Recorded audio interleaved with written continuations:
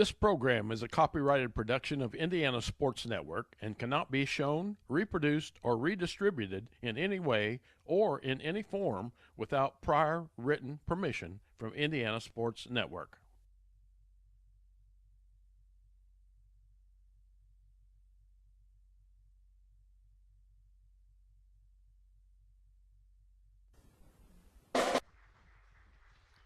And it's senior day, so we're announcing those seniors today for Rose-Hulman.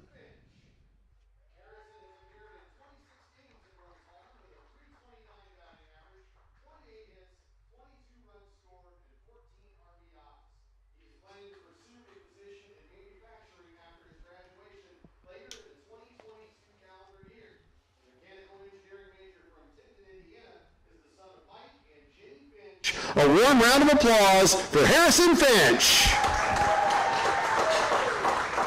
There are 9 seniors being announced today for Rose-Hulman. Today's third senior is Shane Garner. Shane has appeared in 67 games with 50 starts at Rose-Hulman with career totals of 10 home runs, 7 doubles, 39 hits, and 34 runs scored. After graduation, Shane will be getting married and moving to Indianapolis to serve as a production supervisor for Ryan Holmes. The civil engineering major from Carlisle, Indiana, is the son of Cal and Sandy Garner. Ladies and gentlemen, Shane Garner.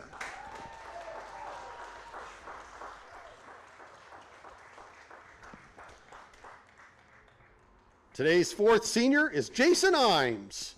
Jason has appeared in 14 varsity games at Rose-Hulman with 7 strikeouts and 18 innings of work. After graduation, Jason will be moving to Chicago to work as a systems engineer for DMC Incorporated. The computer engineering major from Lake Zurich, Illinois, is joined by his parents Steve and Darlene Imes and also has sister Jamie. A warm round of applause for Jason Imes.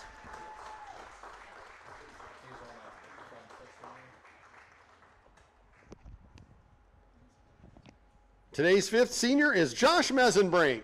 Josh has appeared in 95 games at Rose-Hulman with 110 career hits, 23 doubles, 7 triples, and 15 home runs. He has already established a new single-season home run record at Rose-Hulman with 13 so far in 2022. After graduation, Josh will be attending graduate school at Stanford in the structural engineering program. The civil engineering major from Troy, Illinois, is joined by his parents Jim and Michelle Mesenbrink. Ladies and gentlemen, Josh Mesenbrink.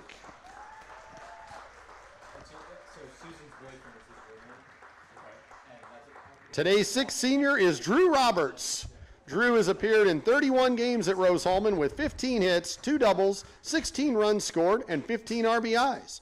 After graduation, Drew will be moving to Tucson, Arizona to begin work as an optical engineering with Raytheon Missiles and Defense. The optical engineering major from Wheeling, Illinois is the son of Spiro and Carla Roberts. A warm round of applause for Drew Roberts.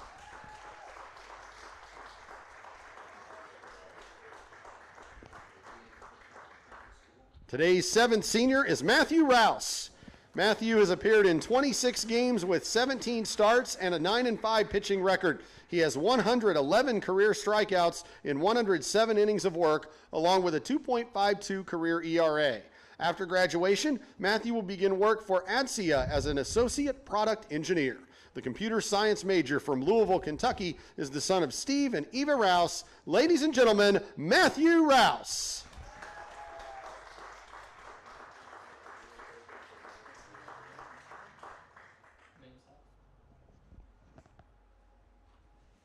Today's eighth senior is Adam Taylor. Adam has appeared in 78 career games at Rose-Hulman with a .318 batting average, 10 doubles, and 3 triples. He also has 9 saves as a relief pitcher. After graduation, Adam will head to Lafayette, Indiana to work for Subaru of Indiana Automotive as a cap engineer. The mechanical engineering major from Indianapolis is joined by his parents David and Sarah Taylor and younger brother Evan. A warm round of applause for Adam Taylor.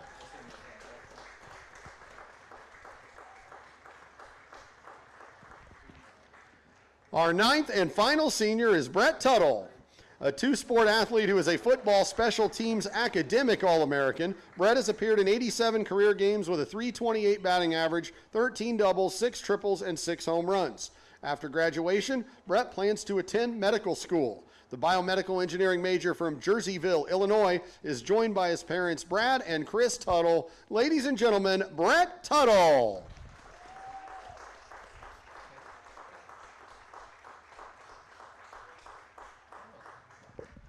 How about it, Rose-Hulman fans? Let's have a round of applause for this outstanding Rose-Hulman graduating class of 2022.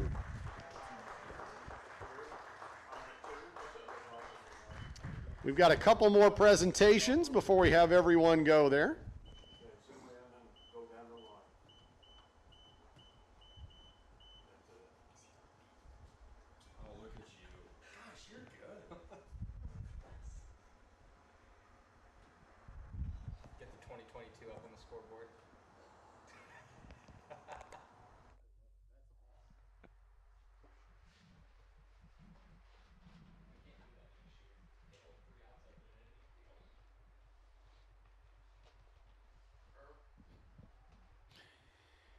And welcome to Rose-Hulman for this afternoon's doubleheader baseball game. It's Rose-Hulman taking on the Defiance Yellow Jackets in what is a key baseball game in the HCAC. More importantly, it's a key ball game for Rose-Hulman. If they win both ball games, they assure themselves of at least a tie in the conference standing for the regular season championship. And if they would happen to, again, win both ball games, and we see a loss by the other team involved, Rose-Hulman could win and end up being the number one seed in the conference.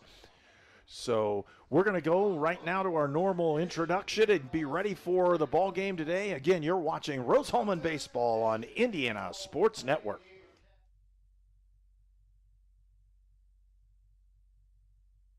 This program is a copyrighted production of Indiana Sports Network and cannot be shown, reproduced, or redistributed in any way or in any form without prior written permission from Indiana Sports Network.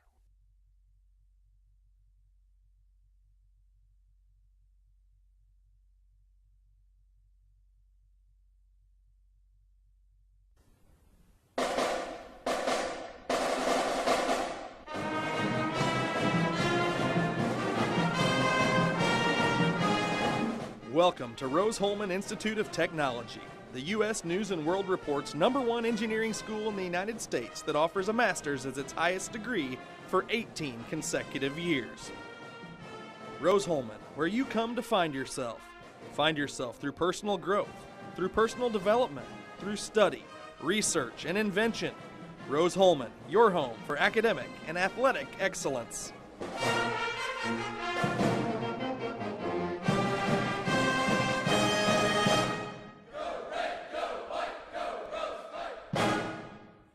You are watching HCAC Baseball at Rose-Hulman on the Indiana Sports Network. You're watching college sports on the Indiana Sports Network, presented by the Indiana Army National Guard. And we're glad to bring you the action here in Rose-Hulman as they just had the ceremonial throwing out the first pitch, and it was all 9 of those seniors. And let me go down through that list again. Nathan Burke, Harrison Finch, Shane Garner, Jason Imes, Josh Messenbrink, Drew Roberts, Matthew Rouse, Adam Taylor, and Brett Tuttle. All of them and their fathers went out for that ceremonial first pitch, and what a great opportunity. It's Mother's Day weekend. What better to celebrate than to see your son playing in his senior ball game here at Rose-Hulman. 9 seniors for Rose-Hulman, an outstanding group, and that's why they have an opportunity to win the conference if they can take 2 ball games from the Defiance Yellow Jackets. Hello, everyone. I'm Herb King. I'll be bringing you the play-by-play this afternoon. Walt Gordon is my partner. As always, Walt, good to have you in the booth up here, and we're going to have a great time. It's a beautiful day. Why not play 2? I was thinking the same thing, Herb. It's a beautiful day. The sun is out. Haven't really seen the sun like this in several days. A little bit of a breeze, but nothing overpowering, and it's just it's a gorgeous day.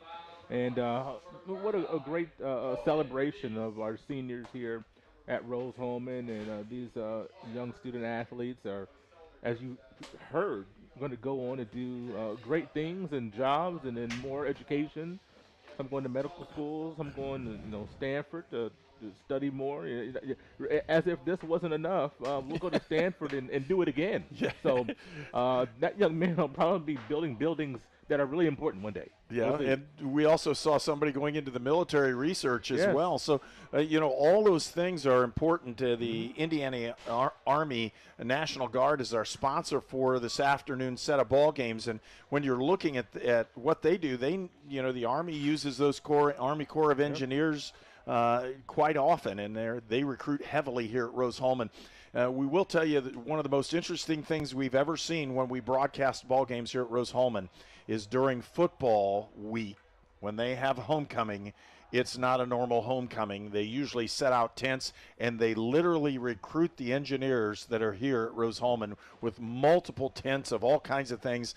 Indiana Army National Guard has one as well, and they go out and try to recruit these guys to do all kinds of different things. So it's a special place. Rose-Hulman is a special place. We're glad to have the opportunity to bring you Rose-Hulman baseball here on Indiana Sports Network. And again, for this afternoon, we're looking at starting lineups, and we'll get those quite quickly. You can see that Rose-Hulman and Defiance are gathered out in front of their dugouts getting kind of pumped up for this one, and they really need to be pumped up. They have a chance to win the conference today.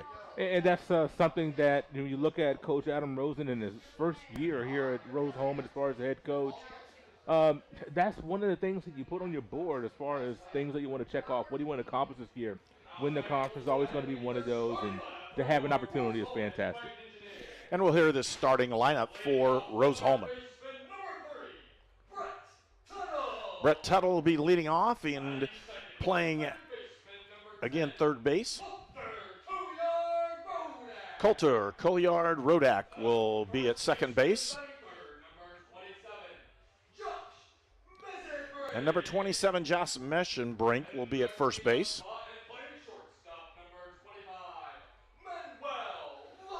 Manuel Lopez will be the shortstop. Cade Klein will be the designated hitter for this afternoon's first ball game. Harrison Finch, number 9, will play right field.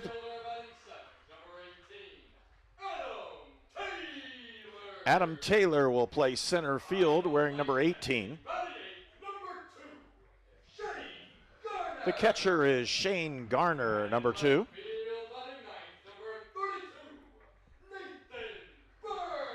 Nathan Burke, number 32, will be playing left field. And on the mound for the first ball game is number 23, Ian Klein. Klein with a 2.96 ERA, a 6-2 record on the year. He's in 9 appearances, 8 starts. And we'll have the national anthem. We'll pause. We'll be right back. You're watching Indiana Sports Network. I'm All-Pro running back Jonathan Taylor for York Automotive. York is my #1 pick for your next car, truck, or SUV.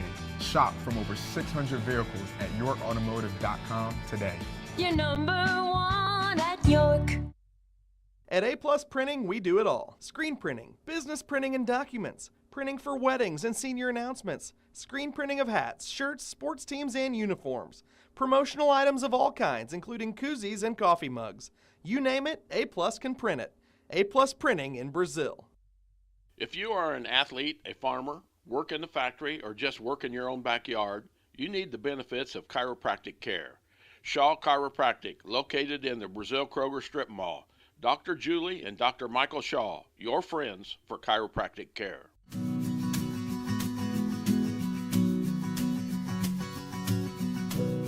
For the things you treasure and the people you love.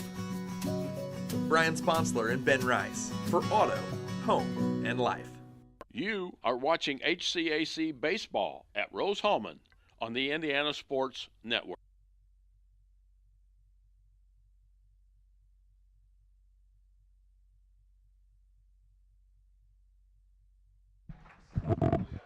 And Rose-Hulman comes in with a record of 22-10. They're 11-5 in conference play.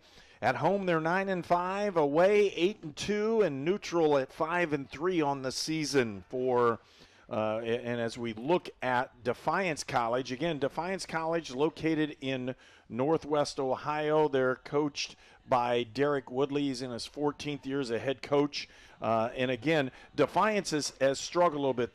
They've won 3 ball games in the conference, and that puts them near the bottom, if not the bottom, depending on how today's games are played out. But for Rose-Hulman, that's who we're going to concentrate on today. They have a chance to actually win the conference with 2 wins. They have to take them both to win it. One will probably get them in the top 3, and that'll make sure they're in the quarterfinals. Only 5 teams make the Heartland Collegiate Athletic Conference baseball championships. They'll be played in Kokomo next weekend, and those 5 teams, the 4th and 5th rated team in the conference will play each other to try to see who's going to play the number 1 team in the conference standings. And right now, Rose does not have the tiebreaker if they tie for first place. But for Rose-Hulman, they really don't care. They just want to win that conference title, even if tie or not. They want to take both these ball games this afternoon. And, when you have, like we talked about, the chance to win a conference championship, hang another banner, get some more hardware, that's a great feeling. And it's also good for recruiting. Hey, we're a championship program, and this is what our expectation is. You come to play here, and this is what we fight for year in and year out. And so it's going to be a tough test. A lot of times you look at someone at the bottom of the standings in your conference kind of let down, but Rose-Hulman with a lot to play for, and we know and we expect they'll be sharp and ready to go. Lucas Tomeyer will step up to the plate for Defiance as we start this ball game. Misses inside with that one.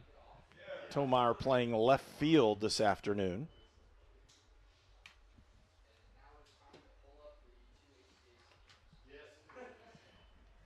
And we'll keep you informed on what's going on with the other HCAC games to see what's going on. Again, Tomeyer takes that one in for a strike. It's 2-1 on the count.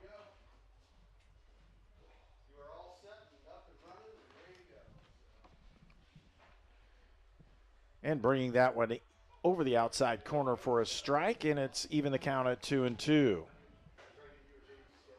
Again, the pitcher for Rose-Hulman today is Ian Klein.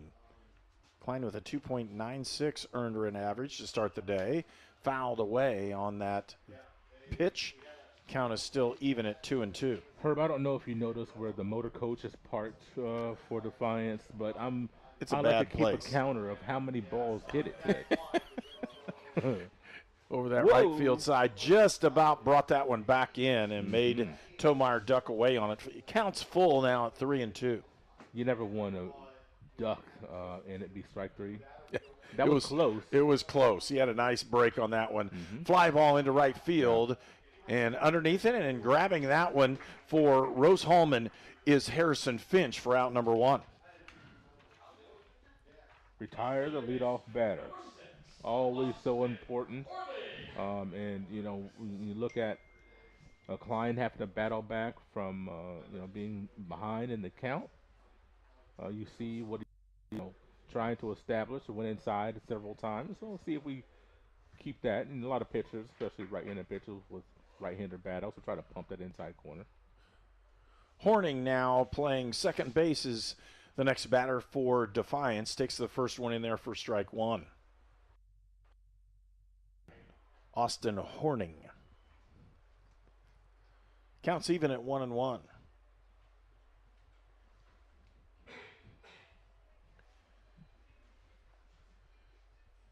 And a curveball breaks over that inside corner. Really nice one for strike 2. And the count is 1-2. 1 out in the top of the first inning. Really sharp breaking ball. Fly ball popped out away, and it'll go out of play.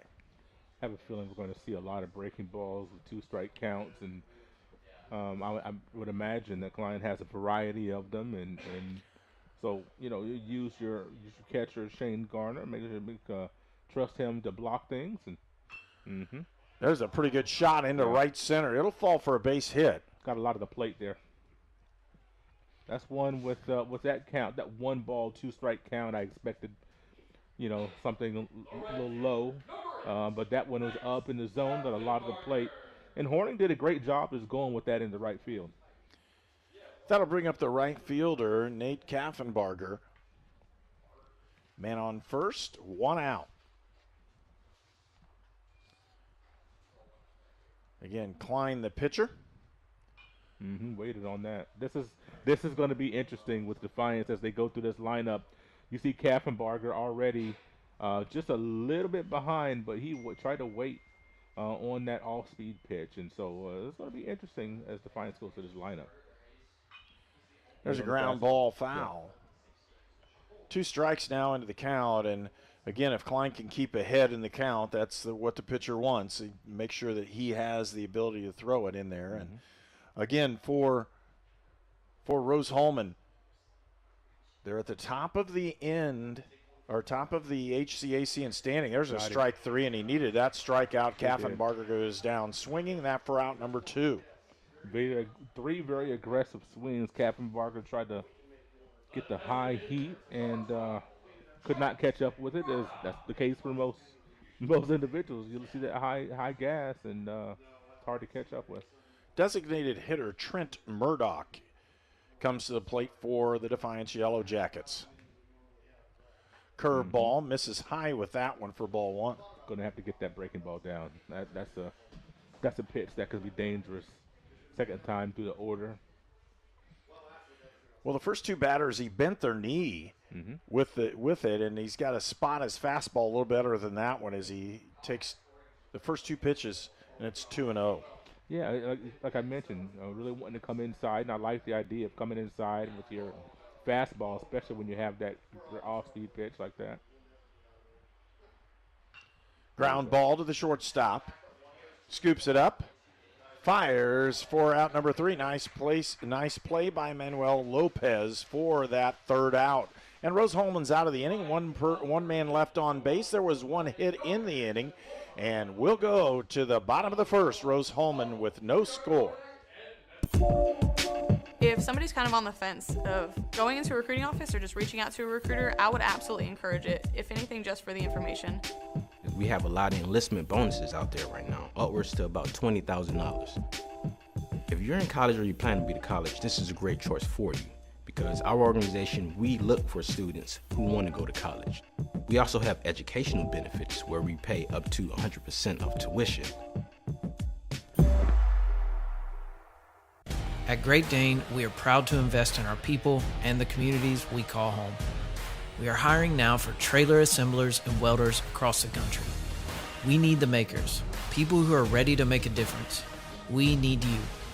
Build something bigger for yourself and your family with great health benefits, advancement opportunities, 401k, pension, and more. Apply today at greatdane.com/careers. This game is presented by the Indiana Army National Guard. And it'll be Rose-Hulman's turn here in the bottom of the 1st inning. And in HCAC play, as there are other rules for different ones, but the conference sets the rules. If you're at home, you get to be the home team. So Rose-Hulman not only in this first game will be the home team, but also in the second game, which is an important thing for the Engineers. If they can find themselves in a close ball game, may have to squeak one out here in those. They play a full 9-inning games for their doubleheaders. Some conferences will play 7, but the HCAC plays full 9-inning ball games. Leading off for Rose-Hulman will be Brett Tuttle. He plays 3rd base for Rose-Hulman. So Tuttle steps up to the plate. A .333 average. He started all 32 ball games that he's played in.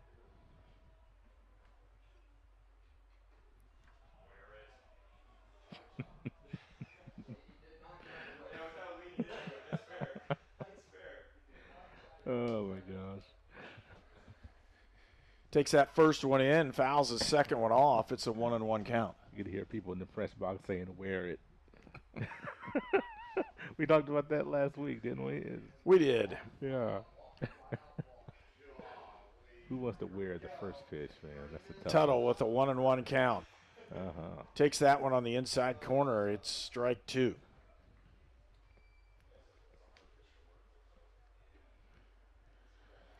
So Brett Tuttle again, one of those senior ball players for Rose-Hulman, goes down swinging as a held third strike creates out number 1.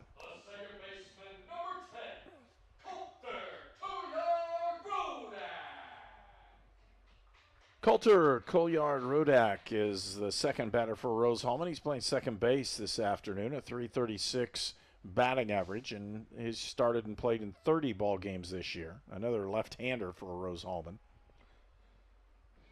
Switch hitter, as it says, he can hit from both sides of the plate. Colliard-Rodak takes the second one outside as well for ball 2.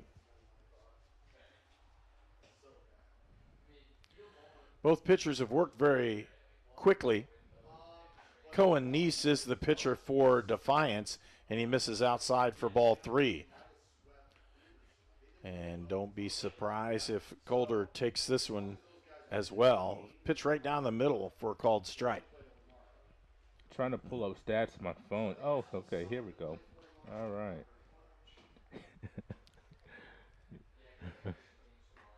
And he takes ball 4 on the inside, and base runner for Rose-Hulman off the walk is the second batter in the order. So Colliard-Rodak trots on down to first base, and now comes the first baseman, Josh Massenbrink. So Massenbrink will step up. Massenbrink batting .374 and has been starting in 32 of the ball games. In other words, all the ball games this season, Massenbrink has been the starter.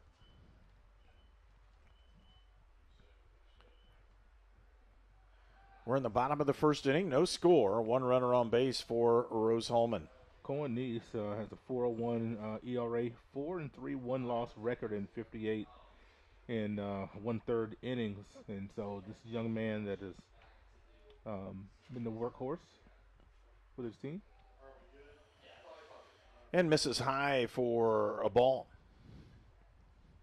Not a lot of decisions, but leads the team in innings pitched by about 8 innings. So, well, he's the guy that keeps them close throughout the season. He's their lead pitcher, starting guy, first guy in the rotation, which means he's going to draw usually the best pitcher from somewhere else. And they've played close ball games while he's been in. The issue has been the guys that coming in out of the bullpen aren't maybe as quality as what he is right now. And again, a young group. We'll see what happens here. Neese takes that one and fires a strike over the inside. A good hard cut by Massenbrink as he does not connect. Neese has given up 26 earned runs, 62 strikeouts, only 28 walks. So you love that strikeout to walk ratio for your coach. He's a big stout guy, too. He's a big boy. Takes that inside strike, high and inside, but it was just in that strike zone for strike 2. Evens the count at 2-2. Hard to tell how tall someone is standing on a pitcher's mound from an elevated perch, but you just say about 6'2", 6'3", maybe? Well, for Massenbrink, as I'm trying to figure out where we are here right now, with high for ball 3, and it'll be a full count in the order on this one. So Massenbrink, again, Neese, that's who I'm looking for.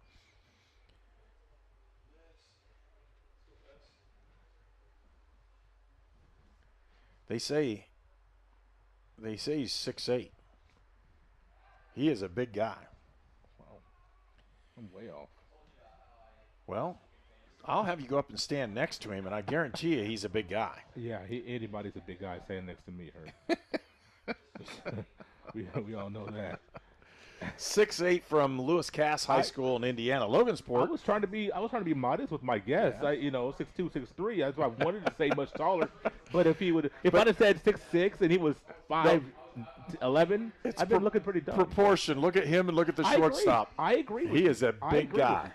But elevated on a mound, hard to tell. But yeah, inside, and he draws the walks. So 2 walks. Neese couldn't hit the strike zone there at the end. And 2 walks for Rose-Hulman, they find runners on first and second as the catcher takes his appearance out on the mound to try to settle him down and get him to pitch strikes. But Manuel Lopez, who has been on fire for Rose-Hulman, is the next guy up to bat. And that will draw the meaning from the catcher. And when you look at, I talked about Nice under 30 pass balls, so based on balls for the season coming in to this game. And then, of course, you jinx that and he walks the next two guys.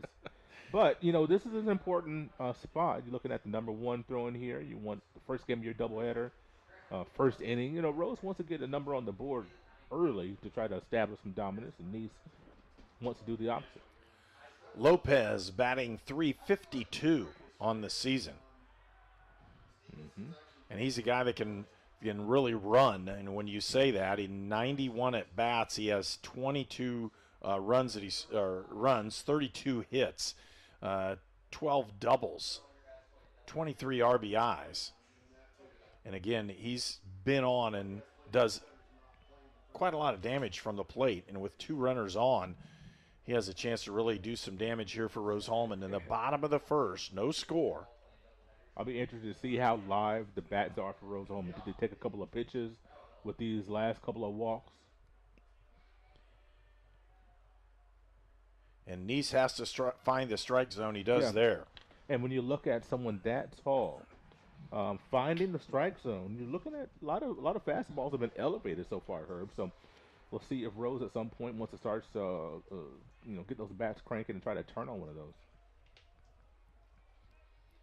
Well, the issue from Defiance's side is it's not that he hasn't hit the strike zone either. It's that he's throwing a lot of pitches. Yes, he is. And once again, a lot of these pitches are elevated. So 2 strikes down to count. It's 1-2 as Lopez steps in. 1 out in the inning. Runners on first and second. They got there by walks. And Nice desperately needs to have a double play. Swing and a miss, and that's a good hard fastball. And you can see he's got some pop on that one. Lopez was a mile late on that one. Is I don't know if he was looking off speed with those 2 strikes, but man, he could not catch up to the gas there. In a good location inside part of the plate. Well, the other thing, if you're looking at it, Massenbrink drew a walk, and he is the guy that's really been doing damage. He's set the new home run record for Rose-Hulman in a season, so they basically pitched around Massenbrink to get to Lopez, which doesn't help him much either. And if you're looking, Klein bats .337. There's a lot of 300s all the way down through in batting average until you hit the number 7 hitter. So Rose-Hulman has been hitting the ball for average and scoring runs.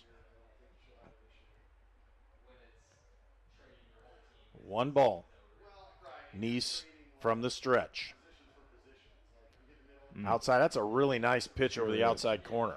It was excellent, and you could see Klein try to go out there with it, and knew he wasn't going to be able to do anything with that pitch, so going to lay off of it.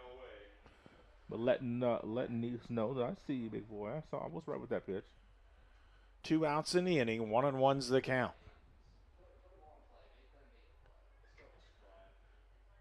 Nice, again, worried about that runner on second base, and he left that one outside, and it was just barely there. That was an awful nice pitch. It was. I love the pitch sequence going off speed outside and then coming right back in the same location or trying to hit that fastball right there.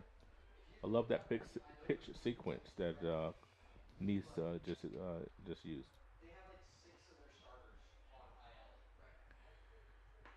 Takes another one outside and low. 3-1 now the count. And with that, Cade Klein, the designated hitter for game number 1, is the batter. 2 outs in the inning. Runners on second and first. Big pitch right here for Nice. Steps off again. Yeah, I just spent a lot of time looking at Kolyar Rodak down there at second base.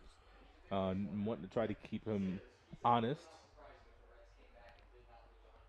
Kolyar Rodak has really done a nice job, though, in grabbing his attention over and over and over again. Pitch on the inside, and he fouls it off for a full count. That was an excellent pitch to hit right there for Klein.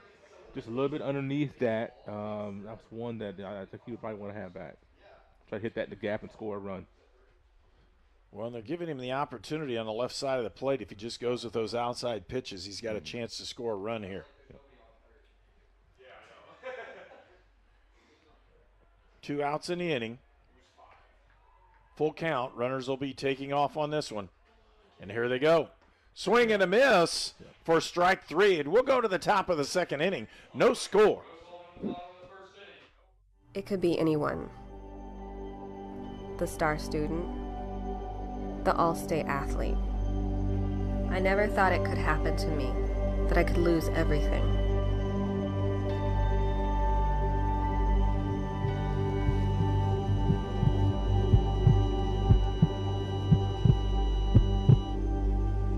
I found help, I found hope, I found recovery. I regained something lost. The city of Brazil was founded in 1866. By 1876, there were 2 schools, 7 dry goods stores, 2 hardware stores, 4 churches, and 5 drugstores. One of those drugstores is still there today, Lynn's Pharmacy. Lynn's Pharmacy has grown from a small neighborhood drugstore to a modern pharmacy, offering prescriptions and medical equipment with old-fashioned values and unparalleled service. You can even step back in time and visit Lynn's Soda Parlor here at Lynn's Pharmacy, downtown Brazil. This game is presented by the Indiana Army National Guard. And welcome back to Rose-Hulman. No score. We're going to the top of the second inning. And if you're looking at this one again, this is a huge ball game for Rose-Hulman. If they can take 2 from Defiance, they have an opportunity to end up with the conference championship for the regular season. And that also gives them seeding in the conference tournament that will be held this next week. Only the top 5 teams in the HCAC will reach the conference tournament. Number 13, Hunter Bostater will come in to hit for Defiance. He fouls that first one off straight back. Beautiful day here in Terre Haute. And when I say beautiful, a little bit cool. It'll be about 66 as the high temp for the day, but the sun's out, so it feels much warmer. Right. And that's not the case that it's been here in this part of Indiana for the last 6 weeks. No, absolutely not. It's been wet, rainy, and cool, to say the least. My parents are down in Jacksonville, Florida right now, and I talked to them a couple of days ago, and Dad's laughing about how warm it is. I think he said it's 88 right now. Feels nice on those nice cold days up here to be down in Florida. I know that one. 2-1's the count. Bostater in, takes a swing at a big healthy cut, and it's 2-2.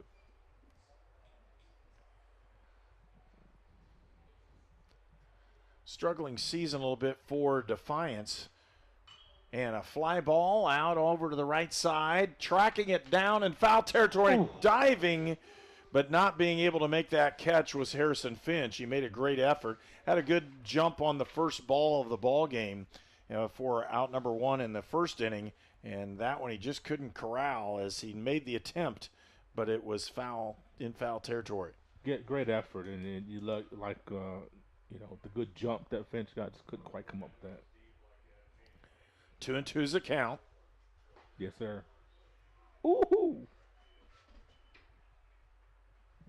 Should be. Well, they're saying that was the walk. Yeah, I think we were a pitch behind. We're a pitch behind. I think so. All right. That looked pretty good. So first walk is drawn by Defiance. So they have a runner on first base. Their leadoff is on base. And one way or another, that's the best way to score runs. Yep. Klein issued the first walk of the game for him. Gunnar Gregg takes that first one over the inside corner for strike 1. Gunner's playing third base for Defiance today.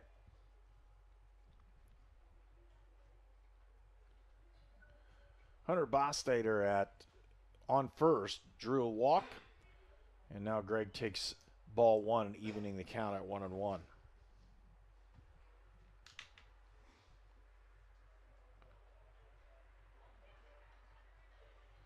Not a lot of wind today either. Strike called over the inside corner and a nice breaking ball. And Klein's been able to hit, that's his best pitch right now. Yeah, it because he throws it over the inside corner and they have a hard time with it. That slider went right in there for out number one as a swing and a miss by Greg, retires him. And now coming up to bat will be the catcher, Dylan King.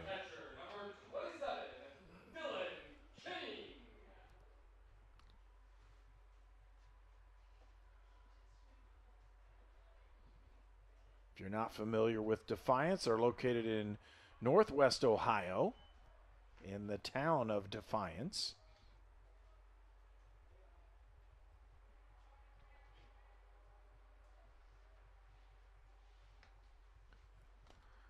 Strike one on King.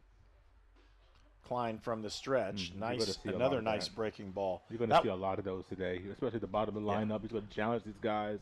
You're going to see a lot of swings and misses if you're going to get that type of a breaking ball from Klein. And that was an unhittable pitch. He could swing all he wanted, and the bat wasn't even on it. Potential double play. Klein to second. Over to first, they're not going to even get the throw. Get the lead runner for out number two. And that will bring up the next batter in the order is Mitchell Rover.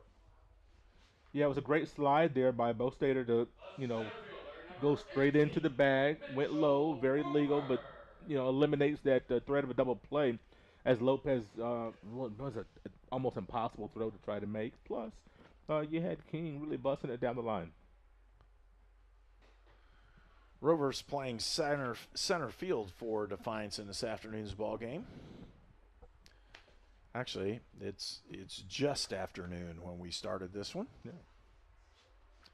Move the ball game up a couple hours to give us a good opportunity to get both of them in and not have anybody stress on the way back, as Defiance will take the trip back to Northwest Ohio at the conclusion of the ball game. And with Mother's Day tomorrow, of course, people want to get home and get with their families, and then I just heard they have graduation tomorrow, so that's important as well.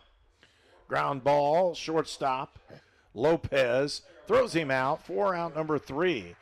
So although the walk was recorded, it didn't make any damage for Defiance in that inning, and we'll go to the bottom of the second inning. You're watching Indiana Sports Network. We're the Browns, and this is our account. Our relationship with Riddell really began when we were kids, so when we started our business, it seemed like a natural fit for us. Riddell's provided all of our financial needs for both personal and business, and we could not be happier with the level of service that we're provided. Riddell National Bank has helped us grow our business so that we can help grow our communities with the core values that we both share. If you're looking to grow your business, Riddell is your best option. Treatment for those with mental illnesses and addiction issues has evolved over the years. In the late 1960s, Indiana's mental health system began to take shape. From 1971 to 2021, Hamilton Center has touched the lives of thousands of people in central and west central Indiana. We are committed to the latest therapies to improve the quality of life for those with mental illnesses. Treatment works. Recovery is possible. And thank you, Indiana.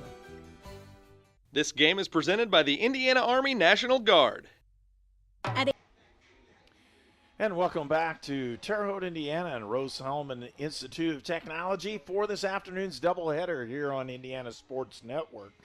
And again, for Rose-Hulman, an opportunity for them to really get the conference championship here in the HCAC. They're tied right now in the lead, and we'll talk about that throughout the afternoon. As for Rose-Hulman, if they can win both ball games against Defiance, they'll find themselves in at least a tie for the conference championship. And you can call that whatever you want, but it is the conference title is on the line if they can win both these ball games.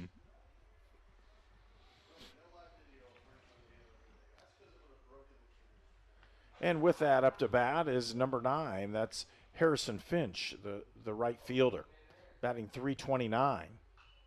Fouls that one off.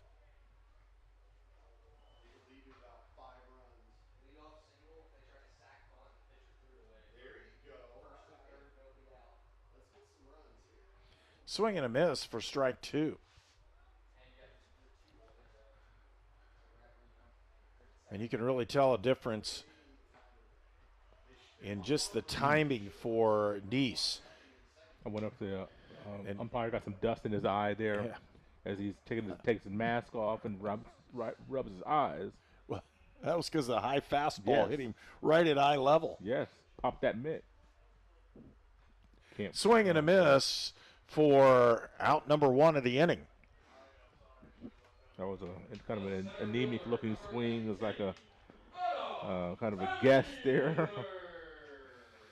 And now the center fielder, Adam Taylor, batting .276. He started 30 ball games this year. 127 at-bats for Rose-Hulman, the second most in this starting lineup.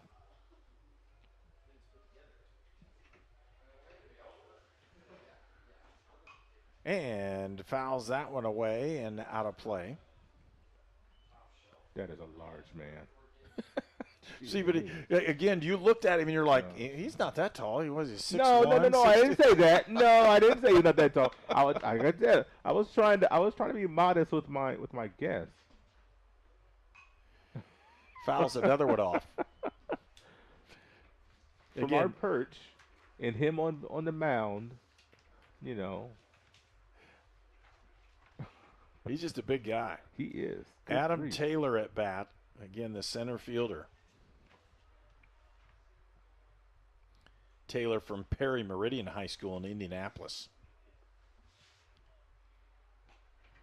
Close off that outside corner. Evens the count at 2-2. And the strike zone's really consistent. Yes, it is. This guy's been very, very solid behind the plate, both ways. Misses outside for a full count. Imagine old Nice there on your offensive line blocking for your quarterback. Can you imagine that? I know you can. And a foul ball. And he's saying that, folks, because I'm a football guy. Yeah, I know you can imagine. I could see your wheels turning like, man, if I had that kid. I've done 6'8" on your O-line. I know you've had a few in your career. Followed a lot of baseball in my career as well. Fly ball into right field. And does it drop? No, he got it. He caught that ball. No, they're saying he's safe. They say it hit. Okay. And that is the home plate umpire calling that one. The field umpire didn't do it. And again, for Defiance, Nate Kaffenbarger with the dive and a good full effort. He just couldn't get there. So it'll be a base hit, the old Texas leaguer style, as it falls in between two. In this case, though, Kaffenbarger had an opportunity, just couldn't get there. You can't fault him for effort. No. He was all over it. We've seen some great efforts out there in right field, both teams. Sometimes you just need a break. I mean, both innings here, the Engineers getting someone on. Let's see if we can do something with it. Had 2 on last inning. Shane Garner steps in for Rose-Hulman, takes ball 1. Mm-hmm.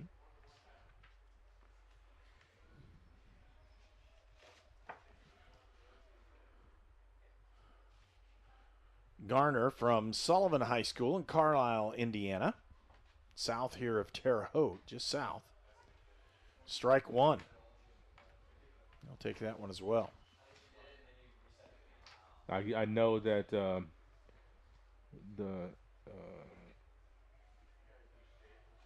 pitcher, as we've seen Nice concentrate on runners quite a bit, trying to keep them at bay. The Engineers would love to kind of get around the bases just a little bit, but Nice has done a good job. It's not overcompensating, but just checking over there. Well, he has a right to worry as Taylor's stolen an attempted 6 on the year. And for Rose-Hulman, that's 3rd on the team in stolen bases. So he can run. And he has a good lead. He has would almost be 2 on the grass when you look at if he was a step or 2 in, it would be close to having 2 on the grass, but decent lead there. You know, Rose really toward the bottom of the conference in stolen bases, though. So Garner, the batter. And Garner draws a walk. So he's going to go down to second base anyhow as Taylor on second. Shane Garner drew the walk. He's going to be on first, and Nathan Burke, the left fielder, is coming up to bat. You know, batting 208. One thing that you mentioned in the first inning was pitch count with Neese, and here we are again. You know, you look at the first inning, he actually struck out the side, even though he had 2 runners on. So the pitch count, I would imagine by now was 40 or more. Burke at the plate. Takes that first one inside. Wanted to turn on it. Yes, probably he did. could have. Yes. And could have actually done some damage. The second baseman was covering. Yep.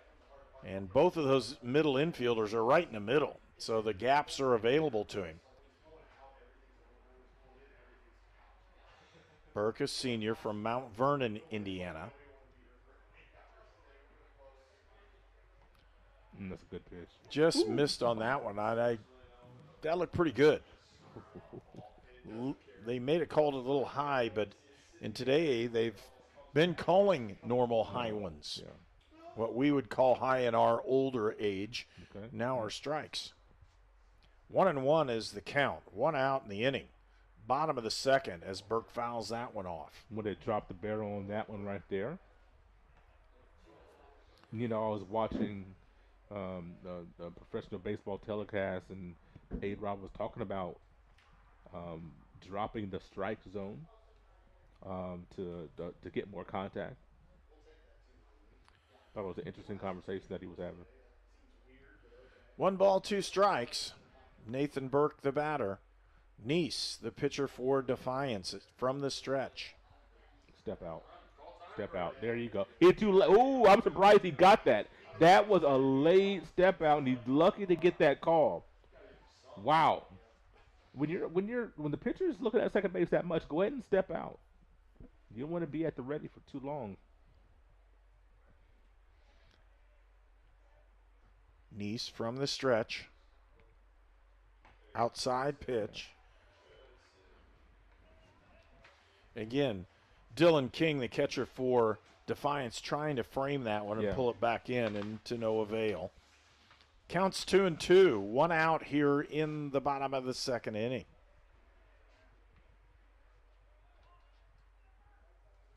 And he pulls that one down the right field. That's what we wanted, that first pitch. We thought that, but of course the first pitch wasn't all speed. That was a fastball. So that's what he was waiting on, was wanting to jump on that thing, drop the barrel on it. Only 320 down the right field line. So, well, Massenbrink, the third batter in the order for Rose-Hulman, has set the new home run record for the Fighting Engineers. And he wore that one. Yeah, he did. And he's going to limp down. Yeah, he's going to feel that. Not wearing a brace of any sort, and didn't have much time to try to get out of it. So bases are loaded, 1 out here in the second inning, and we're back to the top of the order, Brett Tuttle, who's batting .333 coming in on this one. Tuttle with 6 home runs on the season, 26 RBIs. And again, Tuttle, a good leadoff hitter. It looked like we had a little conversation there with Coach Woodley and the umpire. I think Coach Woodley is saying, hey, you didn't try to get out of the way on that. And the umpire is saying, well, the guy came inside a little too much.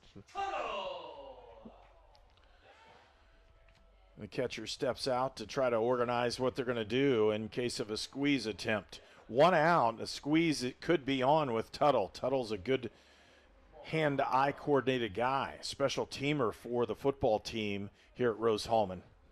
Not sure that looking at the corners, they didn't move much. They're in, bag depths, and then maybe taking a step onto the grass fringe. But I didn't see either one of them charging there. So, of course, Tuttle also did not square around. Other thing is second baseman and shortstop are very close to the middle. Yes. They're leaving gaps between the base paths. So there's an alley, even in the infield. There's a wide open area, and immediately timeout's called, and Defiance takes one. Walking to the mound is going to be the head coach for Defiance, and that's Derek Woodley. Yeah, I think they might be. I wonder if they're going to be talking about this defensive alignment and pitch sequence because of some of the things you just said. You had second baseman and shortstop both going to the bag, which I find interesting. So, we'll have to see how they play this. What do you look for as far as, try to get out of this, trying to get out of a jam here, bases loaded with only one out. Neese has 4 strikeouts already. He's going to need another one right here. He really is, with the heart of the lineup for Rose-Hulman coming up. Well, they're talking. The guys over here to my left are talking about the nice timing of the song. Yeah. And the reason why they have that song in the first place is because it's the 30-second song.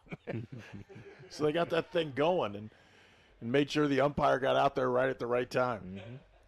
1 out in the inning. Brett Tuttle at bat. He has 2 balls, no strikes. Bases are loaded for the Fighting Engineers. Have a good chance to score runs here in the bottom of the second inning. Tuttle with a line shot up the middle. That's going to score 1, and they're going to send them for 2. It's all the way in. 2 runs scored. Tuttle with a base hit up the middle, and Rose-Hulman's on the board with 2 runs in the bottom of the second inning. And that's exactly what you wanted to see for Tuttle, just dropping the barrel on that thing, going straight up the middle, and getting the Engineers on the board.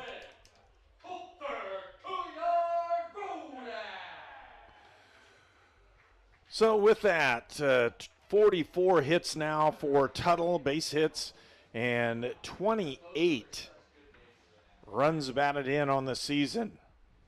Coulter Rodak is our next batter.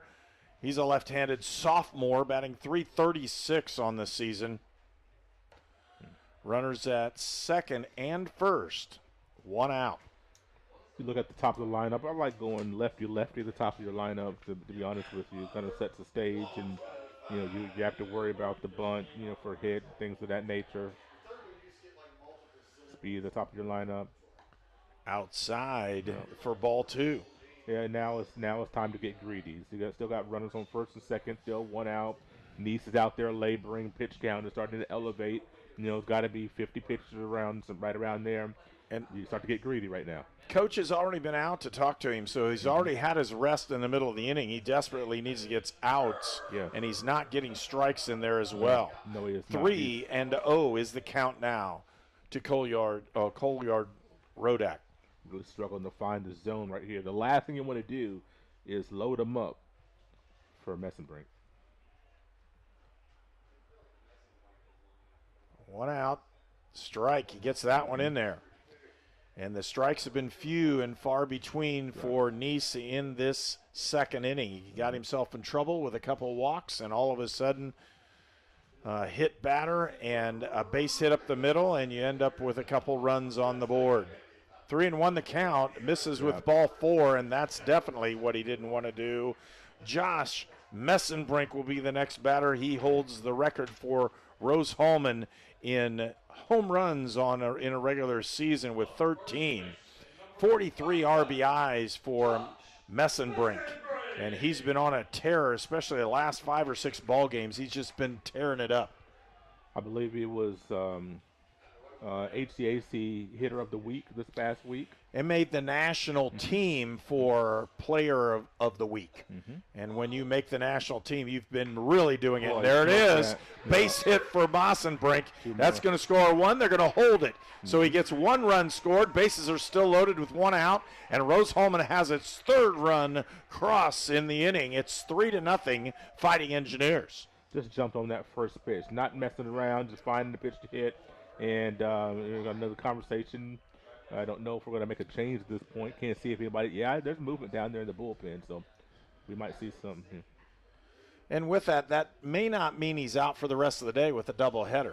And they may rest him a little bit and then bring him back. But right in the middle of this inning, if you keep him out there, they're going to labor him so much he's going to be completely shot for the day. Again, for Defiance, we're going to take a break. New pitcher coming in, and we'll come back and tell you all about him when we return for more on Indiana Sports Network.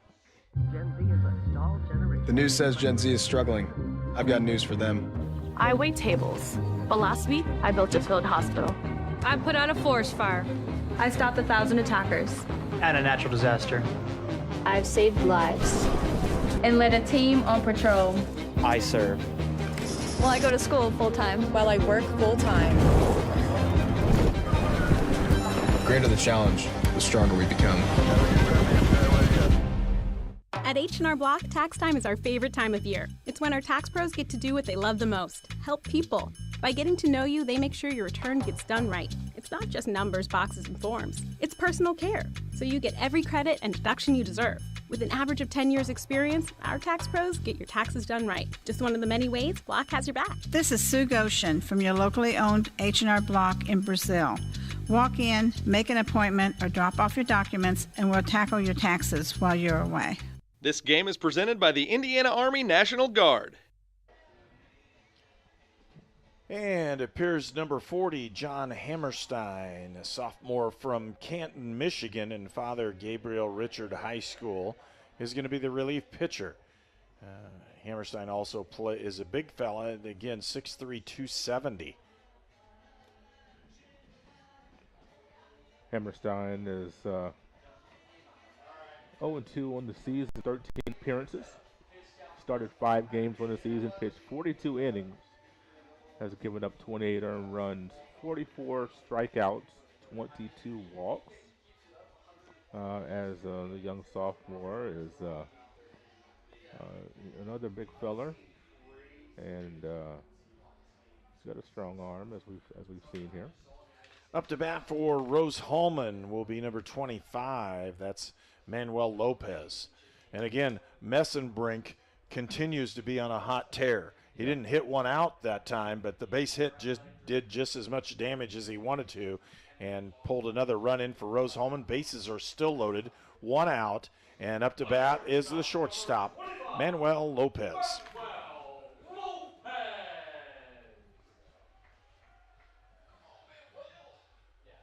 So Lopez up to bat, and again, Manuel batting .352. He's batting cleanup, but it's not like the power cleanup. He's the hit for average guy. And not only that, but he's got the speed to make things happen on the base paths. 3-0 is our score. Rose-Hulman with the lead, picking up all 3 runs in the bottom of the second inning. Ooh. Jammed him on that one, and Lopez took the cut. 1-1's the count. 1 out in the inning.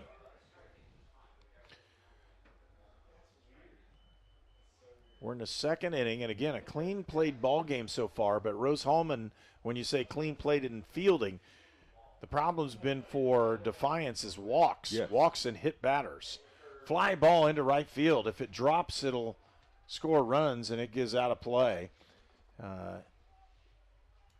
Right fielder running after it in Kaffenbarger. Kaffenbarger made a great effort earlier in the inning, couldn't get the out. Yes, he did. Again, 1 out in the inning. Lopez at the plate, a 1-2 count. Lopez is a sophomore. Curveball, and he hangs it. It'll be a fly ball. I'll score 1 off the tag. Tagged up on third. That'll score a run. Lopez gets credit for the RBI, and Rose-Hulman with 4 runs now in the bottom of the second inning. Runners still at first and second, and there are 2 outs in the inning. You know, you like it when an out scores a run, and you get that sacrifice. Lift 1 out into left field. And now number 39, Cade Klein, the freshman player from Terre Haute South in the ball game, another lefty.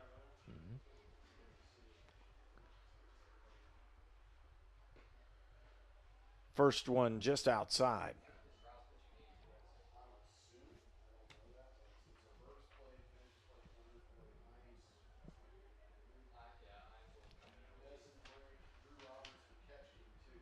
So Klein, the designated hitter for this afternoon's ball game.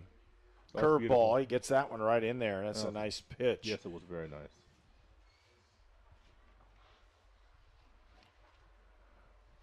John Hammerstein is the pitcher. Came in relief here in the bottom of the second inning.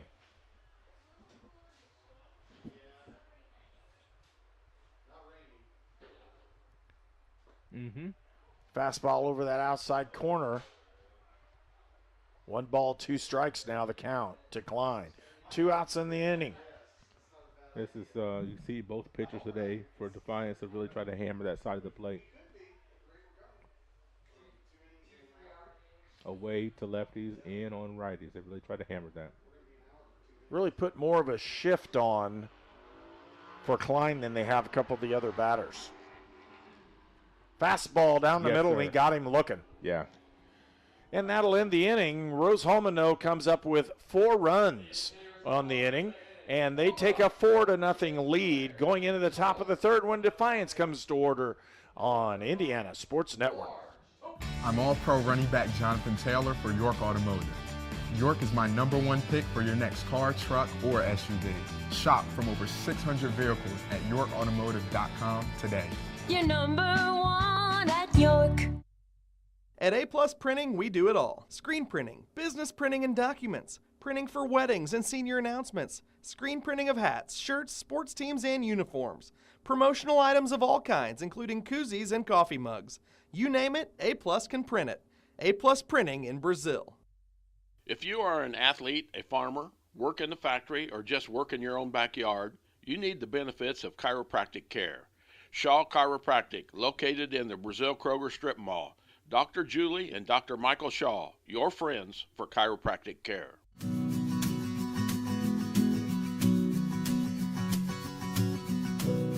For the things you treasure and the people you love. Brian Sponsler and Ben Rice for Auto, Home, and Life. You are watching HCAC Baseball at Rose-Hulman on the Indiana Sports Network. You're watching. Well, the comment was made between innings here is that half an inning for Rose-Hulman took a lot of time. It did, and when you have that many guys, really engineers basically batted around, and you have a pitching change, a couple of them visit to the mound, and that many players get on base, it's going to take a while. Shortstop Joe Large is up to bat for Defiance. Takes that first one in there, and I think he got a gift on that one. I think he did for too. strike 1. Rose-Hulman, incline, just pump strike, so play the contact, and then let's move 3 here. You got a big 4 spot. The last thing you want to do is start walking guys, and so pitch the contact and let your defense work. Make this a short inning. Get your bats back up there. 4-0 the score. Again, Rose-Hulman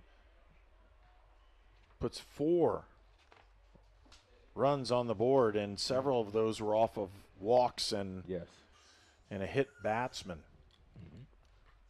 Nice curveball, and they'll give him the outside corner on that one to even the count at 2-2.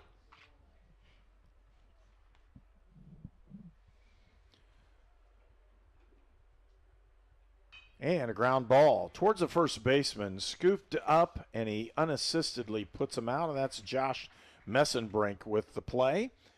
And out number 1 for Rose-Hulman.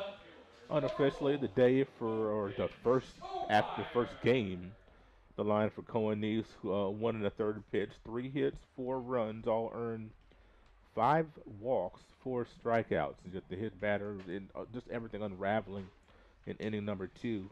Struck out the side in the first inning, but also walked 2. That just, struggled in the second inning to continue to find that strike zone. With 3 more walks, with one of those including in the hit basket. For Defiance, top of the order, Tomeyer up to bat, and 2 balls in as they run the count again to 2-0.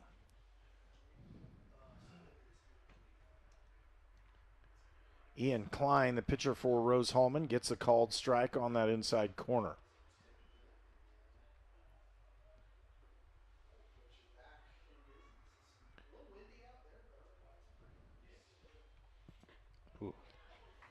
Puts that one in there as well. It's 2-2. Yeah, it's devastating. Let's get another one of those. One out in the inning. We're in the top of the third. Fly ball, and it'll go a foul out of play. Both batters have seen 5 or so pitches. You know, you'd love to see, a few 2 to 3 pitch at bats. Just kind of keep that pitch count down. You'd love Rose to get through this game with just one pitcher. And a swing and a miss for another strikeout. Third strikeout in the ball game for Klein. Austin Horning now up to bat for Defiance. Had a hit in the first inning as he put one into right center field for the only hit of the ball game for Defiance so far.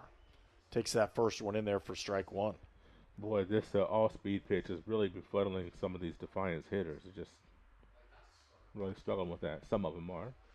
It's a solid slider, and then his fastball looks very similar in delivery, and then he's catching them off balance. Mm-hmm. Strike 2 into the count now for Austin Horning. Klein just about gets him on that one. High release, and he didn't want that one at all. No, you can tell he lost it. Yeah, absolutely. You obviously would not go at somebody's head. 1 ball, 2 strikes into the count. 2 outs. We're in the top of the third inning. Curveball, and he just missed it. Really wanted an offering on that. Wanted him to swing at it, as that was his strikeout pitch. A lot of movement. And he misses wide. Full count. Held on to it a little bit too long there. And just another pretty lengthy at-bat here. Klein with it, and fly ball into left field. Is it going to drop? No, it's not. And running underneath it and picking up is Nathan Burke. Nice play. 3 outs in the inning. And a 1-2-3 inning for Rose-Hulman. We'll go to the bottom of the third inning. It's Rose-Hulman 4, Defiance nothing. If somebody's kind of on the fence of going into a recruiting office or just reaching out to a recruiter, I would absolutely encourage it, if anything, just for the information. We have a lot of enlistment bonuses out there right now, upwards to about $20,000. If you're in college or you plan to be to college, this is a great choice for you, because our organization, we look for students who want to go to college. We also have educational benefits where we pay up to 100% of tuition. At Great Dane, we are proud to invest in our people and the communities we call home. We are hiring now for trailer assemblers and welders across the country. We need the makers, people who are ready to make a difference. We need you. Build something bigger for yourself and your family with great health benefits, advancement opportunities, 401k, pension, and more. Apply today at greatdane.com/careers. You're watching College Sports on the Indiana Sports Network, presented by the Indiana Army National Guard. And we want to thank A-Plus Printing, Goshen H&R Block, Great Dane, Hamilton Center, Lynn's Pharmacy, Riddell National Bank, Shaw Chiropractic, Sonic Drive-In, Sponsler Insurance, and York Automotive. Transportation that we use here on Indiana Sports Network is provided by York Automotive with 5 locations in Brazil, Crawfordsville, Greencastle, and Plainfield.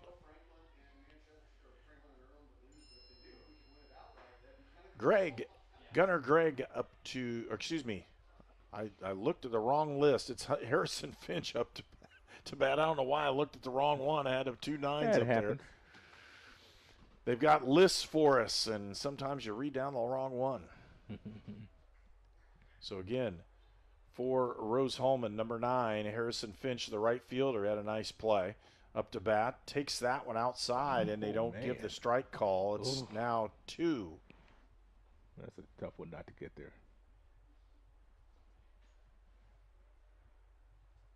Nice pitch. Foul ball. But right back to that breaking ball, got, over the middle of the plate that time as far as, wanting that last one. And I, can't blame him. You go right back to it and see if Finch will swing at it. He did. A lot of long counts. A lot of pitches in each at bat today. And fly ball into left field. Camping underneath it is Tomeyer, and Lucas makes the play for out number 1. Finch led off innings numbers 2 and number 3. Got on neither time, and then Taylor started off in inning number 2. So they started the hit parade, the on-base parade, if you will. 6 straight guys got on base. Taylor steps up to bat at the center fielder, batting .276, squares to bunt and thinks better and pulls it back. I think he was just trying to give Hammerstein something else to think about. Had no intentions of bunting, I do not believe. Well, third baseman thought so, started running. Yeah. Keeping everybody awake. 1-1 to count, foul ball. Very short swing there on that fastball, trying to get a piece of it.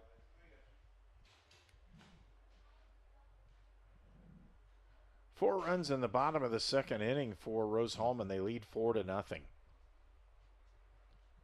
1 hit so far for Defiance in the ballgame. 3 hits for Rose-Hulman. The damage has been done by walks and hit batsmen. Yeah, if John can eliminate walks, we'll see how well he'll do. I think he'll fare better than Neese did. And I say that, and now we got a full count. I do believe, yep. Full count on this one.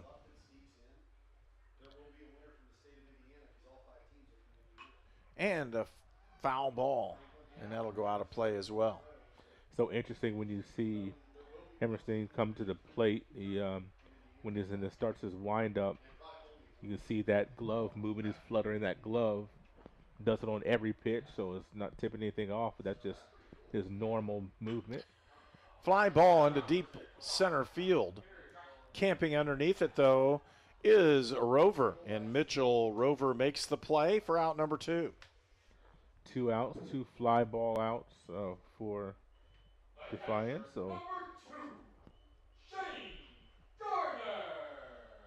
So Shane Garner, the catcher, comes up to bat for Rose-Hulman. Garner drew a walk in his first at bat in the ball game. Scored one of those runs.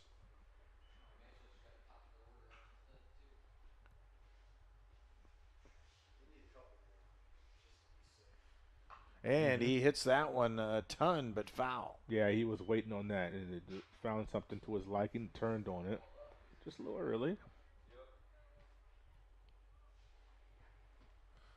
Garner, 1-1 count, out takes that one outside. 2-1.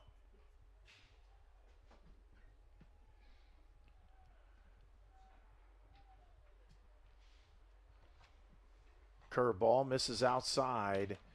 3-1 now. The count is run up on Garner. 2 outs in the inning. Nobody on base. Fouls that one out of play. Garner, one of our 9 seniors, honored here today on Senior Day. Wanting to go out his last regular season series in conference play, wanting to go out with a sweep. I know he wants that. Yeah. Swing and a miss for strike 3, and that'll end the inning. Rose-Hulman leads 4-0 when we return for more action here on Indiana Sports Network.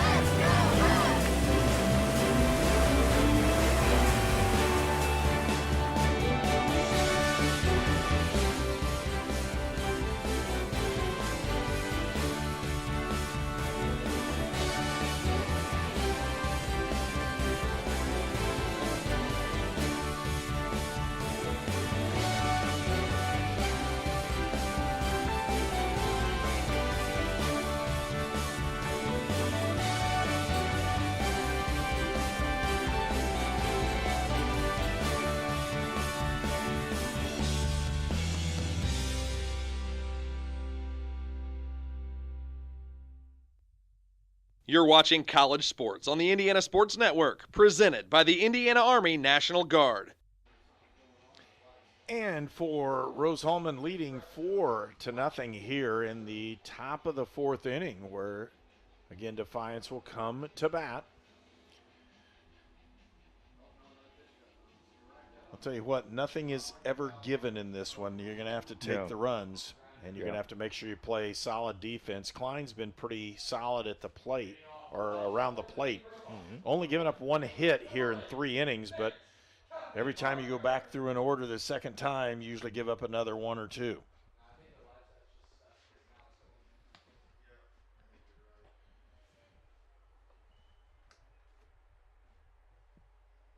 Missed outside for ball 1.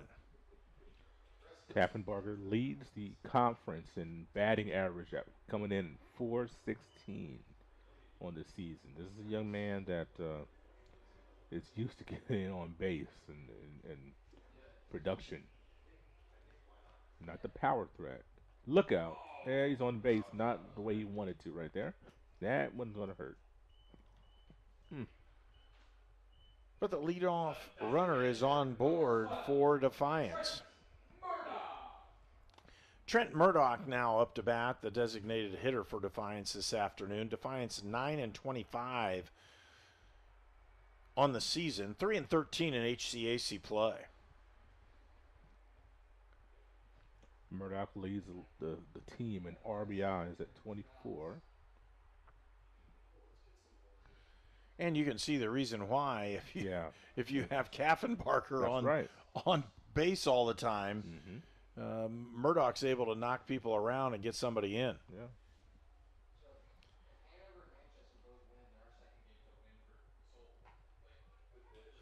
There's a strike over the outside corner. Ian Klein comes in with a 6-2 win-loss record. 9 appearances. Curveball just misses on that one and fouls it away. 2 strikes now into the count. Just rolls under somebody's Crown Victoria back there. How about a double play, Herb? Huh? How about it?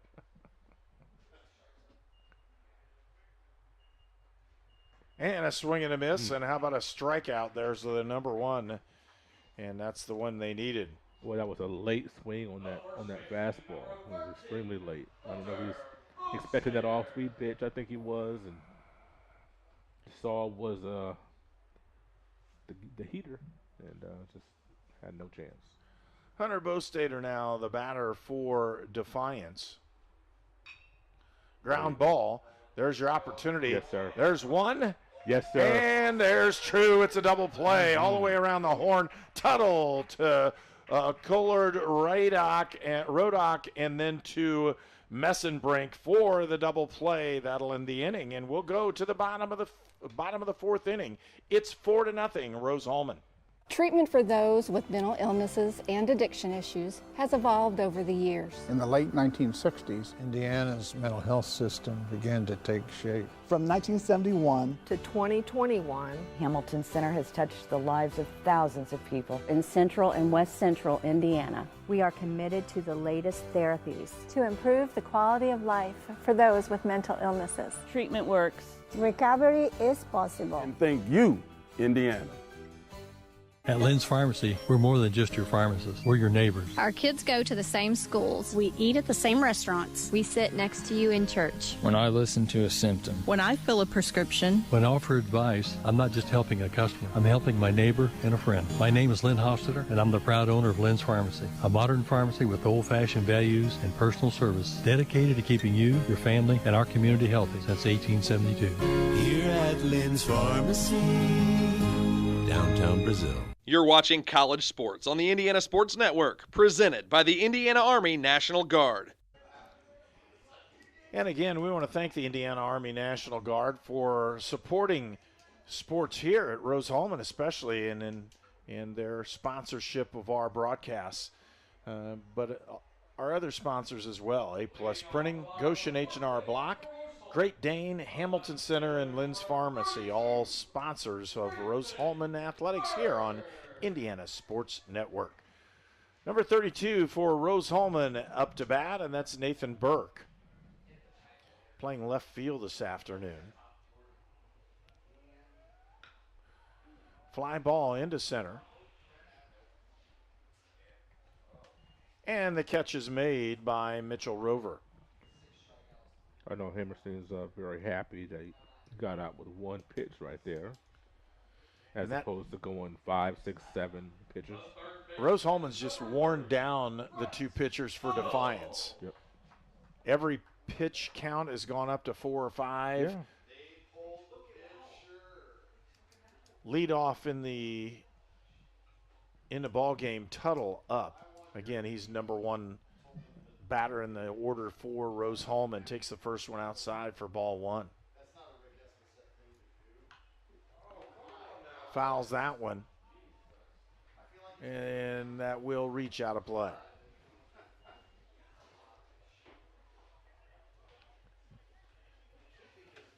For Rose-Hulman, again, Tuttle, another left-hander. He's from Jerseyville, Illinois. Jersey High School. You know, Rose in this lineup, was it 4 left-handers, I do believe. 4 left-handers. That's more than the average when you look at a lot of programs having maybe, 2 on it, two lefties.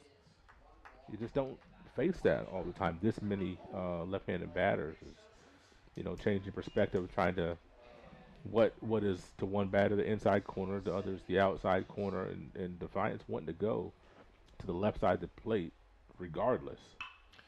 Ground ball shot right to the shortstop, scooped up and thrown out. Joe Large with that play at short for Defiance. Much better looking inning here shaping up for Defiance defensively, as they retired the first 2 batters for the first time in the game. First 2 batters in the inning, and Kolyar Rodak has reached via the walk both of his first 2 plate appearances. Was getting ready to wear one. If it would have been a little bit more inside, it would have been on 3 times that way. Kolyar Rodak is from Lafayette, Colorado. And you can see Rose-Hulman has players from all over the country. Yeah. I mean, so much so that they really don't have a Midwestern feel at all.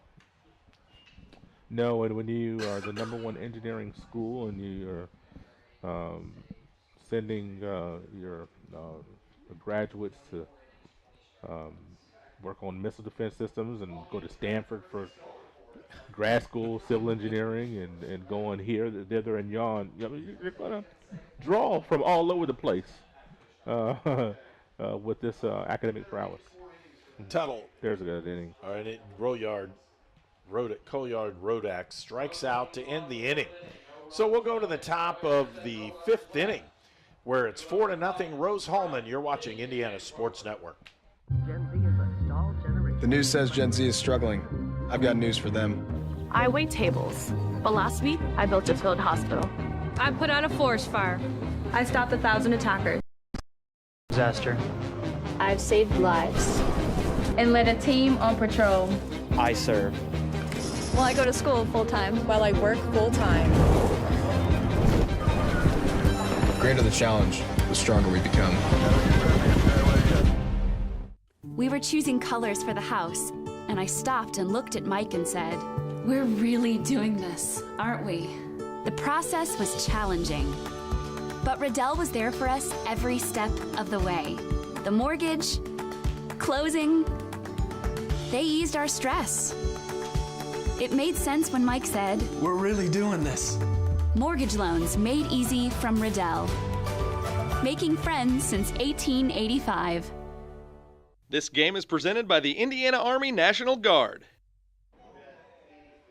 And welcome back to Terre Haute, Indiana, where it's 4-0. Rose-Hulman with the lead over Defiance. Defiance will come to bat, and again, they'll have an opportunity. One hit has been given up by Ian Klein in his 4 innings of work, as he's really done a nice job keeping the ball close to the plate and causing havoc on the lineup for Defiance. And that's all we have to do today is stay around the plate. You're going to flash that breaking pitch that has been given Defiance fits and let your defense work for you. Gunnar Gregg fouls that one away. They're going to chase it down, but it'll be out of play. I love pitching to contact right now, and especially with the 4-run lead. You're getting to the middle part of the first game here today. Getting down the bottom of your lineup, 6, 7, 8. No chance. No chance, Herb. Really nice pitch on the outside. 2 strikes now to Gregg. Batting 194 on the season. Fly ball towards right field. Down in the foul territory and chased out of play. Good hustle by Rose-Hulman's Josh Messenbrink and Harrison Finch. Those guys are giving chase to it, as well as the second baseman, Coulter Colliard-Rodak. One thing I want to ask you, I don't know, have you seen Klein go back-to-back off-speed pitches yet today? I did a couple times in the first or second inning. He did it, but I couldn't remember. There's a ground ball to the first baseman. It's a nice, easy, slow roller, and Messenbrink will have the easiest play of the day. Yeah, a little bit of an excuse me swing where you're between a check and a swing, and we'll take an easy out like that. That'll bring up Dylan King, fielder's choice in his first at bat.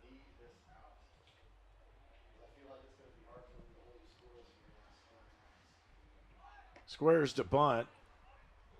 They say did he pull back? He did. I was going to say, I don't think he pulled back. Well, and you have to. They appealed to first base umpire, and he said yes, he did. So strike 1 into the count. Strike 2 over that outside corner, and another good breaking ball as Klein has set him up. So 2 strikes into the count. Curveball, and I'm telling you, he made him duck and cover, and it was really close. He's just high. Yes, he did. That was a really good breaking ball. Just missed with it. Fastball on the outside, but high. He evens the count at 2-2.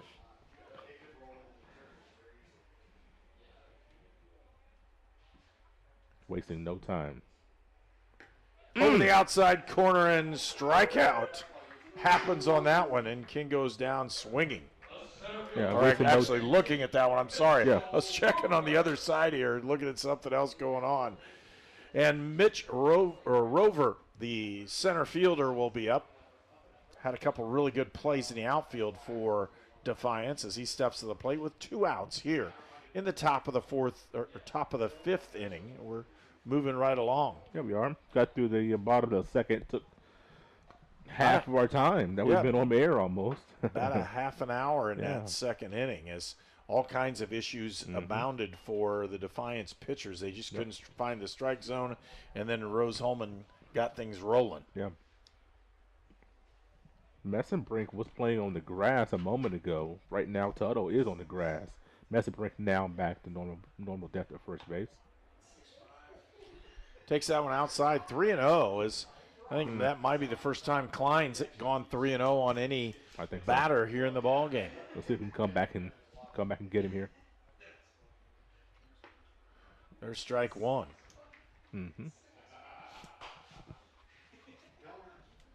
Klein has had good control. He's walked some batters, but at the same process has really run these counts up. Full count now. One batter he's walked.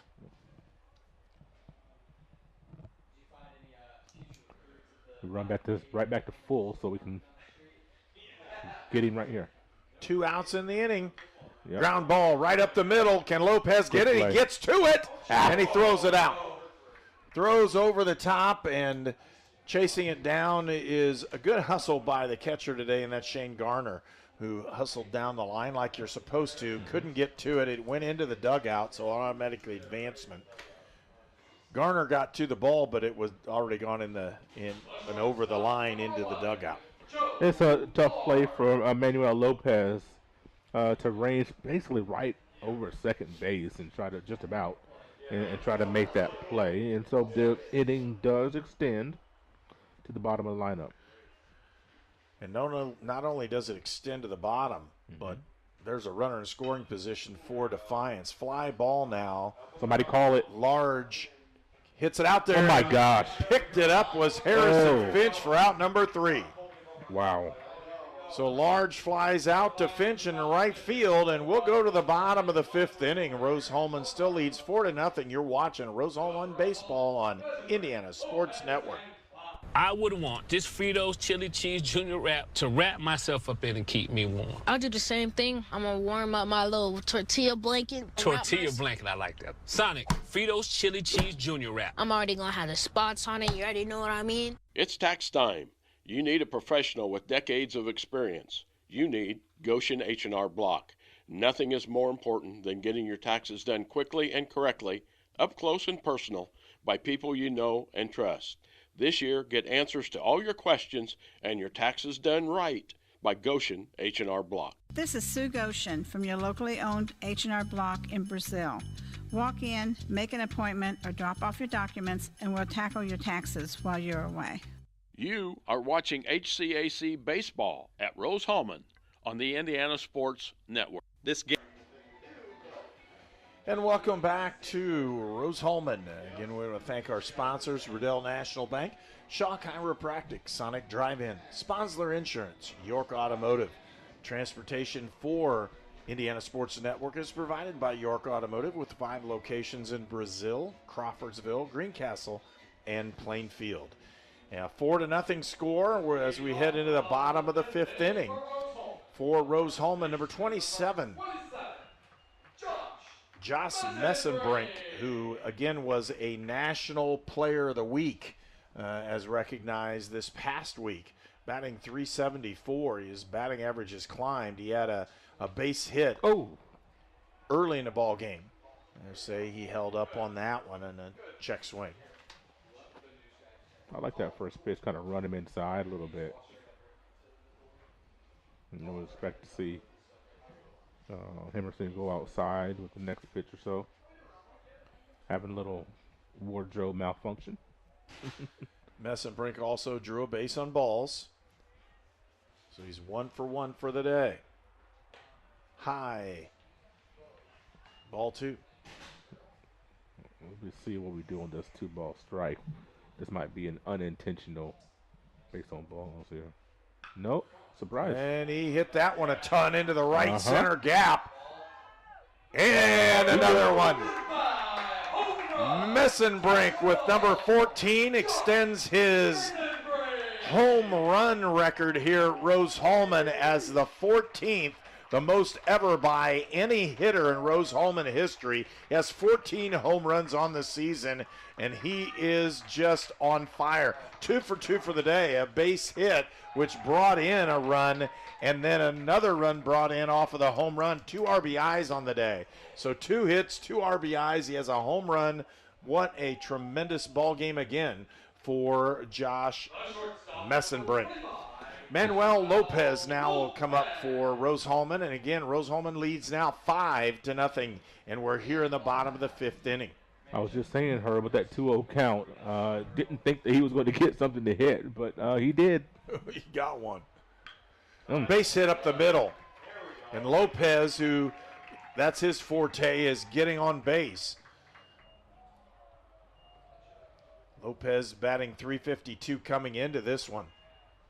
And for Lopez on the day, 2 hits.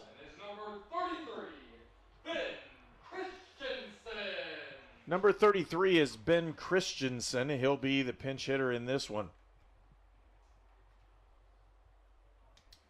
So we'll have position changes going on for Rose-Hulman when we go onto the field potentially. We'll see what's going to happen now. And guess what? Another lefty. He's in the designated hitter spot, so we'll see what's going to happen. You're right, another left-handed batter for Rose-Hulman. Who would have thunk that one, huh? Yeah. As they say. Got some powerful legs there. Ben went to DeKalb High School in Indiana. Yep. Beautiful. Nice stolen base by Manuel Lopez. Puts him in scoring position. Lopez didn't waste any time there. Got a good jump. Even after Hammerstein checked on him just a moment ago. Got a good jump. Throw was high from King, and now we've got a 2-0 count. Runner on second in scoring possession with nobody out. Once again, let's get greedy here. Lopez, 5th stolen base of the season. Christensen, a junior from Auburn, Indiana.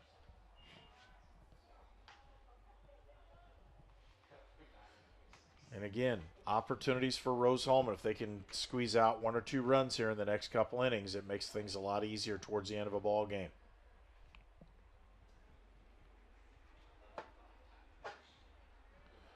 Hammerstein from the stretch. And just misses with that one as well. Christensen with 8 RBIs on the season. Looking for number 9 or number 10 if he wants to get froggy with one. But love to get that runner in from second base.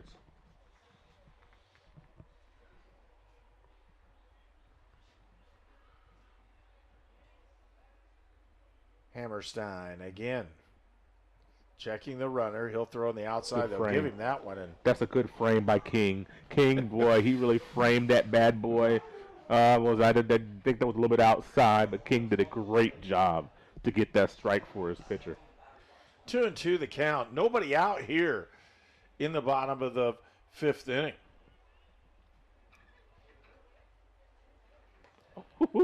Breaking ball, and he just about plunked him. Yeah, just full count now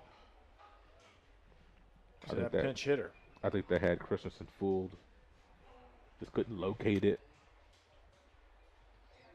Big pitch here, Herb. 3-2's the count. And they're going to back off again. I would have loved for Ben to step out. He's in the batter's box a long time. Hammerstein looking down there at second base at Lopez, giving him a nice long look.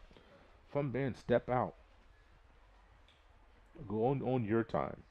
Hammerstein gets it in there, and Christensen fouls it off. When you have your muscles, you're set with the bat on your shoulders, you're in your stance and you're ready. Man, that just your body's at alert for that long. You gotta you gotta get that thing uncorked. Step out of that batter's box when you're in there too long.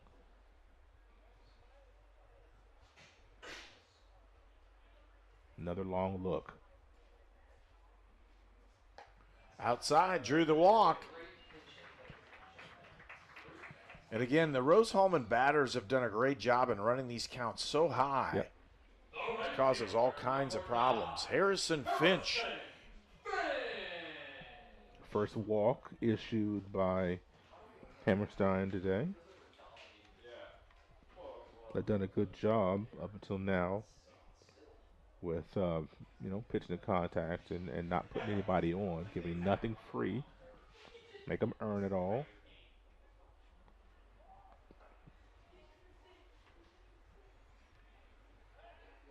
Runners at first and second, and Hammerstein's worried about the lead that they're getting at second base, and that's really been a problem, I think, for both of the Defiance pitchers, as they've really checked the runners so hard. Sometimes it causes them all kinds of problems. Squaring to bunt, and pulled it back. They're saying he pulled it back. I don't know. That looked pretty close. I think he pulled that one back.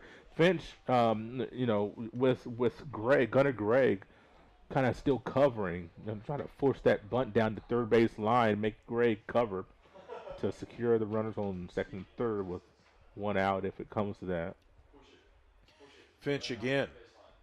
He was wanting to go down that way. He was trying to go down that third base line like I think he should. Like I said, Gregg not charging. Bo Stater down at first base is charging. So, who's going to cover the bag? You would think Horning would cover the bag on that from second base because, or can Hammerstein get over there in time? I don't know. That'd be a tough ask. So there's going to be a lot of movement if we can get this bunt down here, down the third base line. There it is. Pulled it back, did he? Harrison Finch, the batter. Counts 2-1. And Horning will be covering the bag. Saw him break.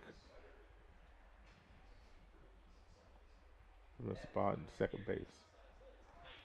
Hard bunt could easily get through as well. I agree. Boy, fouls that one off. He's got that got to bat. get it down.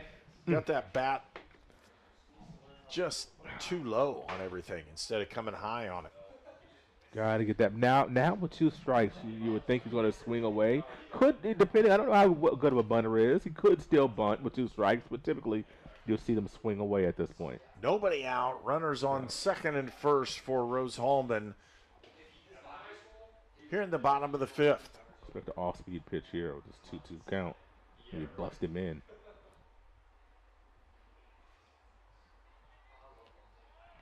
Nice. Went for the pickoff move and to no avail. Trying to keep Lopez close down there at second base. And I really don't blame him. Lopez stole a base, first stolen base of the afternoon. On the first attempt of the afternoon. Sun really shining now. Here's the pitch. Curveball outside, misses, and it's 3-2. Saw that off-speed pitch.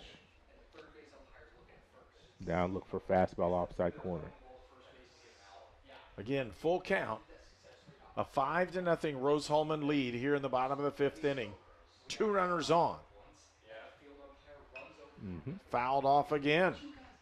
And Harrison Finch doing a nice job at the plate, running that pitch count up.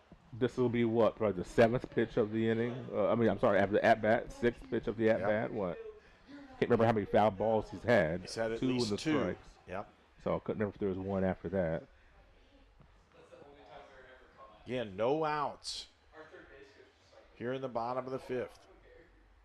Finch swing and a miss for out number 1, and he goes down swinging. Hammerstein with a pretty good pitch gets him to offer on that one, and again. It's a big out right there. Big out for Defiance. Double play is in order. Could potentially get him out of the inning with just the 1 run across the plate. That would be big for Defiance. Adam Taylor now at bat for Rose-Hulman. Taylor scored a run, has 1 hit on the afternoon. See, there you go. I like that. Step out. You know, so much of baseball is situational, Herb. When you have these opportunities, first and second, nobody out, and you square around the bunt. Those are those things you have to do when you get the next week into the championships. You got to be able to get that bunt down in those situations. Late game situations, could be down a run, could be tied. You know, those are the things you're going to have to execute if you want to win an HCAC tournament championship. Curveball in the outside corner for a strike. And it's 2 strikes into the count. Again, 2 runners on, 1 out. Bottom of the 5th inning. Rose-Hulman with a 5-0 lead.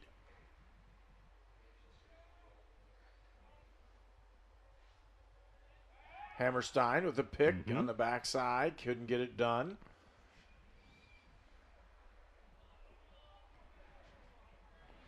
I wonder if he has a better move. I'm not saying that wasn't a good move, but I'm just saying I wonder if he has one that's just a gotcha. I don't think that one's it, because that's the trick play. The first baseman's behind the runner. Blocked ball, and he just missed it.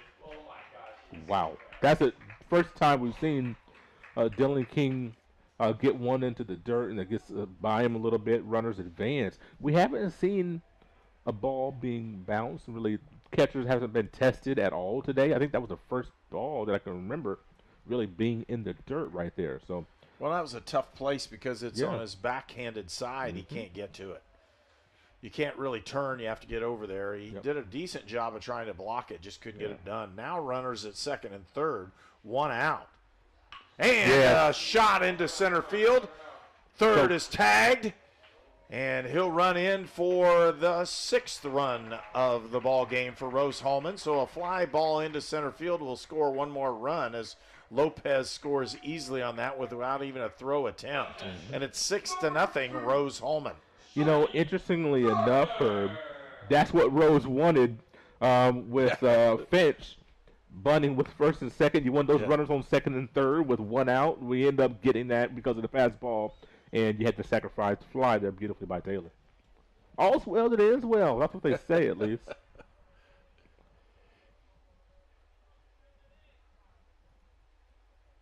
And a pop-up in the infield. Calling for it as a second baseman, and Horning makes the play. Austin Horning with that one, and that'll end the inning. But Rose-Hulman does damage again in the bottom of the 5th inning. They score 2 runs and push the score to 6-0. Rose-Hulman will return for the top of the 6th for more action on Indiana Sports Network. If somebody's kind of on the fence of going into a recruiting office or just reaching out to a recruiter, I would absolutely encourage it, if anything, just for the information. We have a lot of enlistment bonuses out there right now, upwards to about $20,000. If you're in college or you plan to be to college, this is a great choice for you because our organization, we look for students who want to go to college. We also have educational benefits where we pay up to 100% of tuition. At Great Dane, we are proud to invest in our people and the communities we call home. We are hiring now for trailer assemblers and welders across the country. We need the makers, people who are ready to make a difference. We need you. Build something bigger for yourself and your family with great health benefits, advancement opportunities, 401k, pension, and more. Apply today at greatdane.com/careers. Wow. You're watching College Sports on the Indiana Sports Network, presented by the Indiana Army National Guard. And if we look statistically on this one right now, Hammerstein for Defiance has thrown 60 pitches. And for Klein is at 75 pitches. And he's the only one that's thrown for Rose-Hulman. And Defiance has used 2 pitchers. Nice threw 58 pitches in 1.1 innings. Yeah. And in the 2nd inning, in came Hammerstein, and he's already put up 60 pitches in 3 innings. So, again, those pitch count totals we talked about have just been pushed up. Mm-hmm. And for Ian Klein, he's done a nice job, 75 pitches. That's not too many yet. He can still go a couple more innings, and hopefully can. We're going to go to the top of the 6th inning where up for Defiance is going to be number 4 and the top of their order in Lucas Tomeyer. So Tomeyer steps up, and for Tomeyer this afternoon, he's had 2 at-bats and struck out 1 time. Takes that first one in there for strike 1. Keep pounding strikes if you're inclined. And a fly ball into center field. Yep. Hustling back and making the play for Rose-Hulman is Adam Taylor. Yeah, it's a fairly routine play. Is you have a nice 2-pitch at bat there for Klein. As I'd love to see a steady diet of fastballs, just locate them, and especially once you get past Messenbrink, or excuse me, Kaffenberger and a couple of batters. Horning fouls the first pitch off for strike 1.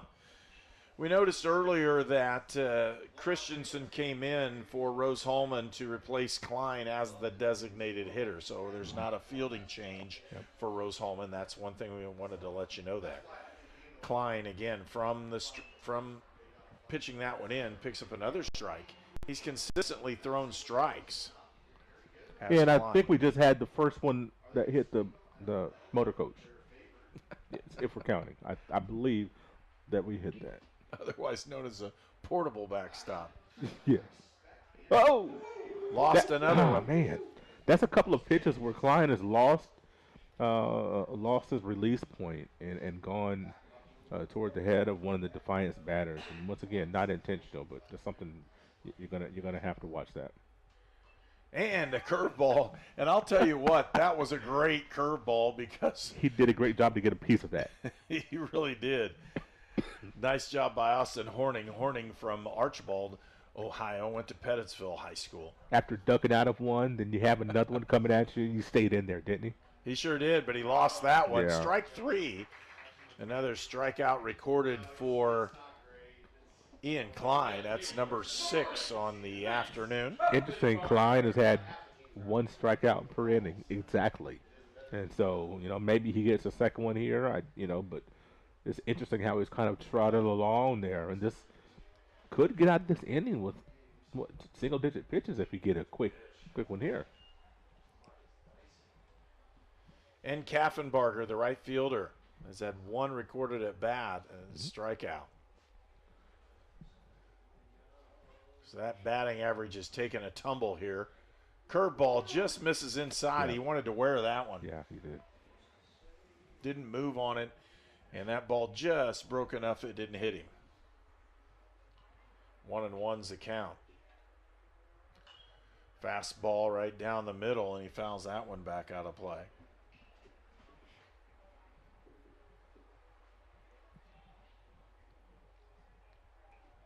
Six to nothing is our score. Rose-Hulman with the lead. Here in the top of the sixth inning, Kaffenbarger fouls another one out of play. Runs the count up to 1-2 strikes. 2 outs in the inning.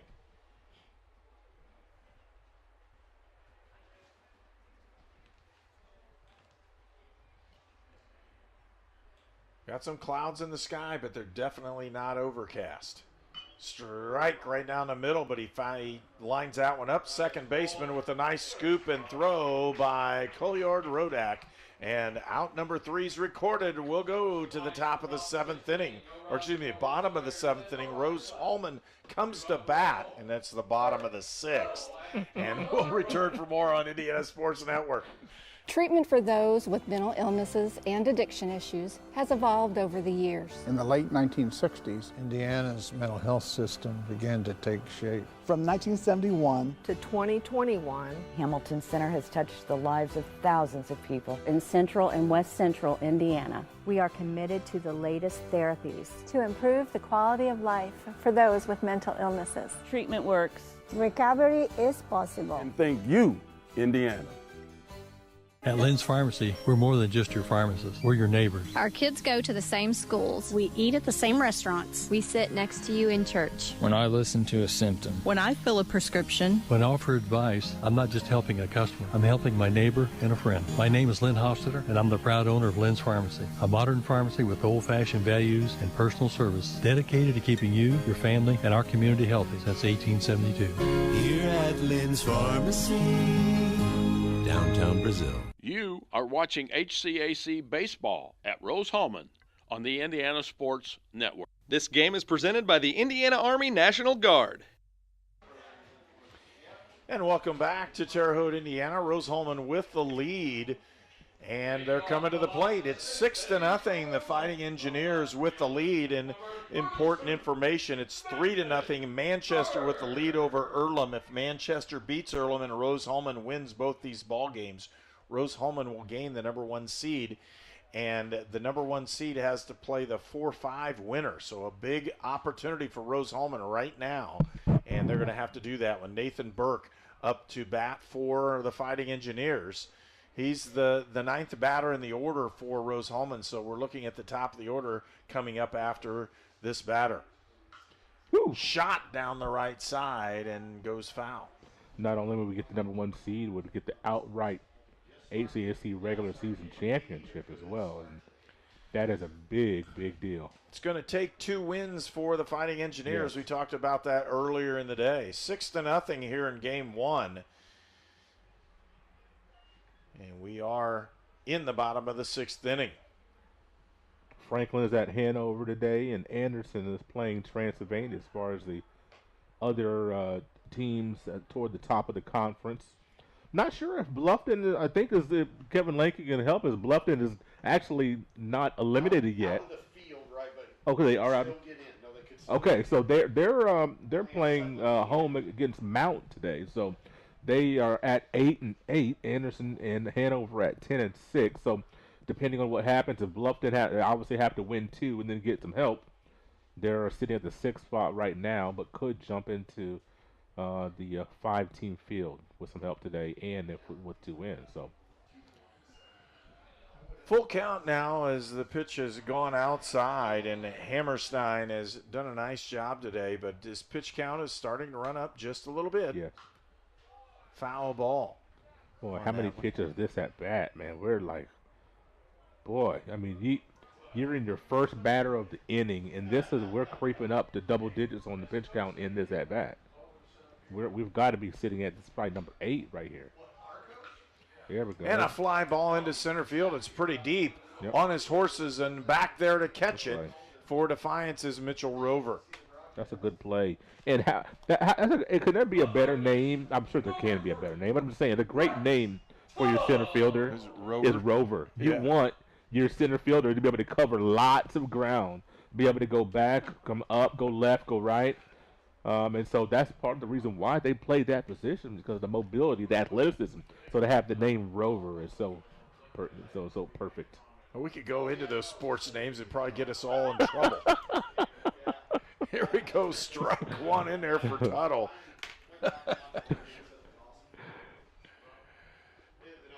And he takes ball one on the outside. 69 pitches now for Hammerstein. Ooh. Tuttle drills one into right field. It's way back there, close to the wall, but only warning track power. And they'll give him grief on that one as he jogs back to the dugout because he had a chance on it. If this was 6 days ago, that would have been a home run. Last week, we had so much breeze going to right field, and it was swirling. It was pretty stiff. But today, of course, a much calmer breeze, and the ball just couldn't quite carry out, as you mentioned. Warning track power. Coulter, Colliard, Rodak takes that first one outside. I had, infield grass power.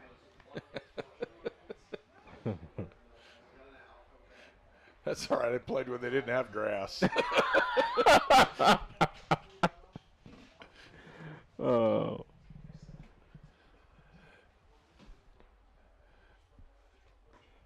Her growing up here in Terre Haute, playing Little League was always a treat to come here and play on this field.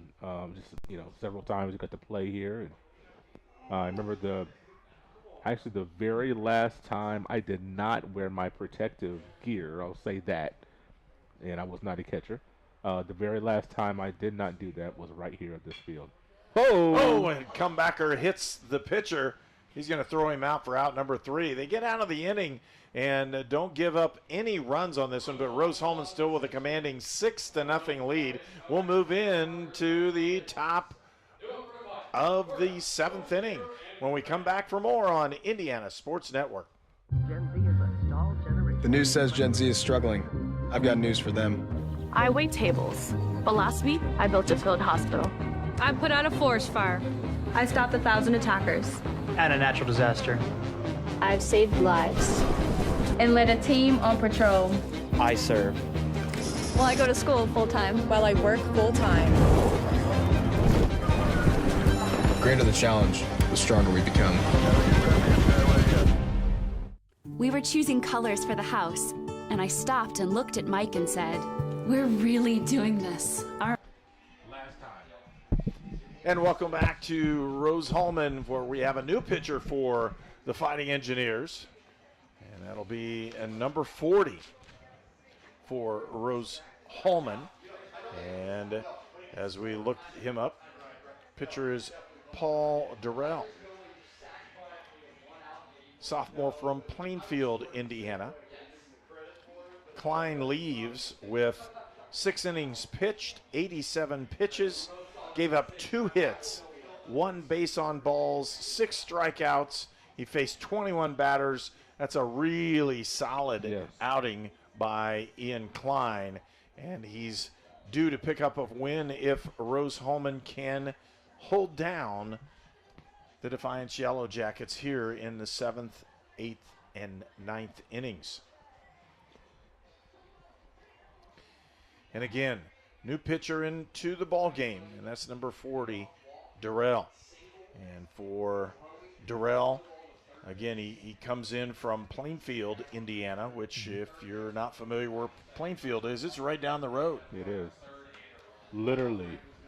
Just hop onto the road back yonder and just go, just if you want to just now, if I said that, if I said yonder, it wouldn't be a big deal. You saying yonder, I'm a country boy at heart, Herb. I mean, I'm just going to tell you.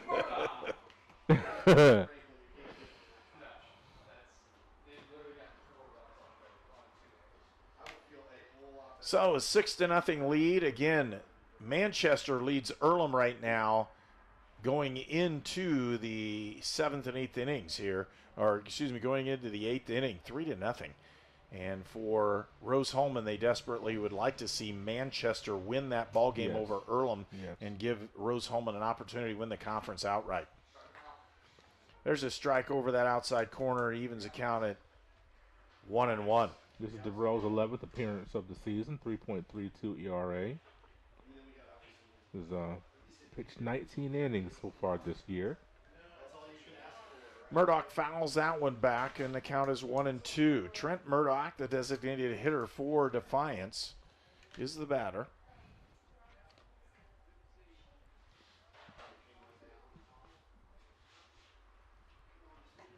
He has one strikeout in the ball game for Murdoch.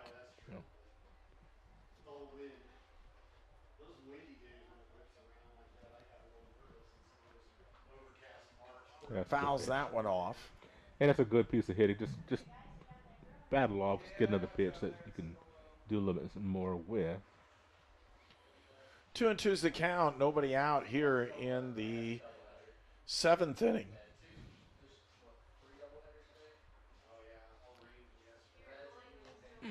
Missed that one outside. Full count now as new pitcher for Rose-Hulman is Paul Durrell.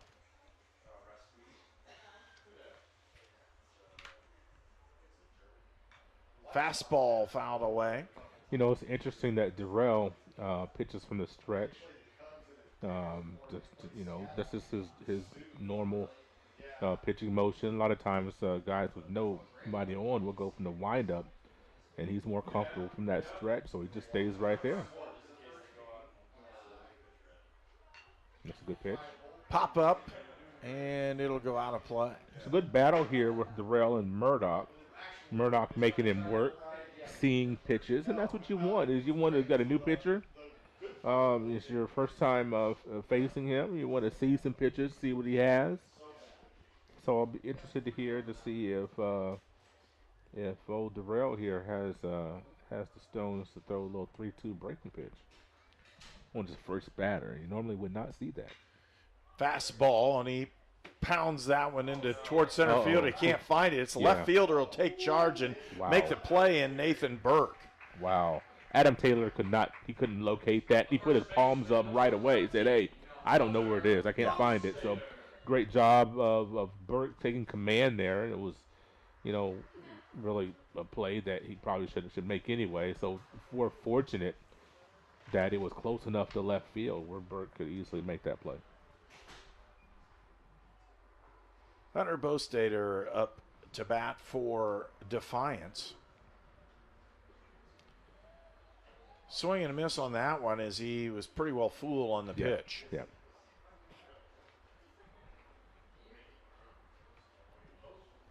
Bostater, credit for one plate appearance. He has a walk in the ball game. Curveball puts that one in there, and pretty nice pitch. It was. Yep. 2 strikes into the count now for Durrell.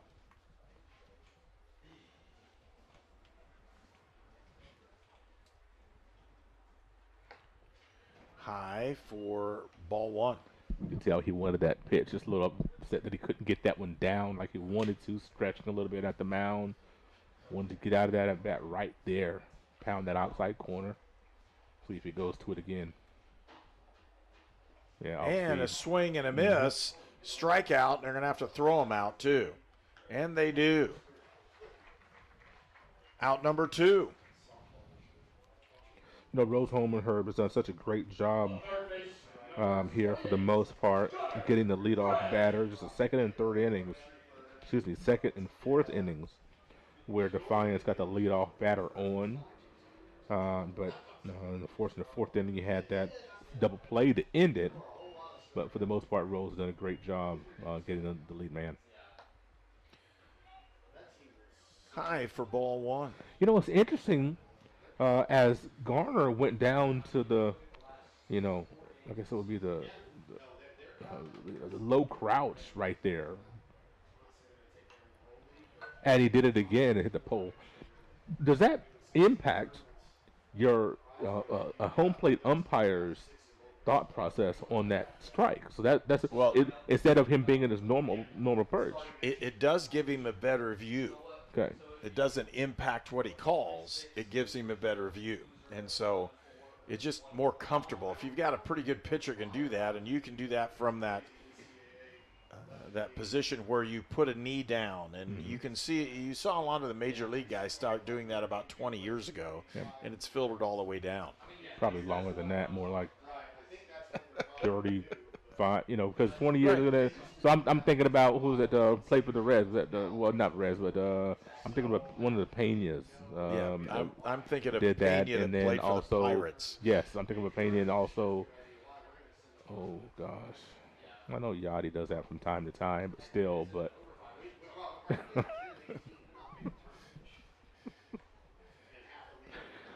And it's a full count and 2 outs.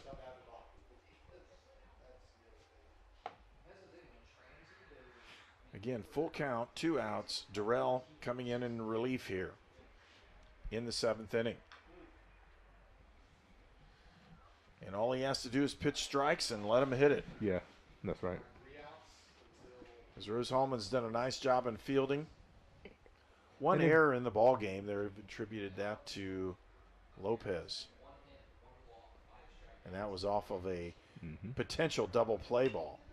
Ground ball. Oh, it's tough hop. Tuttle doesn't have an opportunity. Got a tough hop, like you said, on that one. Wasn't able to turn it in.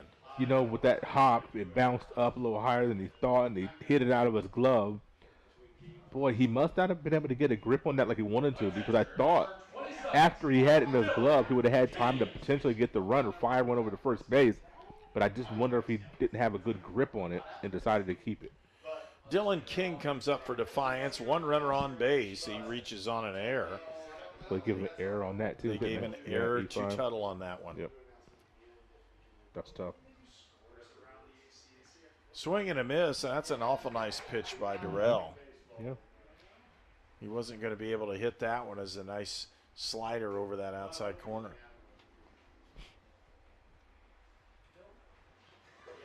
Two outs in the inning. Top of the 7th. Ground ball. They're giving Tuttle another shot at it. This time Brett throws and gets him out and out of the inning without number 3. And we'll go to the bottom of the 7th inning. Rose-Hulman leads 6-0. We were choosing colors for the house, and I stopped and looked at Mike and said, "We're really doing this, aren't we?" The process was challenging, but Riddell was there for us every step of the way. The mortgage, closing, they eased our stress. It made sense when Mike said, "We're really doing this."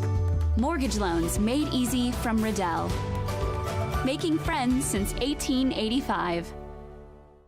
At Great Dane, we are proud to invest in our people and the communities we call home. We are hiring now for trailer assemblers and welders across the country. We need the makers, people who are ready to make a difference. We need you. Build something bigger for yourself and your family with great health benefits, advancement opportunities, 401k, pension, and more. Apply today at greatdane.com/careers. You're watching College Sports on the Indiana Sports Network, presented by the Indiana Army National Guard. And a new pitcher for Defiance as well as Jeff Varga, a freshman pitcher from Rockford, Michigan, comes into the ball game.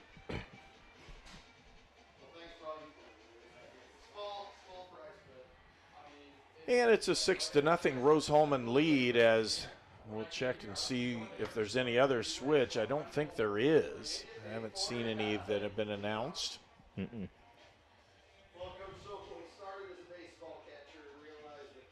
Well, Jeff Varga is in his 11th appearance. He's pitched 14 innings, giving up 13 earned runs, 3 strikeouts, and 11 walks. So we're going to have to work on that. And once again, he's a youngin', so sometimes this something that young players have to work. Sometimes any player have to work on the walks given up. One thing that we will see, and all batters will notice, is his delivery was different than anything that we've seen today. So going to drop down unless he was just messing with us. So he's going to drop down here, and I don't know though if that's going to be good with this first matchup.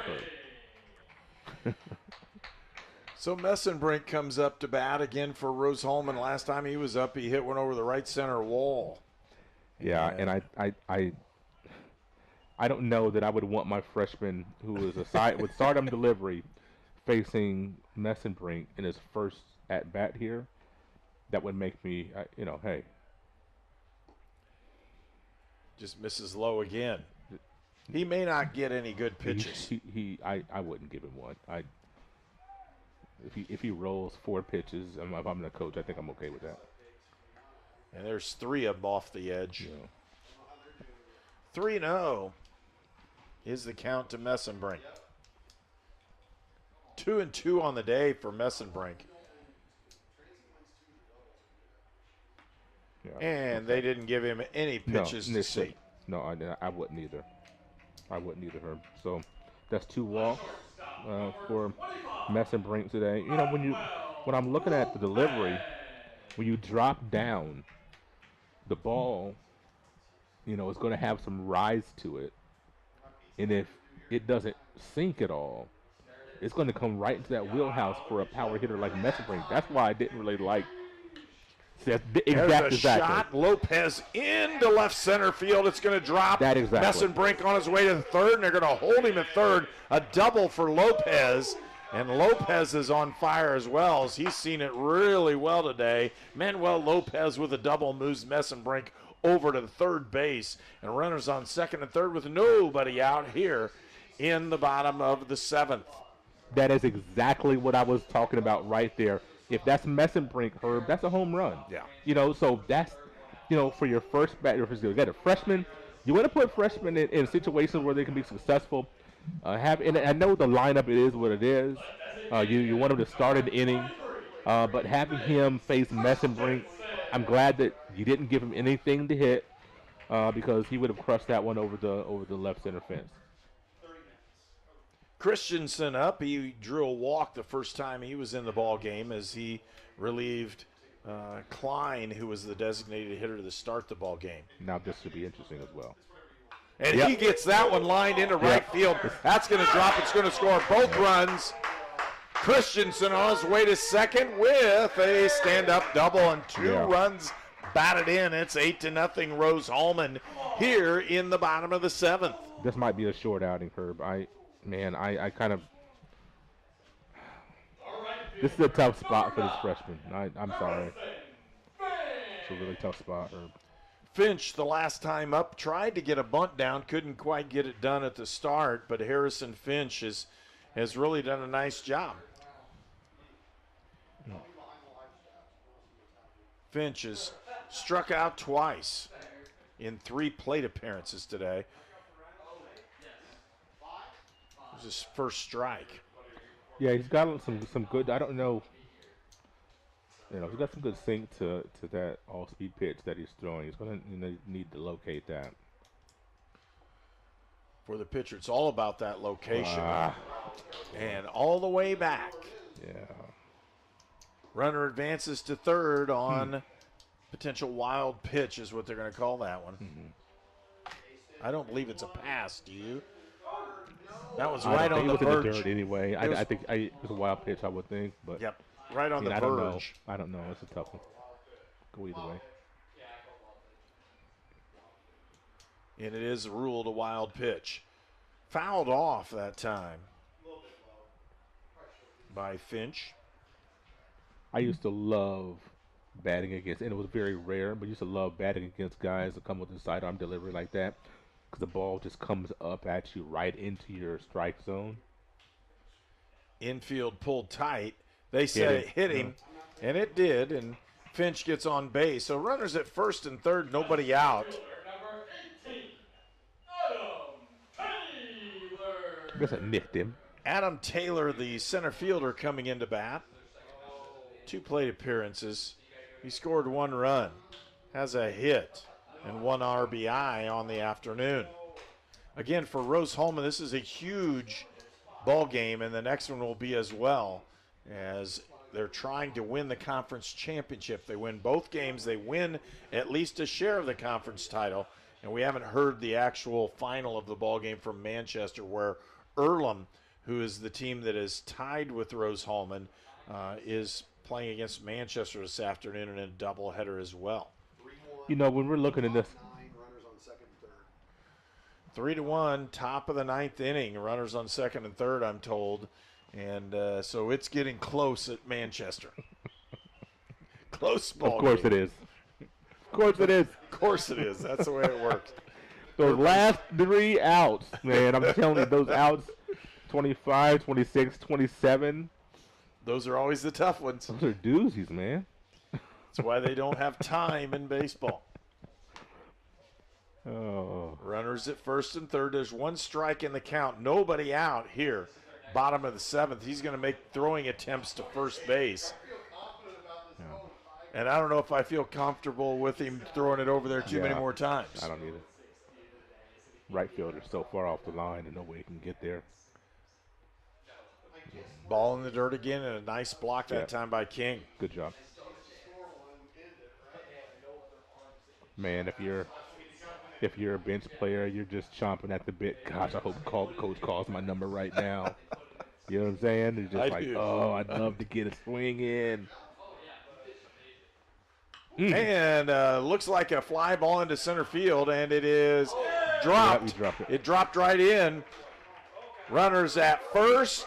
No, runners at second and third, and a run scores. That's going to be an RBI. They'll give him I don't know if they'll give him a single or a double on that one. Looks like it's going to be a double.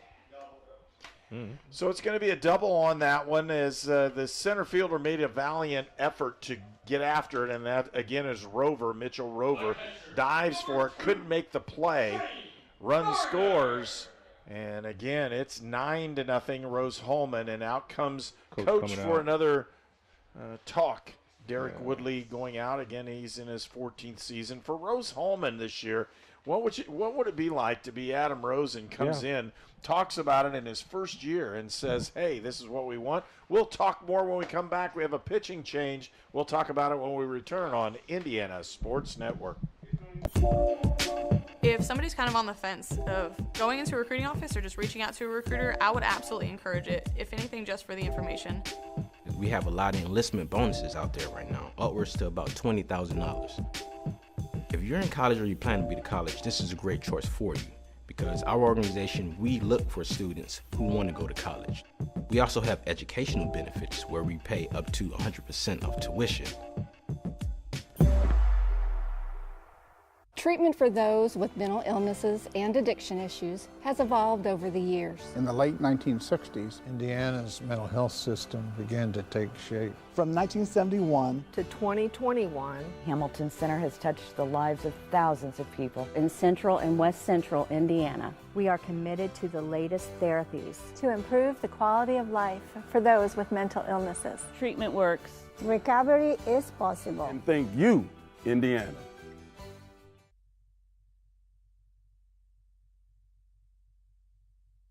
You're watching College Sports on the Indiana Sports Network, presented by the Indiana Army National Guard. And we'll have a new pitcher, but more importantly right now, we can tell you about the Manchester-Earlham game, as Manchester defeats Earlham in Game 1 of their doubleheader, 3-1, which means that if Rose-Hulman wins both ball games, they'll be seeded number 1 in the HCAC tournament next week.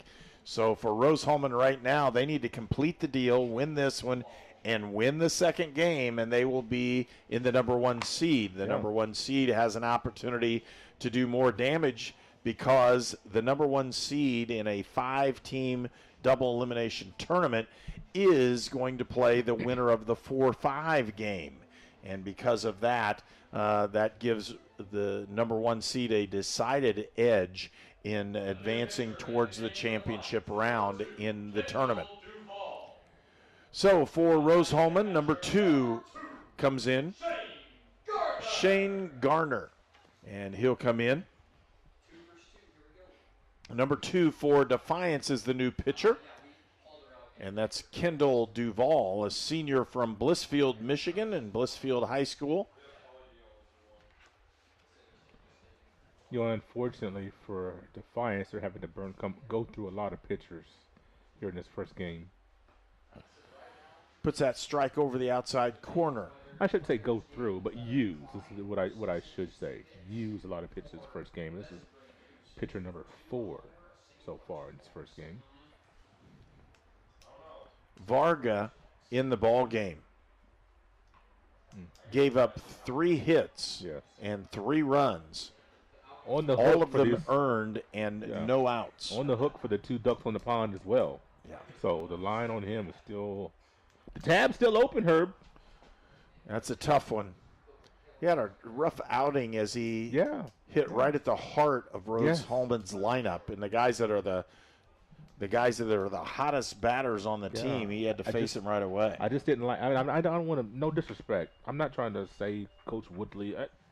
I'm just saying my personal opinion, Herb. I didn't like that for the freshman, just to come in where he came in, given the style of pitching that he has, and you don't have overpowering stuff. These guys are hot. Your ball is rising right into that strike zone. That's tough. Pop up in the infield, gathered up and taken in that time by Gunnar Gregg for out number 1 in the inning. It's a big out there for Defiance to get that first out. They can, don't have a double play opportunity here, or at least they better not, get double up somebody off on a crazy play. But you look at this opportunity for Defiance, to keep just that 3 on the scoreboard for this half inning would be good for him. Nathan Burke now up to bat for Rose-Hulman. 1 out, runners at 2nd and 3rd. Bottom of the 7th inning. Takes the first one low for ball 1. Duvall is 17th appearance this season. 25 innings pitched so far. 24 strikeouts on the season, 11 walks. And it's 2-0 in the count. You ready for this, Kevin? 3-run homer to tie the game, and then you come out on the mound and hit the first 2 batters of the inning. What an answer. 9-0 is our score. Rose-Hulman with the lead. Bottom of the 7th, a big cut. And Burke couldn't connect on that one. Yes, it is. Literally, it's just 2 home runs. A solo homer and a 3-run homer. Burke has scored 1 run in the ball game.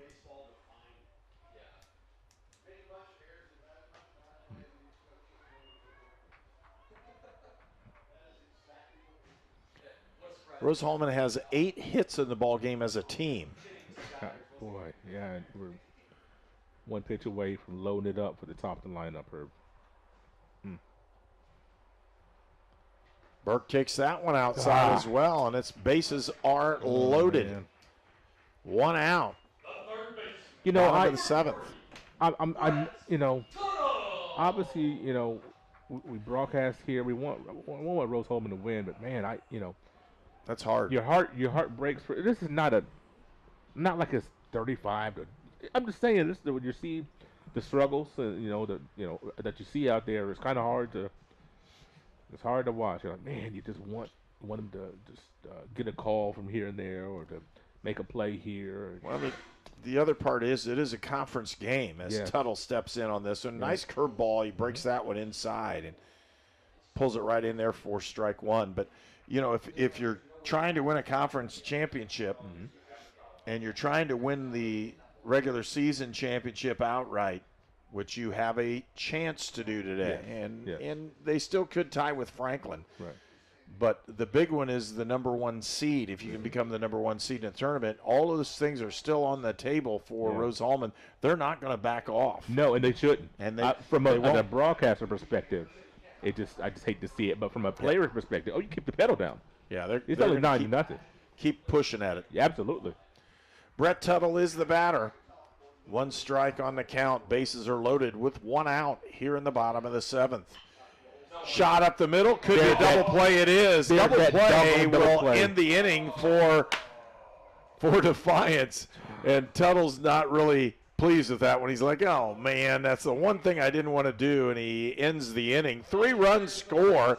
Rose-Hulman pushes that run total up to 9. It's 9-0 when we return for more action on Indiana Sports Network. I'm All-Pro running back Jonathan Taylor for York Automotive. York is my #1 pick for your next car, truck, or SUV. Shop from over 600 vehicles at yorkautomotive.com today. You're #1 at York. At A Plus Printing, we do it all. Screen printing, business printing and documents, printing for weddings and senior announcements, screen printing of hats, shirts, sports teams, and uniforms, promotional items of all kinds, including koozies and coffee mugs. You name it, A Plus can print it. A Plus Printing in Brazil.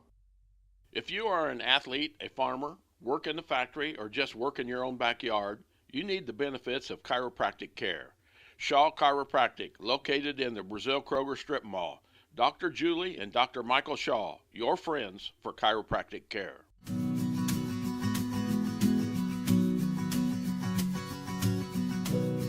For the things you treasure and the people you love. Brian Sponsler and Ben Rice for Auto, Home, and Life. You are watching HCAC Baseball at Rose-Hulman on the Indiana Sports Network. You're watching College Sports on the Indiana Sports Network, presented by the Indiana Army National Guard. For Rose-Hulman, Paul Durrell is the pitcher. Sophomore from Plainfield, came in last inning.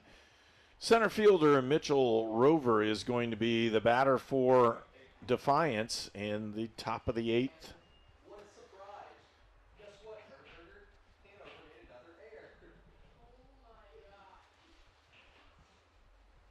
So again, a 9-0 lead for Rose-Hulman here in the top of the 8th.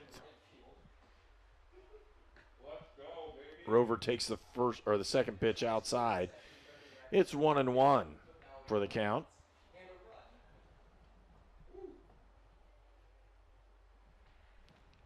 Rover has one of the 2 hits for Defiance in the ball game. And you really can't say enough about the pitching for Rose-Hulman. Durrell's done a nice job. Klein, tremendous job to start this ball game.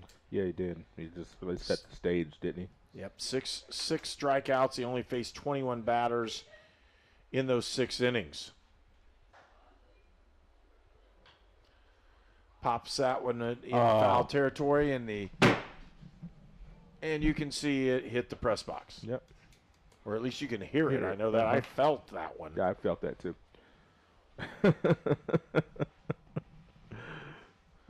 As they say, that's going to leave a dent. Popped it pretty good. 2-2 is the count. Nobody out. Again, Rose-Hulman had 3 really good innings on the offensive side. And defensively, they've played pretty solid the entire time. 2 errors in the ball game. But one of them was, you could say, a fielding error based on a bad hop. Yes, and the other was a tough play up the middle, throwing it on Lopez, trying to gun someone out, just kind of sailed it on had to do a little pirouette. And he had to take the chance. Yeah, he took the chance. That's one of those plays you have to, one way or the other. There's a fly ball and lifted into left center, called for, and taking the out is a left fielder and Nathan Burke. You know how much confidence, I'm telling you, it's got to give you when you know that your fielders are going to make the plays for you. You know, of course, you'll be having some mistakes here and there. Rose-Hulman, when you look on the season, the conference, second in the conference as far as making errors, as far as making the fewest errors, I should say. Came into the game into today's game with just 51 errors in the field. And so if you know that your defense is going to work for you, it just gives you so much more confidence to throw your complement of pitches. And speaking of, looked pretty good. A little bit inside. Durrell's been doing a really nice job as well. He got that first one right down the middle for strike 1 and then came inside with ball 1. And again, threw the fastball by him for the second strike.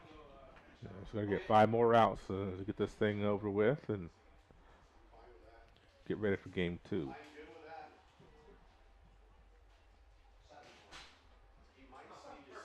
And you'll see some actual Defiance players probably rotated in towards the end of this one.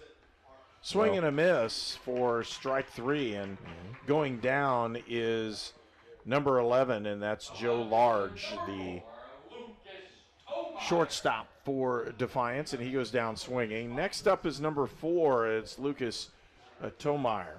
Yep.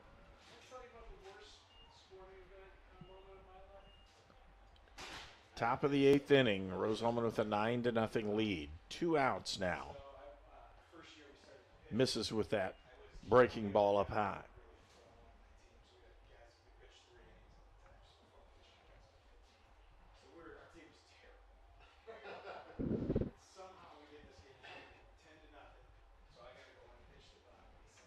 And a fly ball into center field. It's going to curve into right field. And coming in, making the play is Harrison Finch.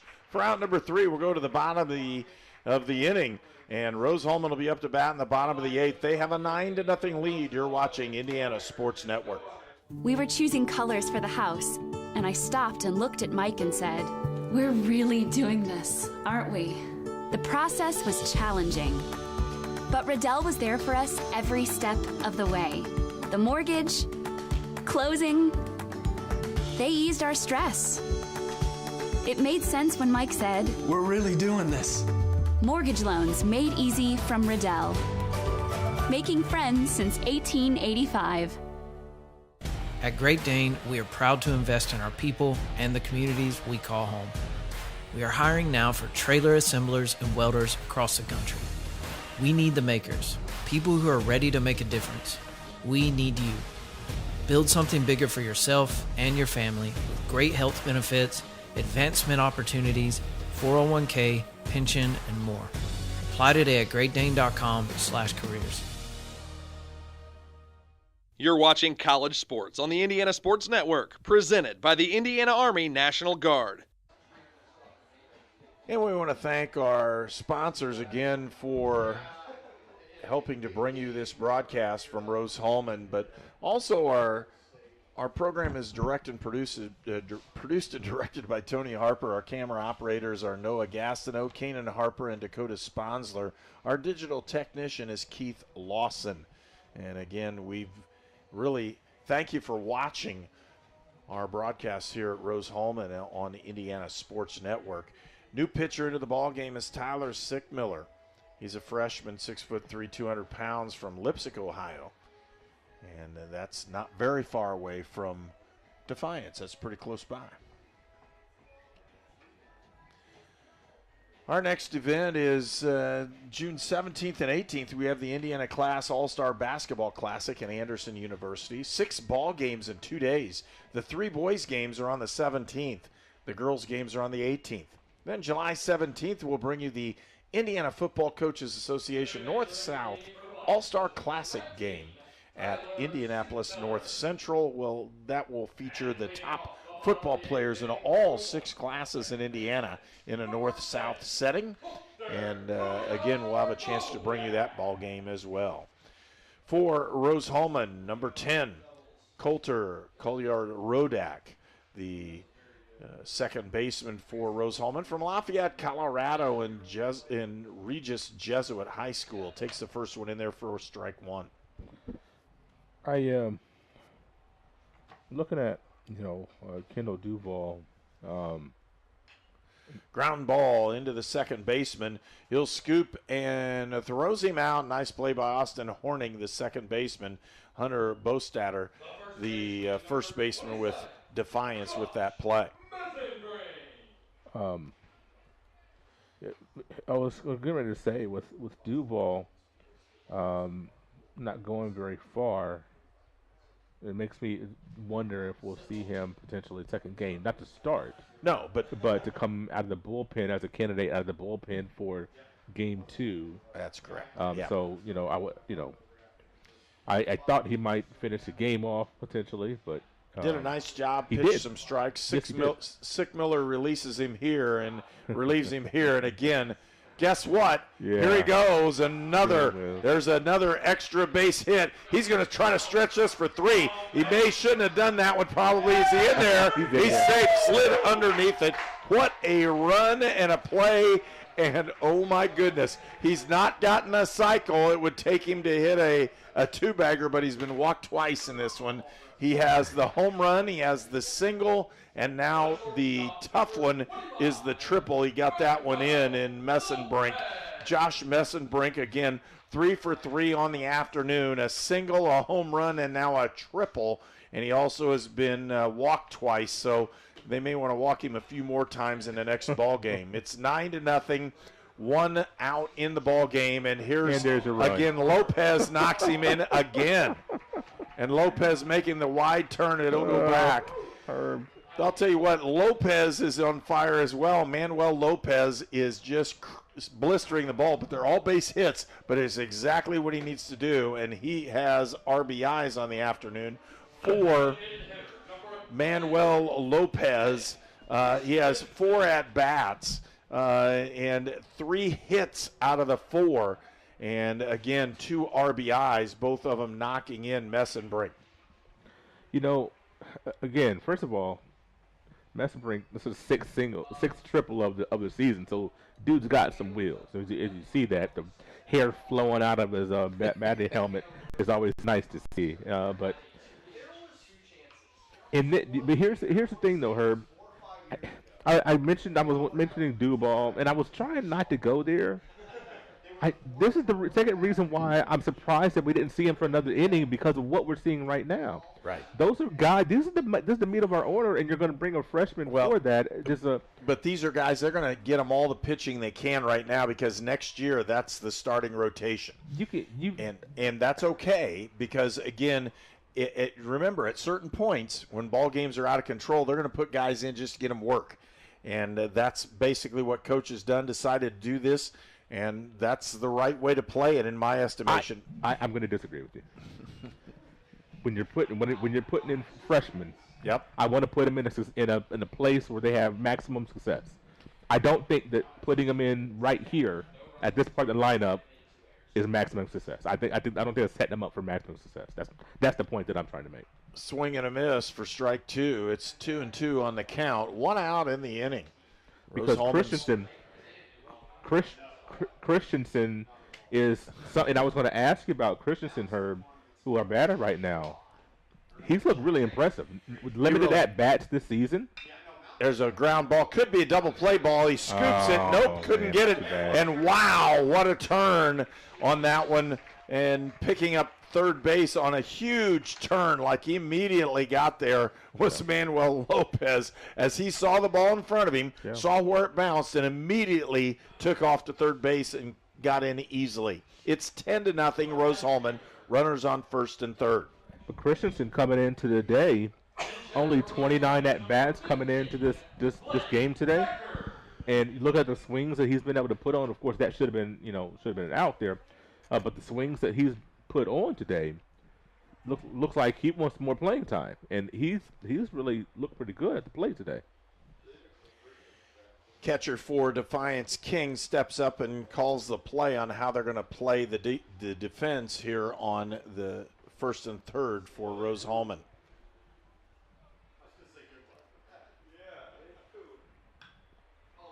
And a hit down the right field line doesn't fall in, as Blake Decker, the junior outfielder from Edgewood High School in Ellettsville, is the batter for Rose-Hulman. And again, we don't know if it's pinch hitting yet, but we'll see what's going on. Blake Deckard, the pinch hitter. They're saying a pinch hitter is what they're listing him as. Curveball misses low. 1-1.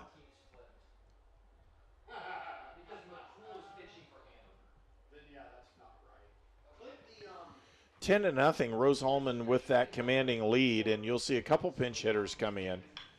Ground ball, and there's another potential double play ball. They mishandle it again, and Christensen won't run on this one, even though he had an opportunity, and runners at first and second. So who does the error go on? The error goes on the second baseman, probably. Yes, the second baseman. He missed that one. Throw. It should have caught that. I think back-to-back chances where it's going to be depending on who's going to say it. That's the second error of the ball game for Defiance. Yeah. It just happens to be back-to-back. I think once again trying to rush a double play. I think Large might have booted the last one because he's trying to rush a double play potentially. But that's a turn you have to make with Horning wanting to turn it, but you got to catch it first. Have to do it. There's a base hit up the left side. Taylor with that shot. And again, Adam Taylor, the center fielder for Rose-Hulman, gets another hit. Did they say who the error went on? 11-0. I guess it doesn't matter. Yeah, they will in just a second here. I can look. Fielding errors for. I gave it to Horning. I don't know. Large. They gave him both of them. Wow. They gave him the fielding error, and they say it was a throwing error. He didn't hit the second baseman with the ball right in his glove. Well. Yeah. Okay. So Large is going to pick up both those errors. 11 runs on 11 hits right now for Rose-Hulman.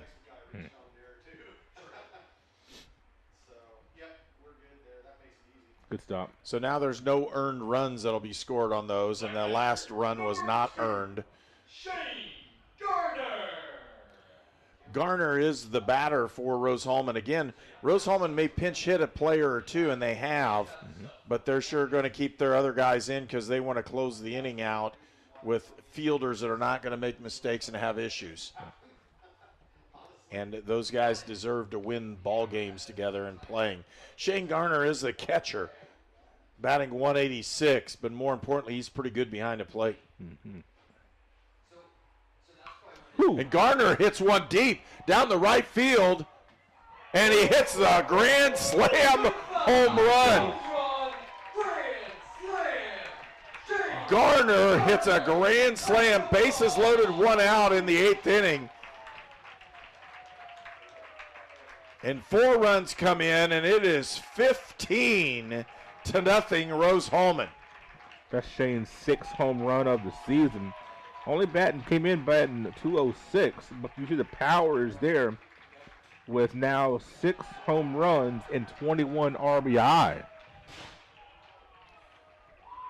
Garner on senior day pops one over the right field wall. It hits the netting back there, so you don't hit anything in the softball area. Of course, softball's not playing today because their season is over. But again, Rose-Hulman softball with a winning season this year for the first time they've had since 2015, I believe.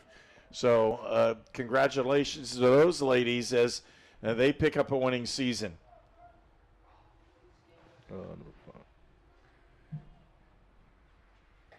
And Garrett Lloyd, sophomore right-handed player from Terre Haute South, is up to bat for Rose-Hulman. Swing and a miss for strike one. It counts to 1-1. So you're going to see some pitch hitting now. Fouls that one away.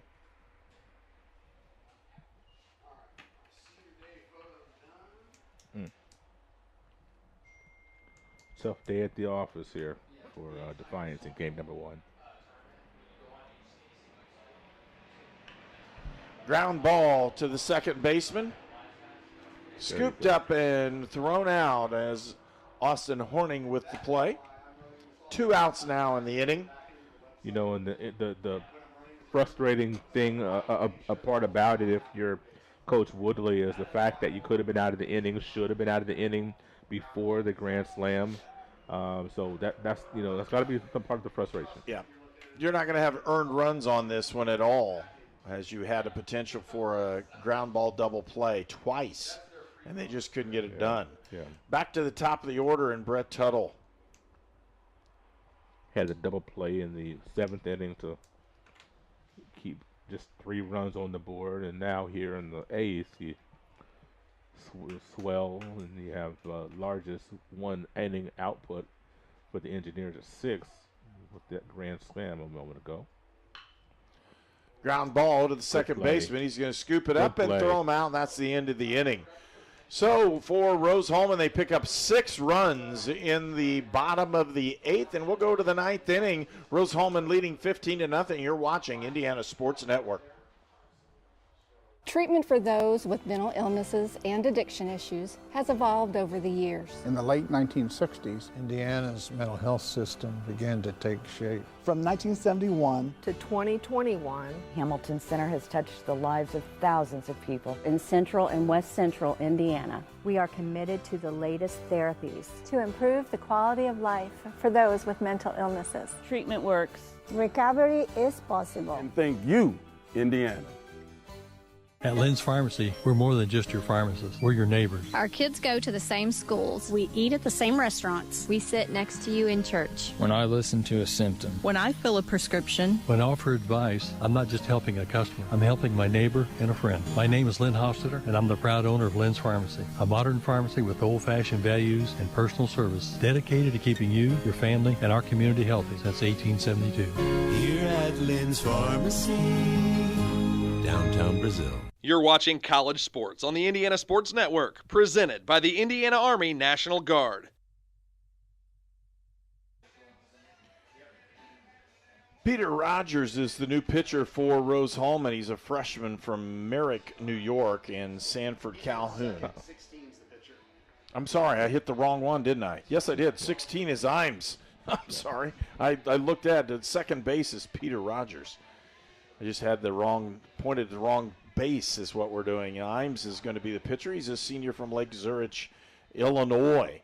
And the senior, 5'11", 175-pound senior is going to finish this ball game. So Imes is going to get his chance to go in on senior day and pitch that last inning of a potential victory here. Number 6 up to bat for Defiance, Hunter Gregg. I think they said Garrett Lloyd is going to be in left field. Is that what I heard? Garrett Lloyd in left. Okay. All right. So Garrett Lloyd came in as a pinch hitter, and he'll move to left field. With the lead as large as it is, yeah, they're going to get some other players on the field.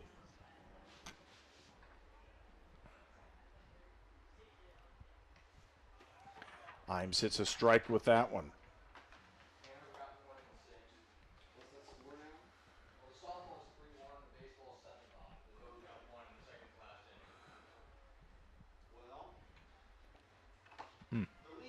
Imes just misses outside with that one. His 4th appearance on the season. And a fly ball into right field. Oh! Foul, and I'm telling you what, Harrison Finch loves to take those opportunities to get after that one. Just out of his but that's not there. Harrison out there. That's 50. That's where Lloyd ended up. That looks like Lloyd in right field. Oh, I thought he said left field. I'm sorry. Well, I think he might have, but I don't know. No, it's Deckard, maybe. Okay. I can't tell because I can't see him. I don't have my binoculars today. I left him at home. There's a foul. Again, nobody out here. 2-2 is the count. Just 2 hits for Defiance today in this first game. That's really getting it done when you're looking at Rose-Hulman's pitching staff. Ooh, pretty good pitch, just missed outside. Yeah, I was hoping that he would offer at that. Horning just held up. Jason Imes puts that one, ground ball up the middle. Lopez scoops it up and throws him out. Yeah.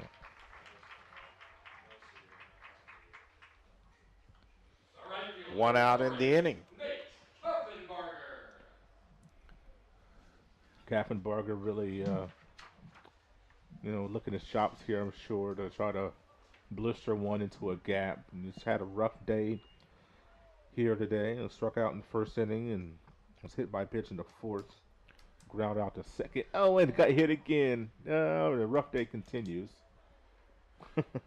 He's been on base, but he hasn't been able to get across and score runs, nor has he had any hits.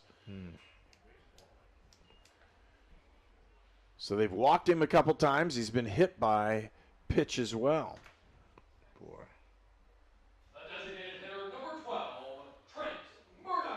Trent Murdoch is up to bat for Defiance. And again, Imes just going to have to throw strikes and let him field it. Yeah. So Murdoch is up to bat. There's a shot to the third base. Could double him up. And that's the ball game.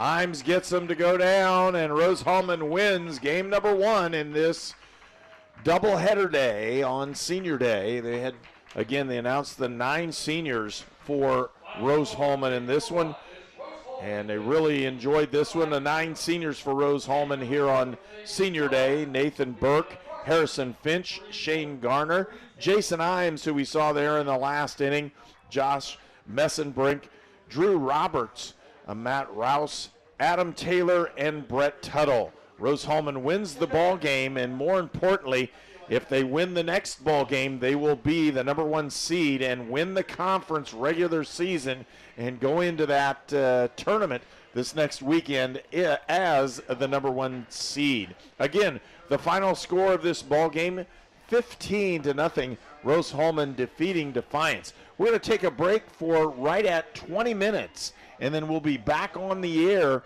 with game number 2 here from Terre Haute, Indiana, and Rose-Hulman Institute of Technology. Again, you're watching Indiana Sports Network.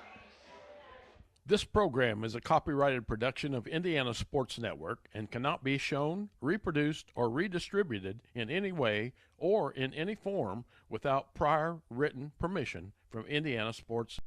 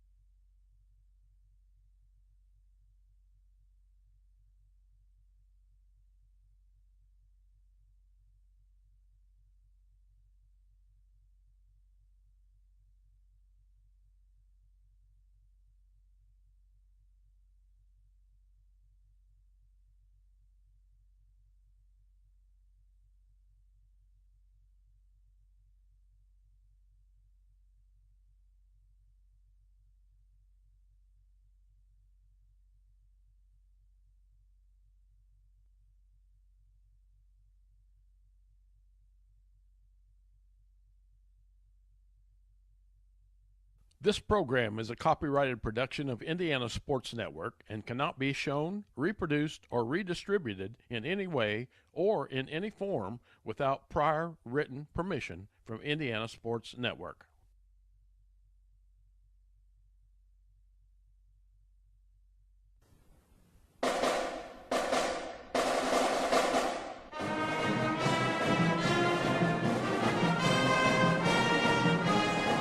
Welcome to Rose-Hulman Institute of Technology, the U.S. News and World Report's #1 engineering school in the United States that offers a master's as its highest degree for 18 consecutive years. Rose-Hulman, where you come to find yourself. Find yourself through personal growth, through personal development, through study, research, and invention. Rose-Hulman, your home for academic and athletic excellence.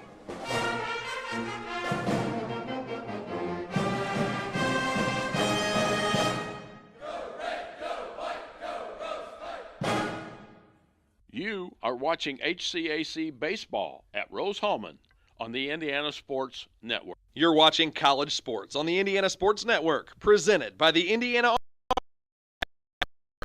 And welcome back to Terre Haute, Indiana, Rose-Hulman Institute of Technology, where Defiance College is taking on Rose-Hulman in a doubleheader.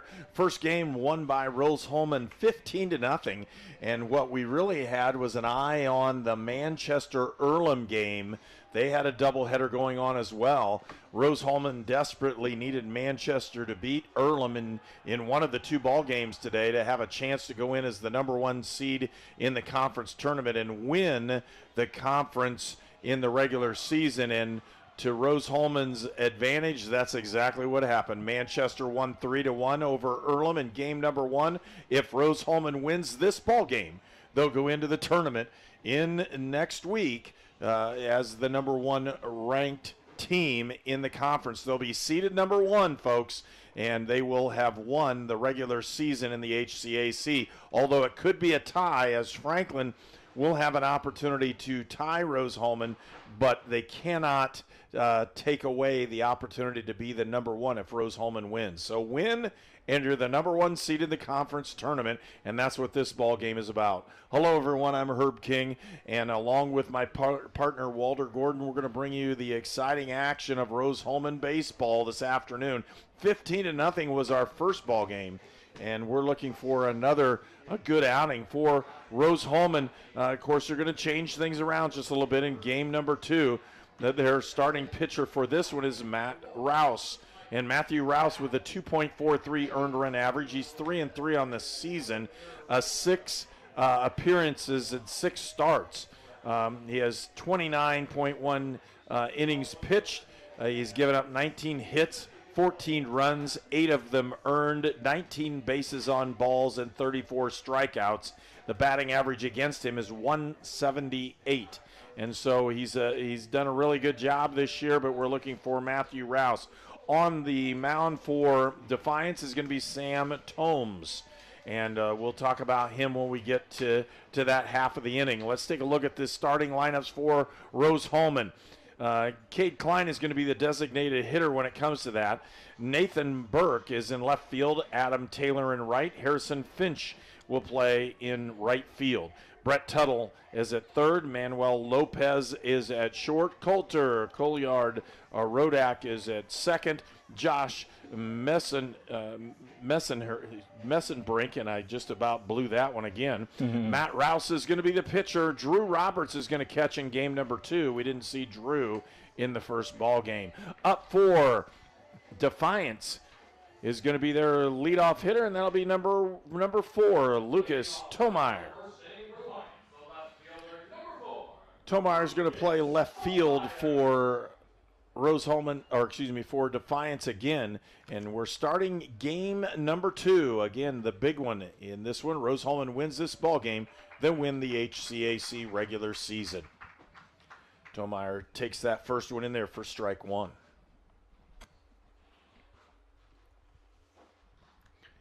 Rouse again goes not with a full windup, but goes from the stretch most of the time here. It's a 1-on-1 count.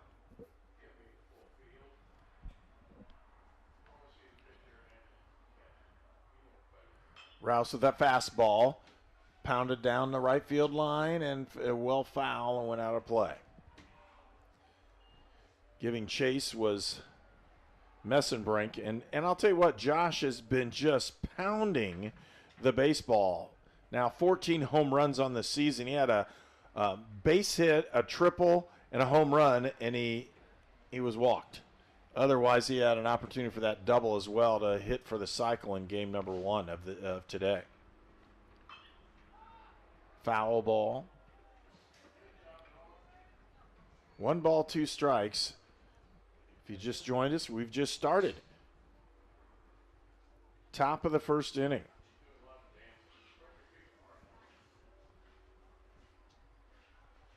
Tomeyer at the plate. Fouls another one off. Nice battle here to begin this game for Tomeyer and Defiance. Battle, see some pitches, and try to find something to hit. Again, Tomeyer playing left field today for Defiance in game 2. Curveball, and he just misses high with that one. Evens the count at 2-2.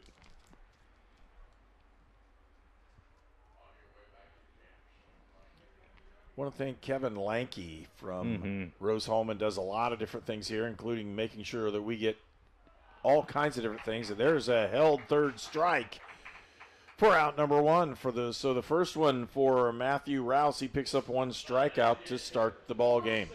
It's interesting. You look at Rouse, and his delivery is a little bit, and I'm going to say this, a little bit herky-jerky when you look at other pitchers. Not exactly the smooth, fluid delivery. Doesn't have a hitch, but it has a little bit of movement into, his delivery when he, comes to the plate. Kind of, well, I don't want to say really robotic, but it's not a smooth gliding type motion when he comes to the plate. So it gives you a little something else to look at as a batter. Kind of hard to pick up the ball. Yes. That's the issue. Yes. And it makes it really good. Austin Horning is the next batter for Defiance. Played second base in game number 1. He's the designated hitter here in game 2. Curveball. Pretty close. 2 balls, 1 strike.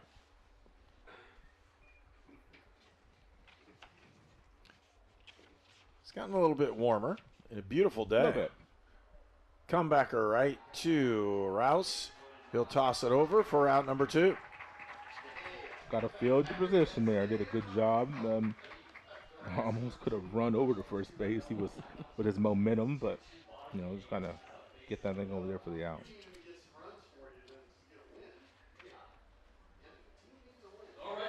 And now the right fielder, Nate Kaffenbarger, who came in leading the conference in hitting. Rose-Hulman didn't give him anything in the first game. Curveball. Just missed again.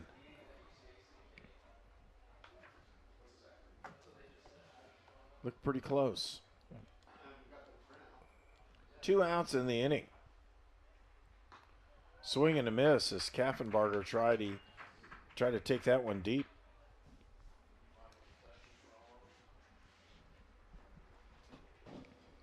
1-1's the count. There he gets the curveball in. I'll tell you what, Adam Taylor's into it in center field. Yeah, it's almost like he's doing cheerleading out there, man. He's having a ball. Curveball hits it right back to Taylor in the center field.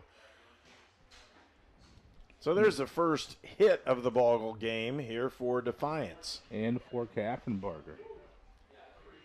Hit that one right on the screws, didn't he? He did. Popped it right back up the middle. Third baseman, number 12, Trent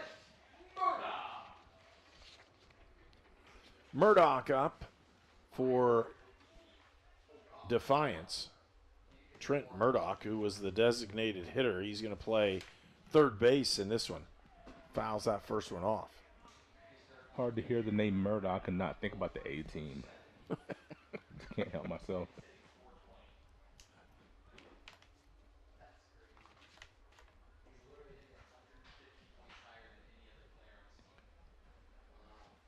Again, Murdoch stands in against Rouse. Rouse with another strike in there. 2 strikes on the count, and that's what you really want to do. Get ahead of the batters. Give yourself opportunities. Make sure you're not putting anybody on base.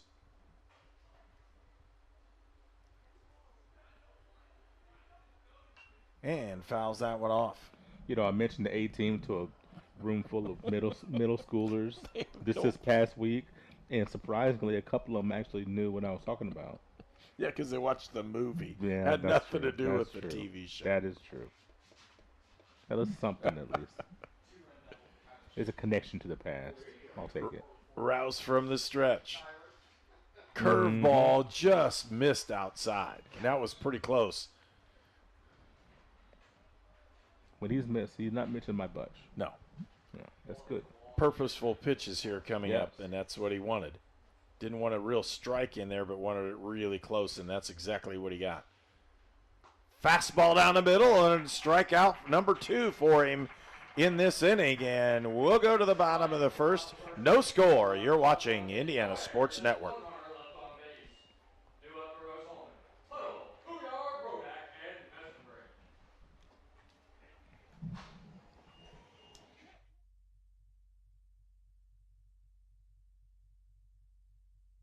I'm All-Pro running back Jonathan Taylor for York Automotive. York is my #1 pick for your next car, truck, or SUV. Shop from over 600 vehicles at yorkautomotive.com today. You're #1 at York. At A+ Printing, we do it all. Screen printing, business printing and documents, printing for weddings and senior announcements, screen printing of hats, shirts, sports teams, and uniforms, promotional items of all kinds, including koozies and coffee mugs. You name it, A+ can print it. A+ Printing in Brazil. If you are an athlete, a farmer, work in the factory, or just work in your own backyard, you need the benefits of chiropractic care. Shaw Chiropractic, located in the Brazil Kroger Strip Mall. Dr. Julie and Dr. Michael Shaw, your friends for chiropractic care. This game is presented by the Indiana Army National Guard. And welcome back to Rose-Hulman. And again, today's broadcasts are being sponsored by Indiana Army National Guard. We also want to thank our other sponsors for this afternoon's ball games: A+ Printing, Goshen H&R Block, Great Dane, the Hamilton Center, Lynn's Pharmacy, Riddell National Bank, Shaw Chiropractic, Sonic Drive-In, Sponsler Insurance, and York Automotive. On the mound for Defiance, number 20 is Sam Tomes. And let me give you the starting lineup for Defiance out in the field. It'll be Lucas Tomeyer in left, Mitchell Rover in center, Nate Koffenbarger in right. Third baseman Trent Murdoch, shortstop Joe Large. At second base is Josh Vischer. And the first baseman Hunter Bostater.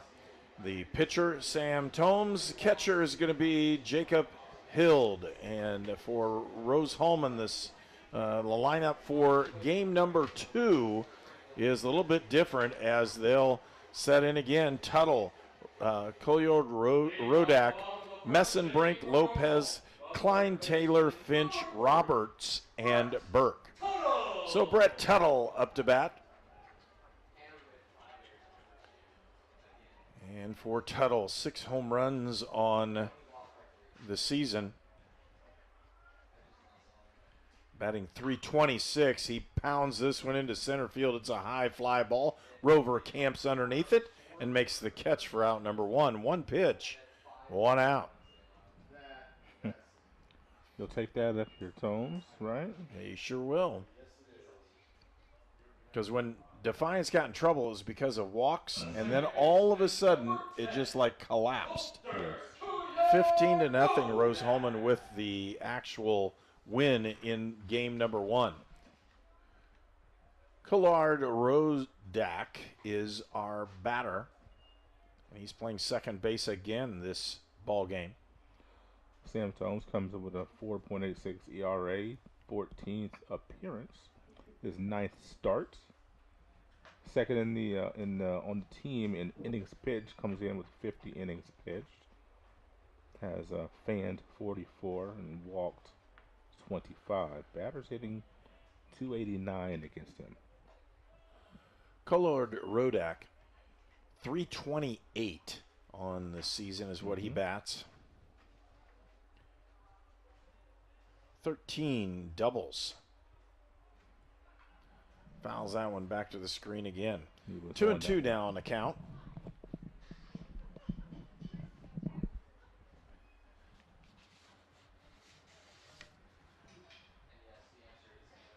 Another youngin here for Defiance when you look at starters, a freshman. And a shot into right field for a base hit by Colliard Rodak. Second baseman for Rose-Hulman finds himself on first base with one out, and up comes the hottest hitter in maybe Division III right now in Josh Messenbrink. And Messenbrink batting .389. He's raised that average the entire day. 126 at-bats. He has 49 hits and an .865 slugging percentage, 14 home runs, which is a Rose-Hulman season record. 14 home runs, and he cracked one in game number 1. Runner on first, one out. I doubt if they're going to give him anything really good to hit. Well, he started him off with an off-speed pitch that caught a significant part of the plate, a little bit inside corner, but they started him off speed, which I like that. When you look at somebody this hot, and then they get him a fastball to try to speed up that the look for him. And he hits another shot into center field. It's a deep one. It hits the top of the fence, bounces in. He's got a double. That's what he missed in game 1 for the cycle. So on the day, he's hit the cycle. An 0-2 mistake, Herb. When you can't catch that much of the plate with a fastball. 0-2 to a hitter that hot. And that's one of the things you'll learn. You grow. Finishing your freshman season, you learn. As of course last year in high school. You didn't see somebody that was hitting like that, most likely. So, it's one of those things that you learn as you you'll be better for it next year. It's about 3 feet from going over. Yep. It was right there. Then he hit 2 home runs last week, I believe. He hit a home run in both games last week. And he did reach the National Player of the Week. They have a basic player of the week for Division III, and if you are on that list, you're considered one of the top players that week and having a great week. Well, today's no different. Yeah. He's continued the pace. Strike 2. Good pitch around the inside corner there. Now, once again, 0-2. Of course, Lopez doesn't have the pop that Messenbrink does, but still, you have an 0-2 count. So you don't want to groove one right here. You want to try to see if you can get him to reach. Lopez was 3 for 4 in game 1. Yeah, and struck him out. Yeah, elevated a fastball there. Hard to reach that. That was a good pitch, too. It was. Right on that outside corner. You're not going to do much with it if you hit it. Now here's Klein. It's interesting here. Klein started game 1, and Christensen came off the bench after the first 2 appearances. Klein didn't look the greatest. So let's see, he gets another opportunity here in the same day. I expect him to look much better. You'll see if he gets some better swings. You were looking at, you want to impress your coach. You want to keep those ABs flowing. Coach Rose and say, okay, we're going to put you back out there and see what you do. First 2 times, it's up. Struck out both times. So Coach Rosen wanting to see some better swings out of his DH. And Coach Rosen, in his first year here at Rose-Hulman, has a chance to win the conference title in the regular season. It's a good strike. Boy. That was a really nice curveball, and he just had to wait on it, and it popped back in. Third batter in a row where Domes has his man 0-2. I like that. Pitch in the head. Pitching strikes. Rose-Hulman with 1 run, though, in the inning off of the double outside by Messenbrink, who finds himself on second base. 1 ball, 2 strikes as that ball's off the outside for Klein. And you see he didn't give him, didn't mess with the fat part of the plate there. Tried to get Klein to chase one, see if he wastes another.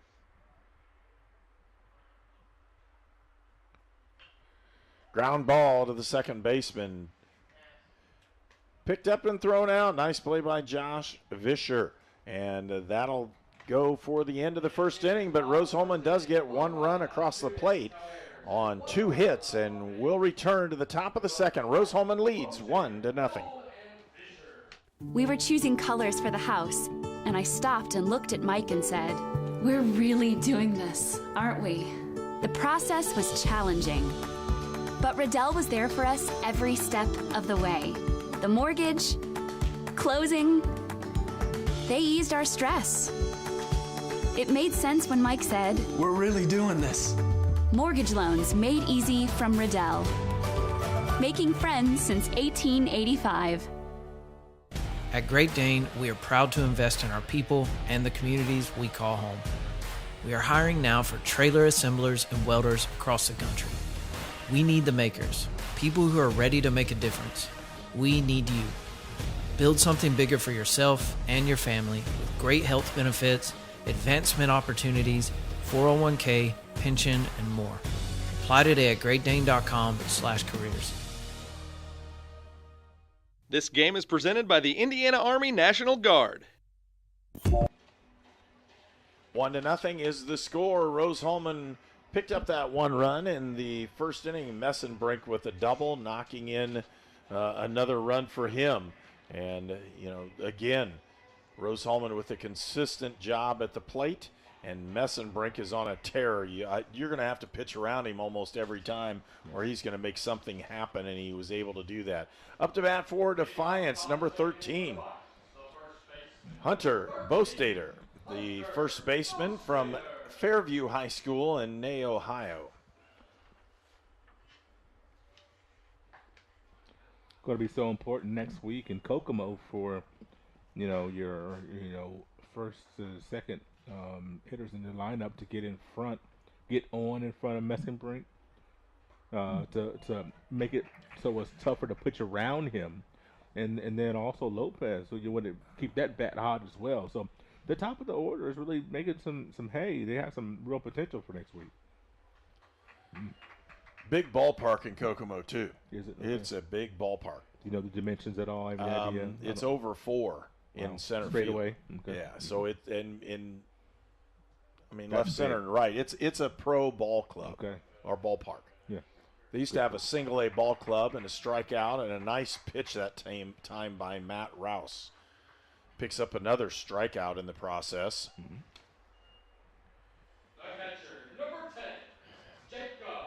3 strikeouts now for Rouse on the day, and we're only in the second inning. So if he can go through them like that, that's a great thing for him.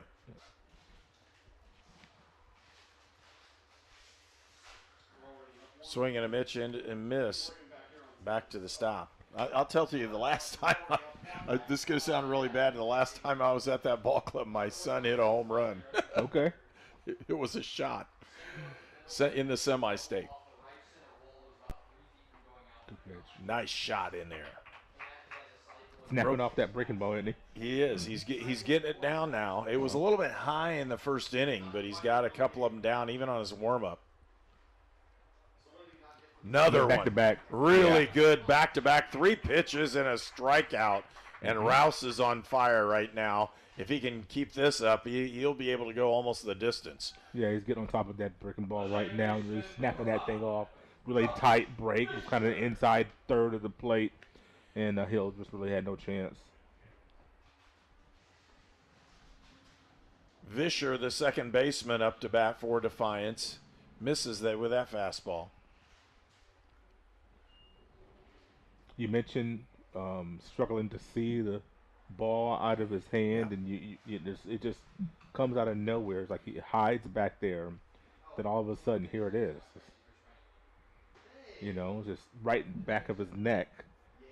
He holds it back there quite a while, and then it just comes straight forward with it.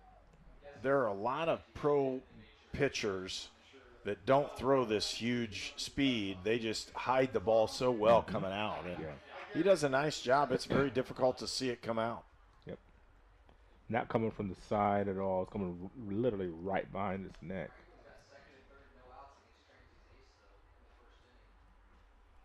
and you have a split second to make a decision on what's coming, locate the seams on the ball, see if you see that rotation, and then figure out the location to see if it's going to be a ball or strike.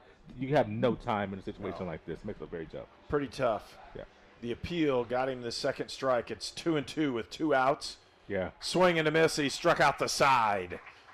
Great pitching by Matthew Rouse. He strikes out the side, and we'll go to the bottom of the second inning. Rose-Hulman leads 1-0. You're watching Indiana Sports Network. If somebody's kind of on the fence of going into a recruiting office or just reaching out to a recruiter, I would absolutely encourage it, if anything, just for the information.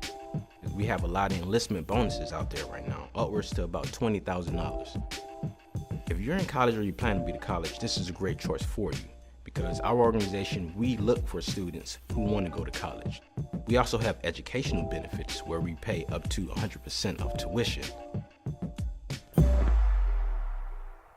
Treatment for those with mental illnesses and addiction issues has evolved over the years. In the late 1960s, Indiana's mental health system began to take shape. From 1971 to 2021, Hamilton Center has touched the lives of thousands of people in central and west central Indiana. We are committed to the latest therapies to improve the quality of life for those with mental illnesses. Treatment works. Recovery is possible. And thank you, Indiana.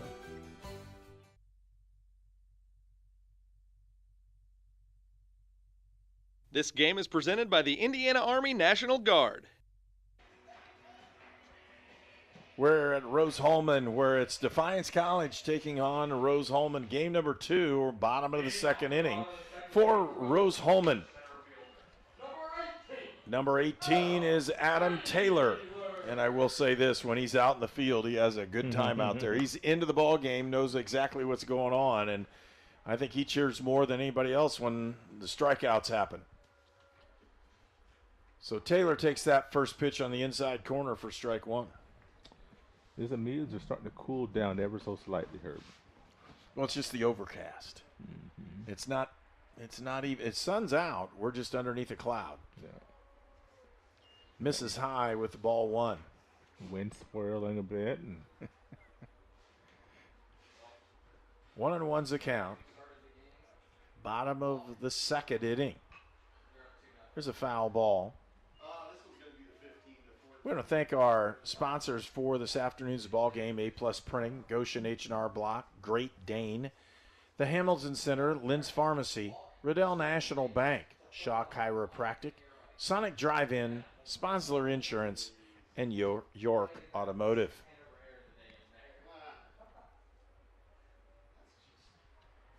Adam Taylor bats .290 on the season. Missed that one outside. It's 2-2.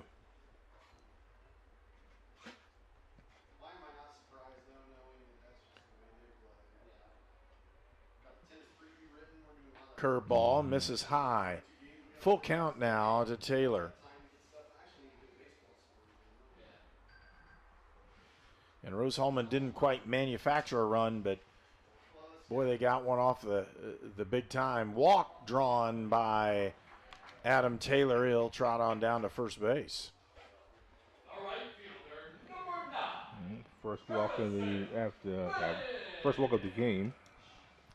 Harrison Finch now at bat for Rose-Hulman. He plays right field for the Fighting Engineers.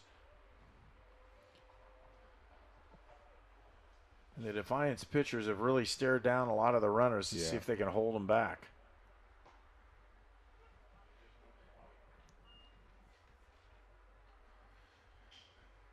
Harrison Finch batting .318.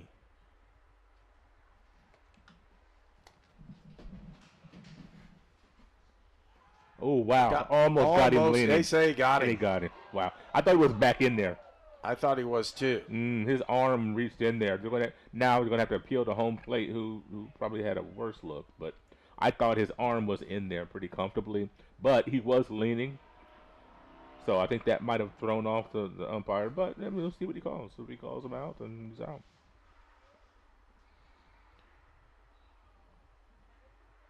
They're saying, nope, he's out. Yeah, okay.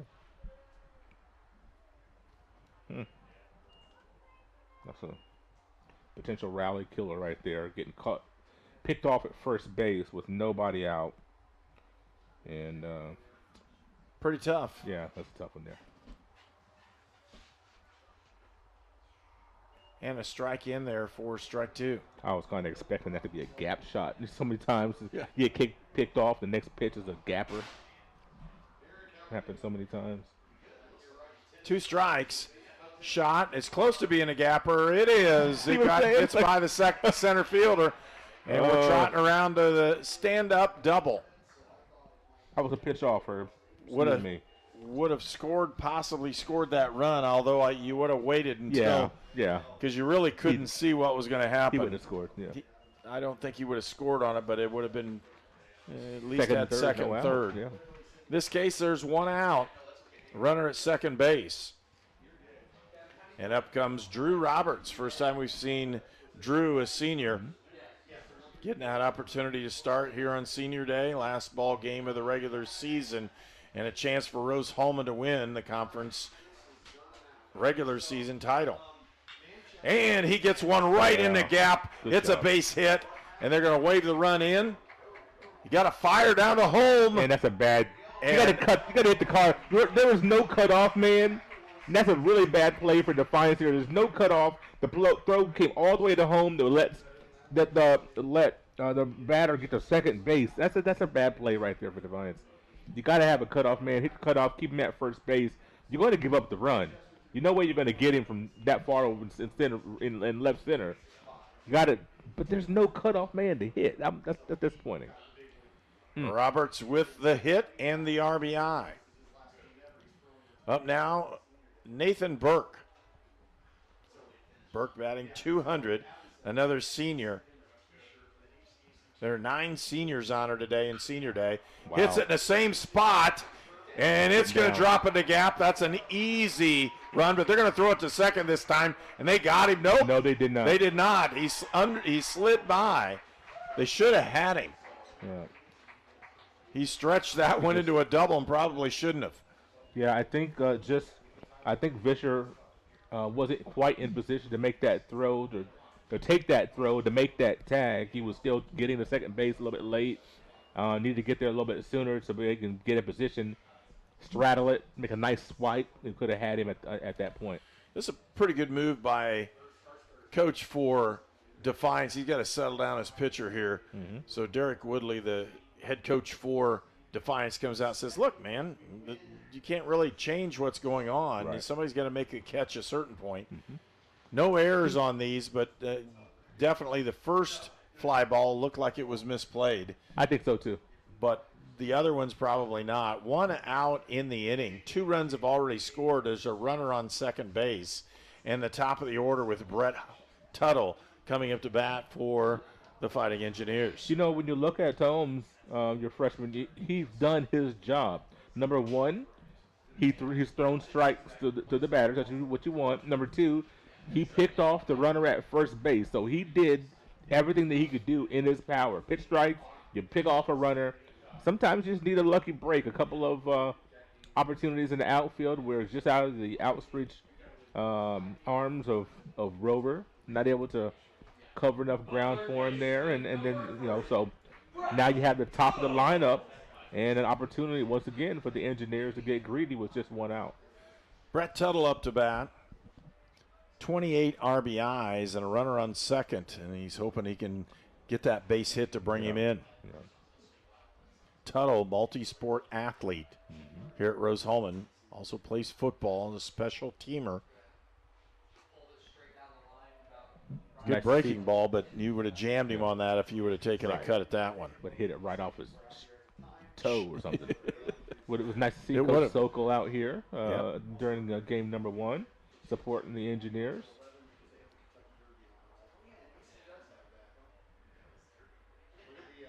Conference championship and national playoff qualifier. Tuttle down the left field line. It's going to go foul, and Good did play. he catch it? Wow. He does. Good play. Caught the ball, threw it back in, and a really nice job by Tomeyer. Lucas Tomeyer with the out there in left field. It's a good effort there by Tomeyer to You know, sometimes you, as a pitcher, you need your guys to make a play for you.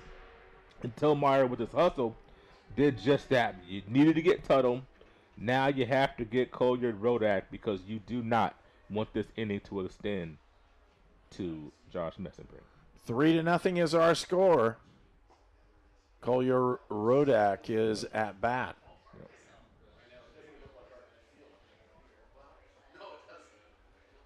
Saw Zachary Jackson out here from the men's basketball team also. Yeah.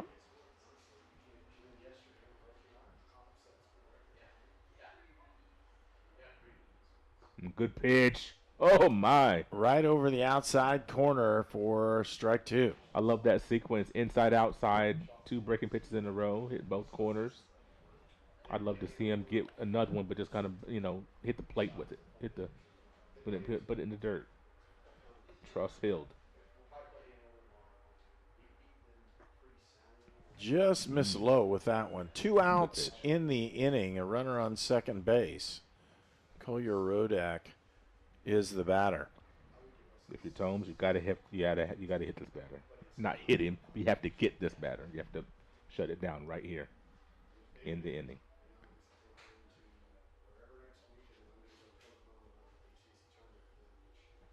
Ooh, did he go? He didn't go. And they're going to say he did. He hit the ball. All right. Wow. Looked like a potential bunt. That's 3 outs in the inning, but damage is done by Rose-Hulman again. They pick up 2 more runs. It's 3-0 Rose-Hulman when we return for more action here on Indiana Sports Network. Gen Z is a stall generation. The news says Gen Z is struggling. I've got news for them. I wait tables, but last week I built a field hospital. I put out a forest fire. I stopped 1,000 attackers. And a natural disaster. I've saved lives and led a team on patrol. I serve. Well, I go to school full-time. While I work full-time. The greater the challenge, the stronger we become. At H&R Block, tax time is our favorite time of year. It's when our tax pros get to do what they love the most, help people. By getting to know you, they make sure your return gets done right. It's not just numbers, boxes, and forms. It's personal care, so you get every credit and deduction you deserve. With an average of 10 years experience, our tax pros get your taxes done right. Just one of the many ways Block has your back. This is Sue Goshen from your locally owned H&R Block in Brazil. Walk in, make an appointment, or drop off your documents, and we'll tackle your taxes while you're away. I love a good deal. I love finding good deals like this because this Fritos Chili Cheese Junior Wrap is 99 cents. I feel like they just marked it wrong, but I'm not telling. Right. Sonic Fritos Chili Cheese Junior Wrap. This game is presented by the Indiana Army National Guard. And welcome back to Rose-Hulman. Joe Large will be at bat, the shortstop for Defiance, and we'll give that opportunity.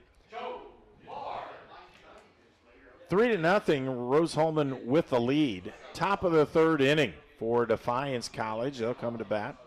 Just went to look to see height and weight for Joe Large, and it's not listed.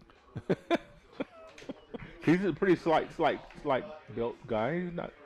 He's a freshman. He's an athletic guy. Yeah, he looks pretty tall, but not a big guy at all. So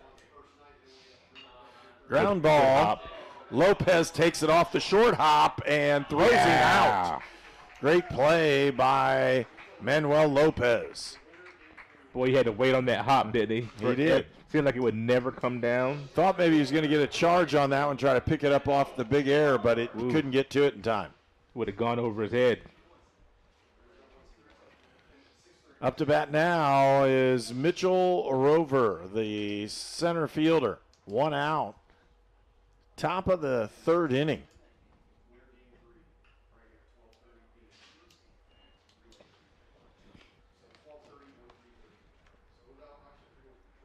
Three to nothing, Rose-Hulman lead. Rover takes that one outside. 2 balls, no strikes.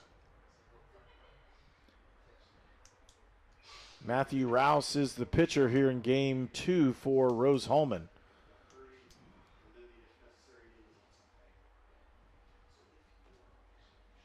Already with 5 strikeouts. And we're just in the third inning. And those, you struck out the side in the second, and I think it was probably like 11 pitches, something like that. I mean, it was very efficient.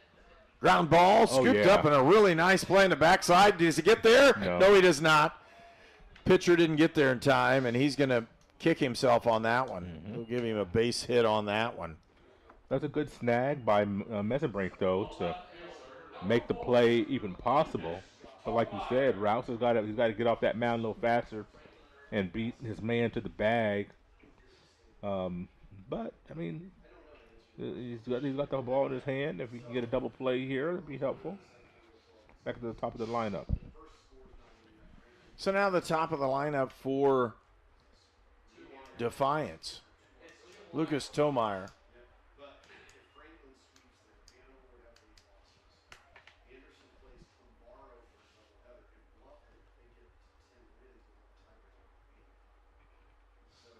Again, Tomeyer at the plate. There's a potential base hit up the middle, and it does. It drops in there. Runners on first and second for Defiance. So a little something brewing here for the Yellow Jackets as they have 2 aboard. And, you know, you're getting down to the meat of your lineup, Horning, the DH here. So, and then you have Kaffenbarger, if you can see out of the double play. So that's what you want. You want Kaffenbarger up and Murdoch with guys aboard. Don't be surprised if you see a bunt here just to try to advance the runners. Ooh, I don't know if I You want to make sure Kaffenbarger gets up with 2 on. Oof. Throw it on the inside. Misses with ball 1. Horning, a guy that is one of their team leaders as far as average is concerned. Came into the day hitting .268.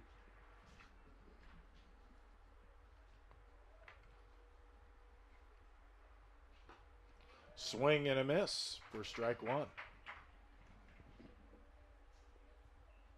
It's a big spot right here for Rouse, as he's got his first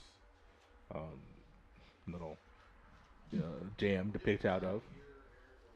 True test for him in the ball game. First Yeah. time he's had that opportunity. Yeah. He's given up 3 hits here in 3 innings. That's a good hit. Make it 4. Yeah. That's a nice shot into left field. They're going to Right. get there, and they'll cut it. Yeah. 1 run scores. It's the first run that Defiance has scored today. So, again, a nice hit that time by Austin Horning, who's playing the DH position. Nate Kaffenbarger. Well, second time through the lineup, Herb. 3 straight singles. Of course, that started at the bottom of the lineup, but still, Tomeyer and Horning both were recorded outs first time through, and they both singled. So let's see here with Kaffenbarger if he can boost his batting average a little bit more. And a really nice block that Yes. time by Drew Roberts. Mm-hmm. Get those knee pads dirty there. Those shin guards. Of course, knee pads is a different sport. I don't know why I said knee pads, but whatever. You know what I was talking about. 3-1's our score. Rose-Hulman with the lead. Defiance with runners at first and second, and the leading hitter in the conference in Kaffenbarger at the plate. Just giving Tomer just a little something to think about there at second base. It's a good job by Collier Rodak to come in at the on the end as you think nobody's covering the bag, and like, here comes the throw over. Fouled that one off. 1-1's the count. 1 out in the inning. Ball 1 Hobson. Forward escape.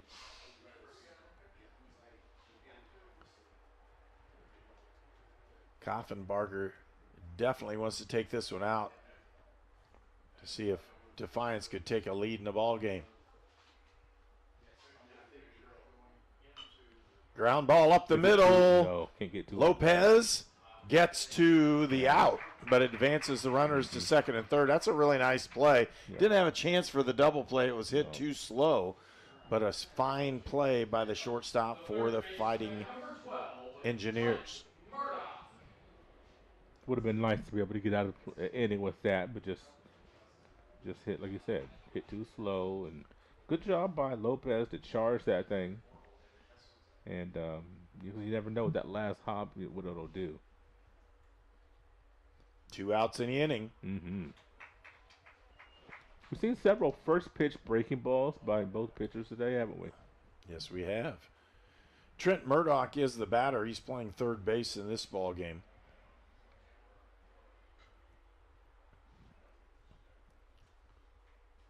Oh boy, went back to back on him. Didn't quite offer at that, as Murdoch just held up as he thought about it. Outside, inside, went back to back. I think Rouse likes that sequence. Where's the fastball going now? Ooh, just missed high. 2 balls, 1 strike. There are 2 outs in the inning. 1 run has already scored for Defiance. They have runners on second and third. Murdoch 0 for 4 in game 1. Grounded into a double play to end the game in the 9th inning. Calls time and backs out on that one. Yeah, I like that. You're in there too long, starting to get stiff. You're not active, not able to fire it. Inside, they're going to call that a strike. Say it went over the inside corner. He kind of rolled his head on that one. Just looked up at the sky a little bit. You don't want to show anybody up, but that was a tough call. Here we go. 2-2 is the count. 2 outs in the inning. Almost went on that one. Was that the same pitch? Or was that the same pitch? My goodness. We're never going to talk about it. Now they're going to ask. He's going to ask if it hit him or if he swung at it. Well, if you wanted to know if he swung, you would just appeal. I know Coach Rose is not worried about it hitting him. There's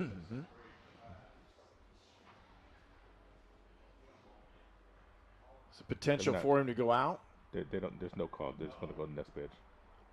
And now they're going to ask for what's going on.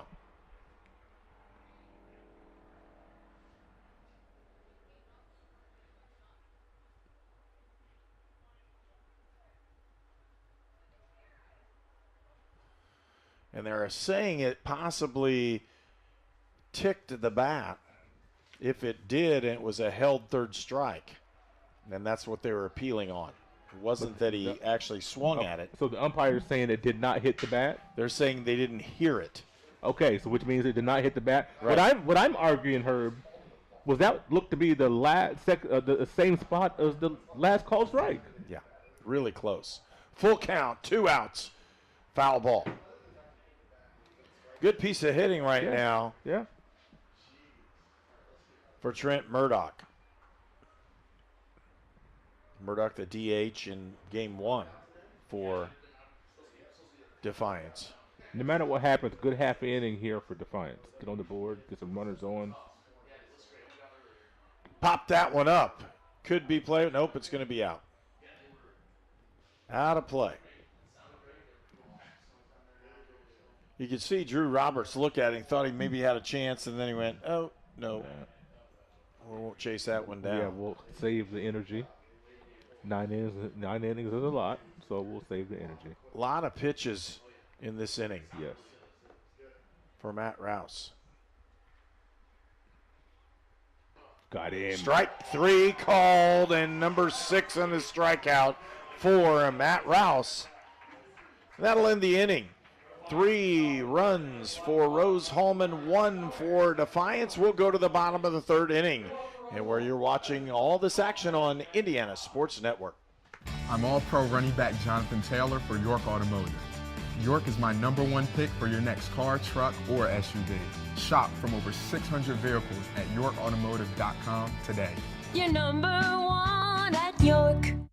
If you are an athlete, a farmer, work in the factory, or just work in your own backyard, you need the benefits of chiropractic care. Shaw Chiropractic, located in the Brazil Kroger Strip Mall. Dr. Julie and Dr. Michael Shaw, your friends for chiropractic care. We were choosing colors for the house, and I stopped and looked at Mike and said, "We're really doing this, aren't we?" The process was challenging, but Riddell was there for us every step of the way. The mortgage, closing, they eased our stress. It made sense when Mike said, "We're really doing this." Mortgage loans made easy from Riddell. Making friends since 1885. This game is presented by the Indiana Army National Guard. 3-1's our score, and we want to thank York Automotive, our transportation specialist we use here at Indiana Sports Network. They have 5 locations in Brazil, Crawfordsville, Greencastle, and Plainfield. And we got a couple things going up. You're going to be broadcasting in June with the Indiana Class All-Star Basketball Classic at Anderson. Yeah, it's always a fun time when you're seeing some of the best and brightest boys and girls in the state of Indiana and showcasing their talents on the hardwood at O.C. Lewis Gymnasium. It's going to be a fantastic opportunity for some of our youth.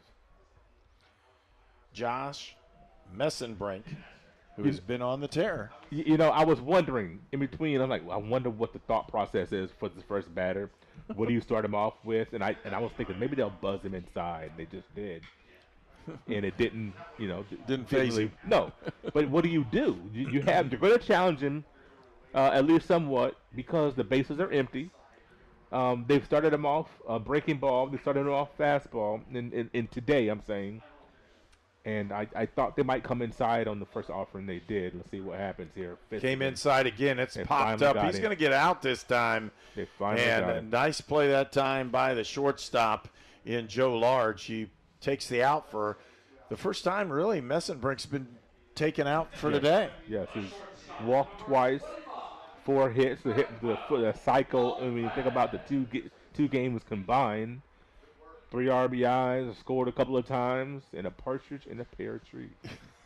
He's done everything. All the way there. He's done it all. Manuel Lopez, who had a couple really nice plays at his shortstop position earlier, struck out first time up to bat in this ball game.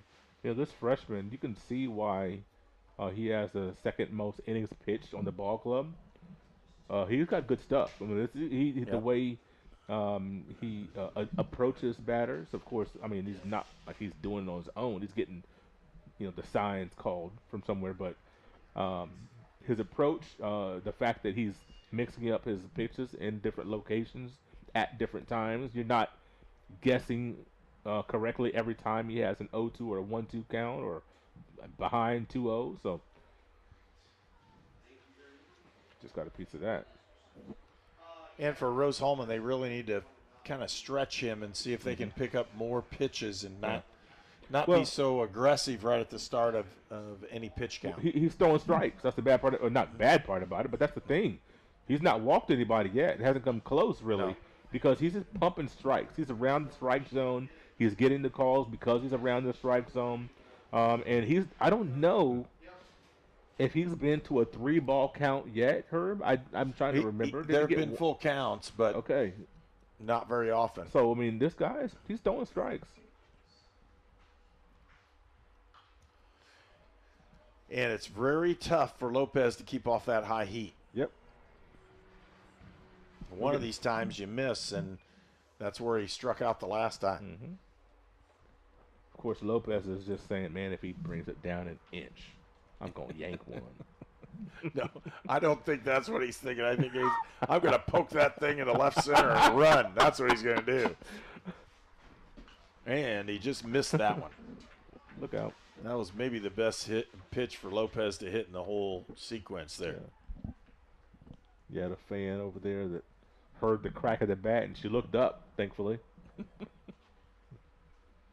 1 ball, 2 strikes, 1 out. Oh, and he boy. swings, and it fouled off of him. Uh-huh. That doesn't feel good. I don't care if it's 65 degrees or not. If that, man, you get a foul tip off your body, it doesn't feel good. give you a second to walk things off a little bit. He says no. Let's go. Yeah. Well, I mean, he walked around a little bit, like he literally did. So I'm just saying, you need a few steps. 1 ball, 2 strikes, and Lopez has caused a really good at bat. He's really causing him to work for this one, and that's the kind of thing that needs to happen if you're Rose-Hulman. They need to see the pitch count start to really increase. Oh, again, got inside on him. Just had to just fouled that thing off. You know, jumped out of the way almost with the bat in front. A couple of pitches go and hit off of him. If you or I do that, we're probably on the stretcher, you know, in a few minutes headed to the ER or somewhere, checking for broken bones or something. I just lose a hip. 2-2's the count. And he gets that one into short right field, and it's caught. Nice play over the shoulder. Josh Vischer with the nice play for the out for the Defiance. Had him leaning just ever so slightly off balance because of the pitch sequence with that, and there's a good battle there that Tomes was able to win that one. Klein, again, the designated hitter for Rose-Hulman, was up twice in the first game. Went for the bunt, and it's foul. And you see Klein can move there as he was trying to drop one down. Either corner, both corners are back. If he'd have been able to drop that down and get it out 40 feet, he'd have legged that out very easily without a throw probably. But be able to get back in the batter's box after running all the way down to first base and beyond. Cade Klein, a local product here at Terre Haute South. Missed with that breaking ball outside. Evens the count at 1-1.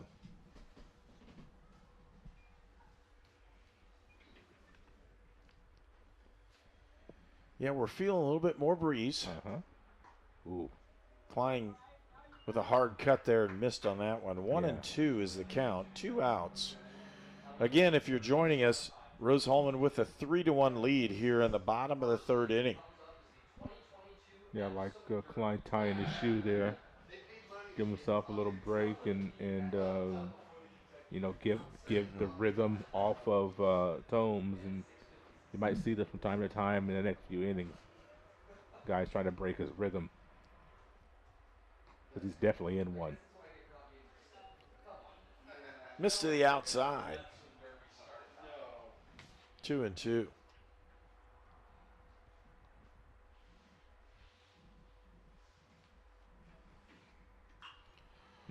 Almost poked that one down the left field line, did Klein.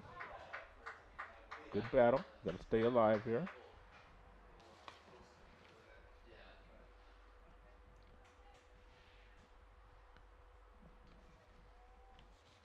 Pitch count up to 45. And he gets that one right into right field for a base hit. And that's what Klein needed there. After that nice battle, you pay it off with a single, extend the inning, and see if you can get a little 2-out magic on. 51 total pitches is what they have down as the official pitch count. And that's not bad. You know, if you can get, of course, the inning's not over. But say the inning was over, 51 pitches through 3 you'll take that.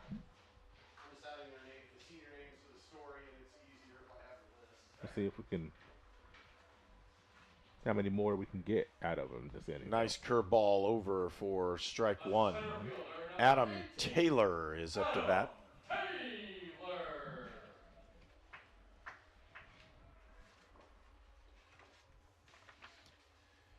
Again, Rose-Hulman looks like they're having a lot of fun. They should be.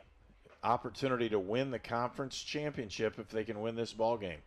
Defiance looking like they're not going to make it easy here in this second game. Well, we talked about that before. Yes, we did. We thought one of them would possibly be a big gap as far as a change in numbers, and it was. Ground ball to the shortstop. He scoops it up, fires to first base, and gets the out, and out of the inning is Defiance. And no runs scored for Rose-Hulman. The score right now at the end of 3, it's Rose-Hulman 3, Defiance 1. We'll return for more action on Indiana Sports Network. At Great Dane, we are proud to invest in our people and the communities we call home. We are hiring now for trailer assemblers and welders across the country. We need the makers, people who are ready to make a difference. We need you. Build something bigger for yourself and your family with great health benefits, advancement opportunities, 401k, pension, and more. Apply today at greatdane.com/careers. Treatment for those with mental illnesses and addiction issues has evolved over the years. In the late 1960s, Indiana's mental health system began to take shape. From 1971 to 2021, Hamilton Center has touched the lives of thousands of people in central and west central Indiana. We are committed to the latest therapies to improve the quality of life for those with mental illnesses. Treatment works. Recovery is possible. And thank you, Indiana. This game is presented by the Indiana Army National Guard. Both of these pitchers have done a really nice job. 51 total pitches for Tomes. Rouse with 54 as we go into the 4th inning. Top of the 4th. Rouse with 6 strikeouts in 3 innings. Knock on wood here, and I mean this sincerely, and I hesitate to even say, neither pitcher has walked a batter yet. No. Very efficient pitching in both pitchers around the strike zone. That's what you want to see. If somebody gets on base, you want it to be via hit, not because you're giving them freebies.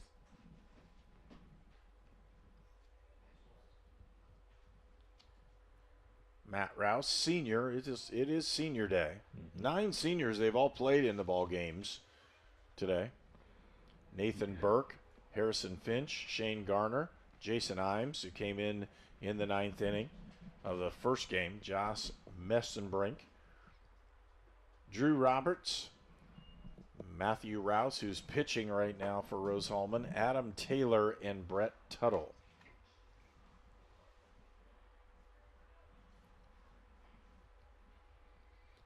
Rouse with another pitch, and they got the strike on that one as well. Ooh. Gave him that one over that outside corner. Hunter Bostater is the batter. It's a 3-1 count. Missed high on that one. Yep. They said he didn't go, so there's your first walks. No. See, you did that one again. I talked about walks, and there it happened. I told you that I hesitated, and I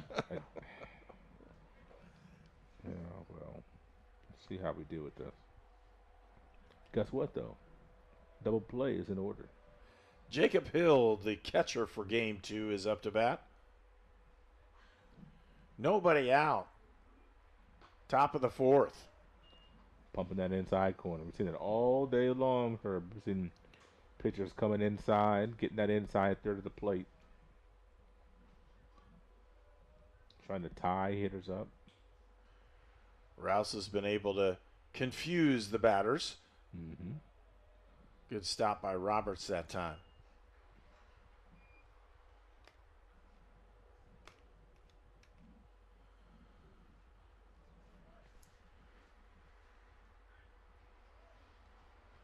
Hild, the batter for Defiance. Ah, did it get him? Looked like it possibly hit him, but he got out of the way. Ooh. Okay. I thought it was surprised he got out of the way of that. I didn't know if he'd have an opportunity to, is what I'm saying. 2-1's a count. He's not giving those high ones very often. No. It's 3-1. Back-to-back counts of batters where we have, I think, a 3-1 count here. Start this inning. Oh. 2 walks to start the inning. Might start you walk 2 straight, that's really difficult. Normally you're going to give up a run if you do something like that. Mm-hmm. Might start to see some movement down in that bullpen for Rose-Hulman. Just see a conversation at the mound here. Sometimes he's got to settle down a little bit. Got all for the fourth inning of work, second time through the lineup here as you're going down to the bottom third of your lineup, 7, 8, 9. And so you know, typically at the bottom third of your lineup, you're not going to get a whole lot of pop. But you know, still want to be careful. Yeah. You're typically probably not going to give a home run to these guys, but you still want to be careful that you're not just. You just want to pitch strikes and make plays. That's what you want to do right now. Hey, you know, we talked about the June 17th and 18th date of the Indiana Class All-Star Basketball Classic at Anderson. And they have ball games for all the different ages in Indiana for the high school athletes there. Everything from a senior game to, you know, freshman, sophomore game and a couple of junior games in both the boys and the girls. The girls will play on Saturday the 18th, the boys on the 17th. And that's a lot of fun. We've had Indiana Mr. and Miss Basketball play the last couple of years in this set of ball games. Nice bunt attempt there. Good bunt. Got it down. And there's the error. Yeah, there it is. Error's going to be on Tuttle on the throw, and that'll load the bases. Nobody out here in the top of the fourth. Oh, that's tough if you're Rouse, and now you just have to regroup. Give up 2 walks, and then you know one of your guys gives up an error. Still no runs across the plate, so but you got to bear down. You know, I was going to mention Nola Wilson. I guess it would have been like 5 years ago. Played in that game on our airwaves, of course. Ended up playing for Rose-Hulman women's basketball team, but she was in that game. Joe Large, the shortstop, up to bat.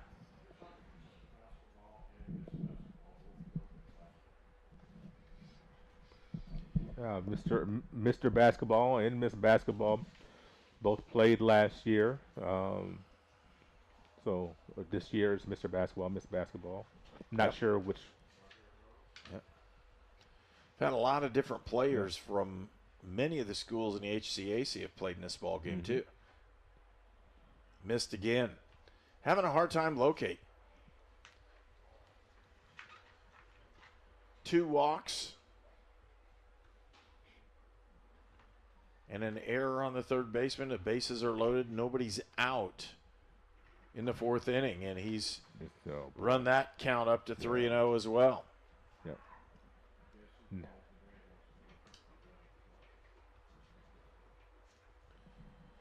And when you look at this one, Rose-Hulman with just a 3-1 lead. Defiance has a chance to make up some ground here and see if they can do something with this. A classic hit is what they need. They're at the bottom of the order. Joe Large, the 8th batter in the order, is up right now. Mitchell Rover is on deck. And he walked him. Walked in a run. It's now 3-2.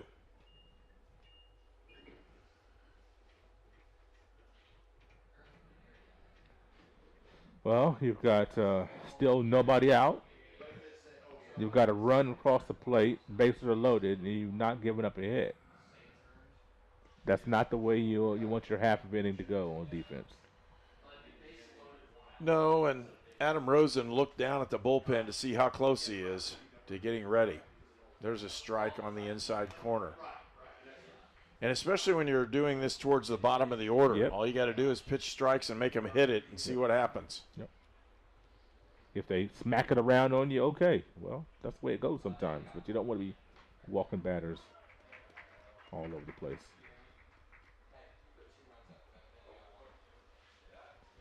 And this is where we've been accustomed to being before this half inning was ahead. Now with this 0-2 count. Scores 3-2. Fouled off and out of play.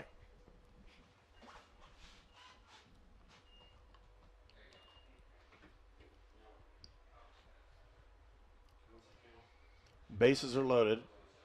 Nobody out. 2 strikes on Rover. Fouled off again. Rover is just staying alive, isn't he?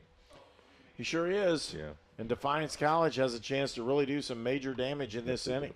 Yes, they do. They kind of fell apart in the first game, losing 15-0 to Rose-Hulman. This ball game's a whole new game.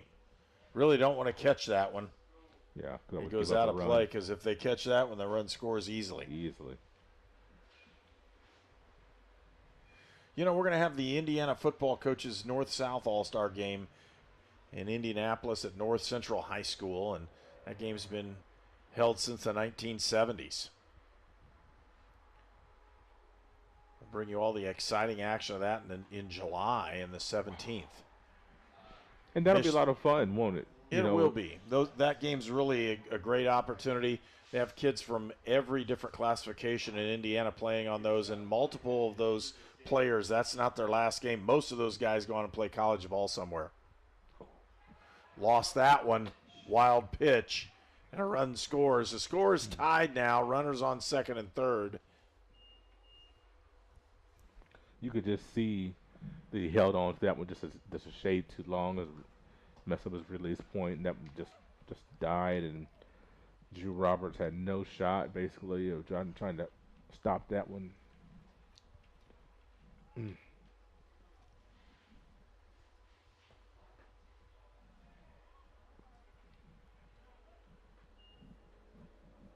This might be his last batter. 3-2 is the count now. Nobody out. Already given up 2 runs here in the top of the 4th. Ground ball to the first baseman. He'll get the out, but the run will score. So Defiance takes the lead 4-3 here in the top of the 4th inning.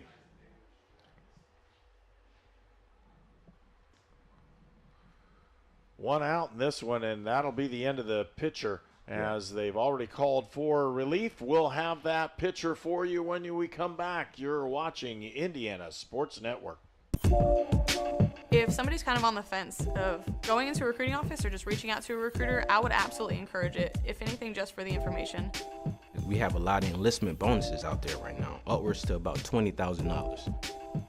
If you're in college or you plan to be to college, this is a great choice for you, because our organization, we look for students who want to go to college. We also have educational benefits where we pay up to 100% of tuition.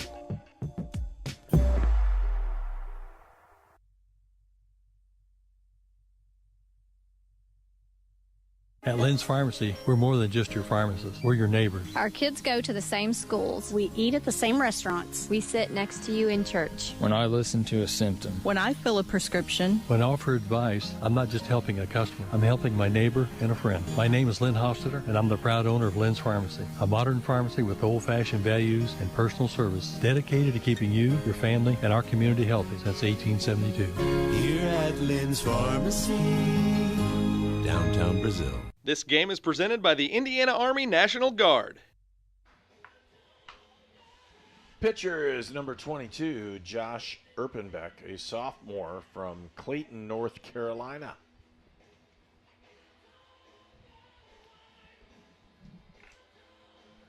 So Erpenbeck comes into the ball game.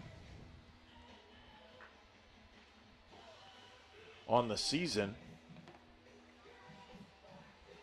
try to see that one for you. 6.19 earner end average. He's 3-1 in this season. 11 appearances. He started 6 ball games. He's thrown for 36 innings. 18 base on balls and 30 strikeouts. You can say sophomore, he's going to be pretty good. Yeah, you can see that where he pitches from is much different than Rouse. With Rouse coming from right behind his neck, and Erpenbeck, you'll see that coming from the side of him. So a lot better vantage point for these batters. Not ball not going to be hidden for as long.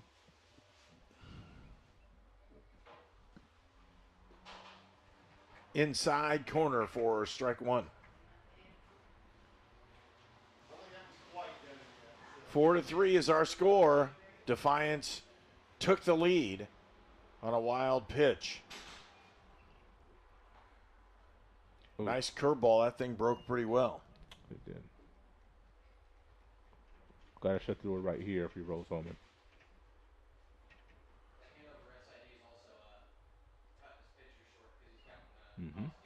Inside corner for strike 2. 1 out. Counts 1 and 2. Erpenbeck facing his first batter.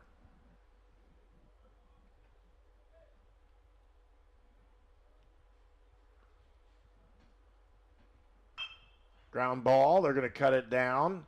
Lopez throws him out. Holds the runner at third base. They get the out, and the runner does not score. Yeah, I was kind of surprised that that the runner, didn't make an appearance of going. Like, he was pretty hugged to the third base. Like, kind of surprised at that he didn't maybe range a little bit to maybe try to draw the attention of Lopez a little more. No, not that it would have worked, but.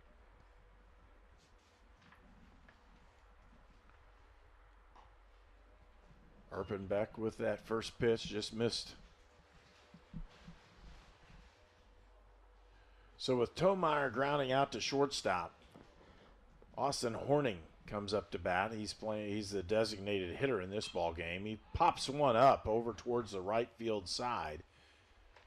And Colliard Rodak hauls that one in for out number 3. So with that, damage done by the Yellow Jackets. They take the lead 4-3 as we head into the bottom of the 4th.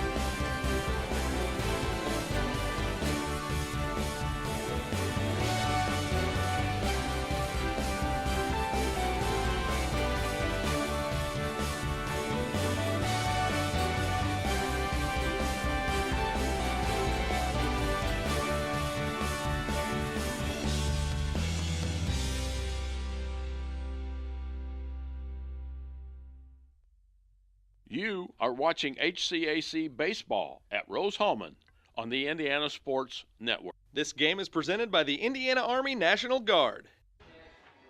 Sam Toms is still the pitcher for Defiance College, and up to bat for Rose-Hulman will be number 9. That's Harrison Finch, the right fielder, and he'll have a chance to do some damage for Rose-Hulman here in the bottom of the 4th inning. Rose is going to have to send several batters to the plate here and try to get the momentum back. So just the game, the life has been sucked out of this game for Rose-Hulman, seemingly. That last half an inning was really tough. We're looking at ball not getting out of the infield, and you give up 3 runs. I mean that's pretty tough. It is. The two of your 3 walks scored, your error scored. I mean, it's just no hits, and you give up 3 runs. That sucks the life out of you. Now you got to get it back. You got to get some juice going. 2 balls, no strikes as Rose-Hulman finds itself trailing by 1 run here in the bottom of the 4th. Harrison Finch takes 3 off the edge, and it's 3-0. You're seeing and hearing some chatter from the Rose-Hulman dugout. That's exactly what you need. Don't wait till the bases are low to start making some noise. You got to give your guys some life right now. Your bench has got to make some noise, kind of like we say in basketball. You need the bench players to make some noise and get your mojo back, get your energy level back up. Because I guarantee you, the energy level, you can't go through a half an inning like that and not feel it. You feel that. So, Rose-Hulman, you got to crank it back up here. Drew Roberts steps in as the walk is drawn, and Harrison Finch heads down to first base. And for Roberts, he bats .275 on the season, and he's playing catcher here in game number 2. Pretty good curveball. Yes, it was. Conversely, the one thing that you could not do if you're Tomes is walk the leadoff man. Yeah. After those 3 runs, getting them energy back, getting the momentum, you cannot do that, and that's exactly what he did. let's see now, can Rose make that pay off? Can you get your walk around to score? Roberts finds himself down with 2 strikes into the count. You know, as the coach has always said in Little League, it just takes one. And that's what they always say. It takes one swing. Just take one. Just takes one, kid. You're all right. Just take Here one. we go. Let's see what he's got. Throw back. Mm-hmm. We already had one runner picked off in the second inning. An inning that, netted 2 runs with the Engineers, but most likely could have been more if that runner wasn't gunned down at first base with a nice pick off by Tomes. So we've seen this move already. And he's pretty solid. Yeah, I like this kid.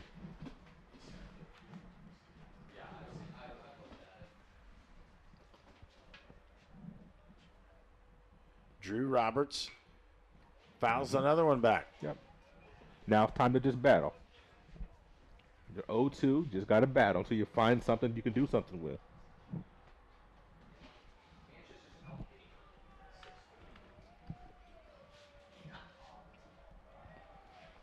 Shorten your swing. No step, maybe. High for ball 1. Now you're starting to really hear the Rose players. Yeah. Yeah. Because they know this is really all they've worked for all year is going to happen here in the next couple innings. 5 innings. Yeah. You want to win that championship or what? Do you want it? You said you want it. Now let's go out there and get it. It's right here for you. Go get it. 2-2, and they're causing that pitch count to go up for Tomes.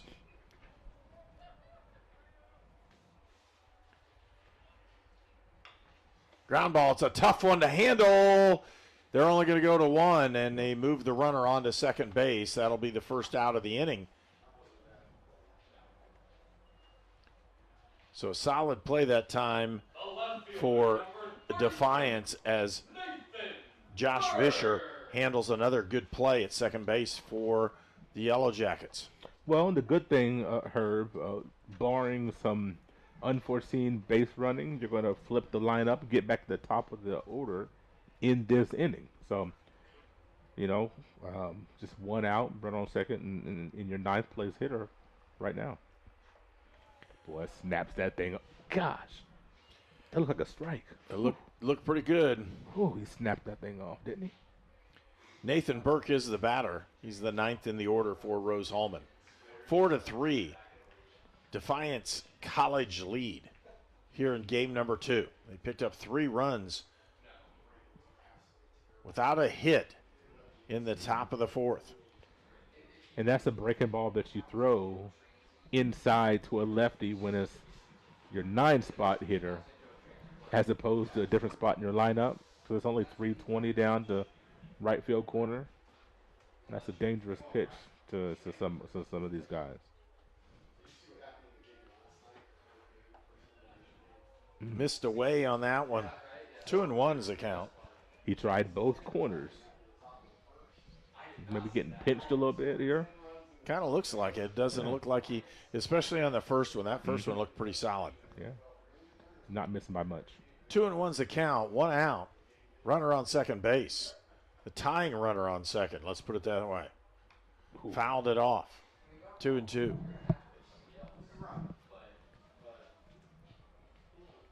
Burke has scored in the second inning of game 1.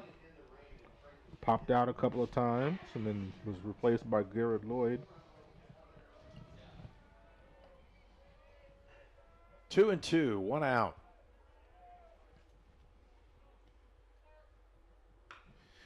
Ooh, just picked that one foul. Yes. Would have advanced the runner if it got by the first baseman. Could have been it, but that would have been tough. I take the foul ball and let's see if we can stay alive and get a base hit here. Love to see Tuttle up with just 1 out. I would love to see that.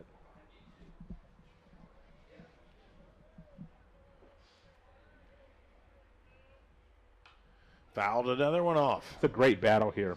It's a great battle here by Burke. So many of the players that have battled this well have been rewarded in their at-bat. Let's see what happens here with Burke. See, is he rewarded? Does he get a pitch that he can hit? Does he finagle himself a walk? What happens in this at-bat? Still 2-2, 1 out. Runner at second. Softy. Yeah. And caught by Trent Murdoch, the third baseman, for out number 2. It's a nice little jam shot there. Just got it off his fist and couldn't do anything with it. It's a good piece of pitching. That's a great battle between Burke and Combs. Now Brett Tuttle, the leadoff, or the lead hitter for Rose-Hulman, up again for the Fighting Engineers. We're in the bottom of the 4th inning. A 4-3 game. Defiance with the lead. Tying runner is at second base. Tuttle at bat has a chance to knock him in to tie the score. If Rose-Hulman wins the ball game, they win the HCAC in the regular season and are the number 1 seed in the conference tournament this next weekend.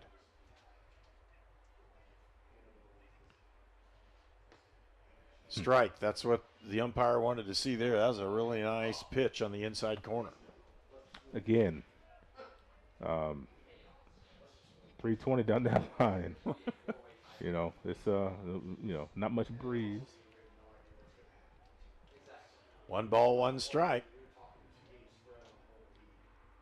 Tuttle at the plate. He took strike 2 over that outside corner.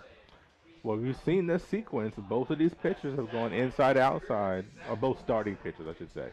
Inside outside with breaking balls on back-to-back pitches.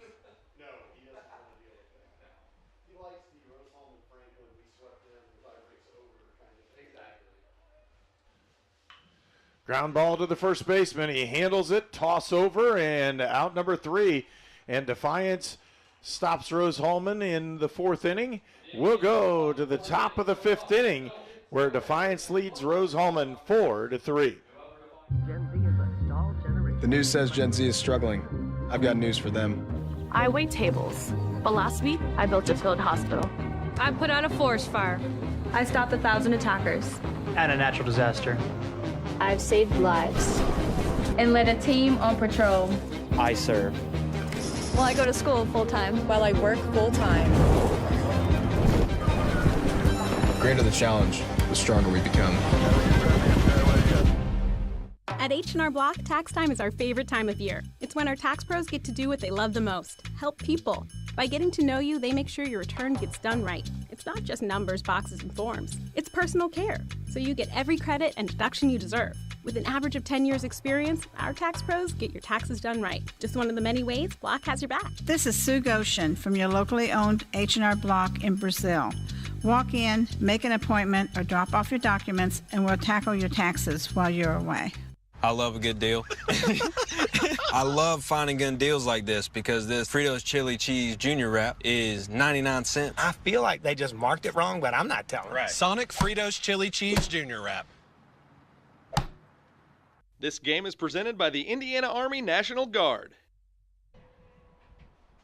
4-3 is our score. Defiance College with the lead over Rose-Hulman as we enter the top of the 5th inning. I used to love when I was catching in Little League.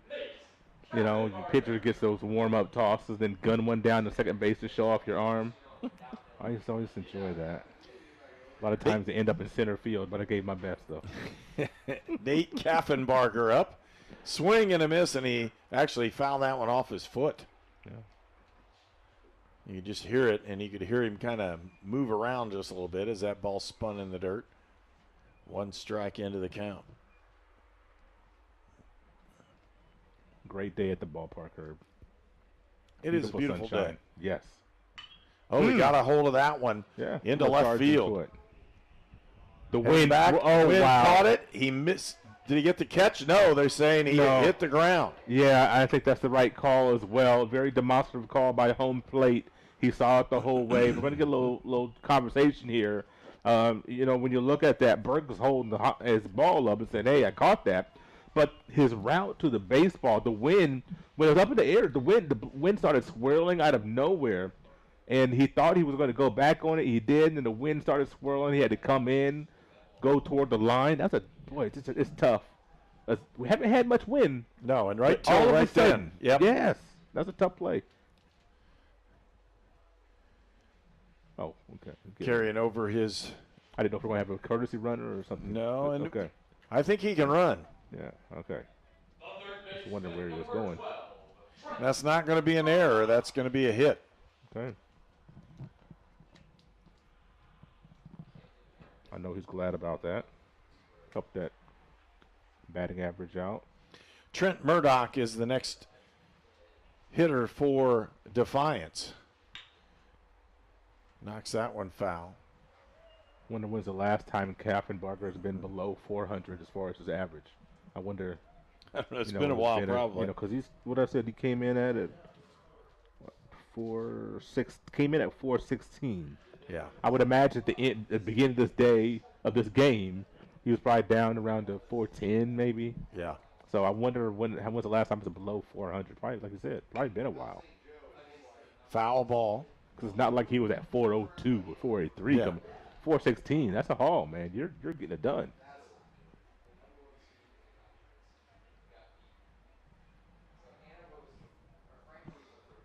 Of course, Messenbrink came in today at 389. You got to think right now he's just right under 400. With his day, 4 hits today? Officially 4 for 5 today? I wonder what his average is at. Well, we'll see. It shouldn't take much to figure that one out. Oh, well, they'll link those up, and yeah, they'll be up and running at the end of the day. Mm-hmm. 4-3 is our score. Defiance with a 1-run lead. And for Rose-Hulman, they desperately need to put runs on. Yes, they do. Foul ball out of play. And you need to shut this little potential rally down too. You got double play is not in order, or the traditional double play, at least they'll say that. So, a strikeout could really help here. A ground ball to the left side would be awesome. That either somebody could field is what I'm saying, not just to a hole, but you don't want a ground ball to the right side. You're going to have a 1 out at best, and runner at third really easily in that case. Oh, got him. Tried to come inside. Boy, that's tough. He tried to come inside on him, and the ball just got away from him and hit him. Basically, probably right in the back, maybe right around the numbers, I'm thinking. And Bostater will come up to bat for Defiance College. Runners on first and second with nobody out.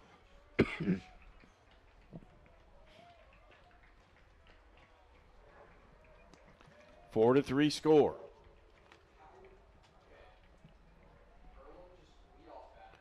Hunter Bostater. Whoa, boy. Went for the bunt. Right back to him. He went for third. Doesn't get him. Now that's the comment. Coach is hot. Coach is hot. I'm telling you, he shot out of that dugout, Herb. He's hot. We'll talk this one over.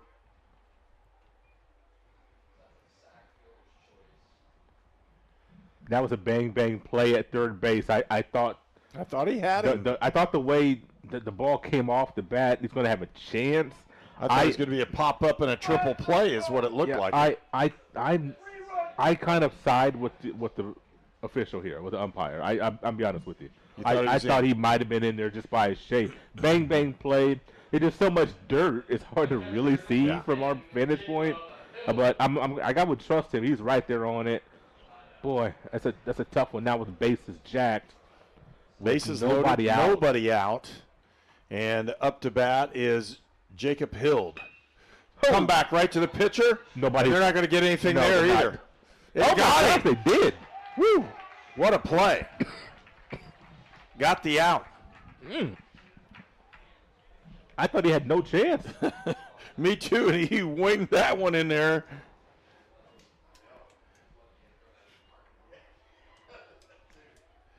So Rose-Hulman gets one out, one run scores, and they find themselves trailing by 2. Josh Erpenbeck with the play off the mound. It hit his glove. He protected himself. It went up in the air, grabs it, and throws him out at first. And I'll tell you what, a little more pop in his step. He's upset. So did they give Rouse an error going to third? Is that where the error was? It wasn't Rouse. It would have been Erpenbeck. Foul ball. I mean, on the bunt that went to third base.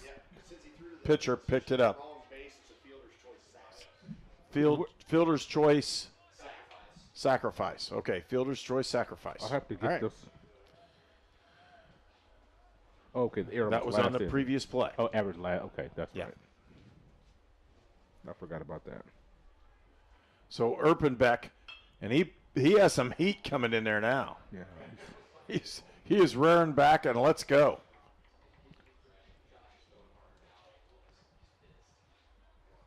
5-3 is the score.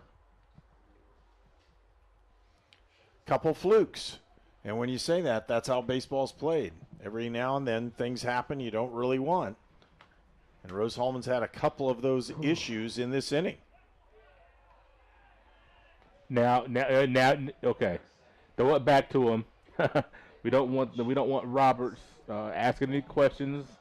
Let's leave that to Coach Rosen, because it's starting to get a little agitated around here. Starting to get a little edgy. Tempers are starting to get a little high. 5-3 is our score. Runners on second and third. 2 outs, or excuse me, 1 out. Mm-hmm. Only the last thing by Erpenbeck as he got the comebacker. Almost threw that one away, and he's got to really calm down and throw strikes. Yes, he does. A lot to go in this one. We're at the top of the 5th inning.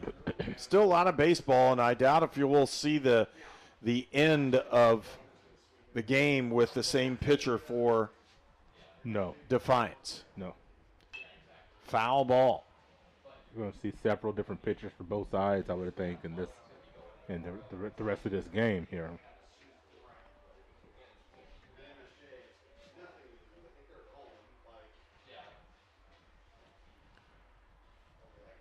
Two and two's the count. 1 out.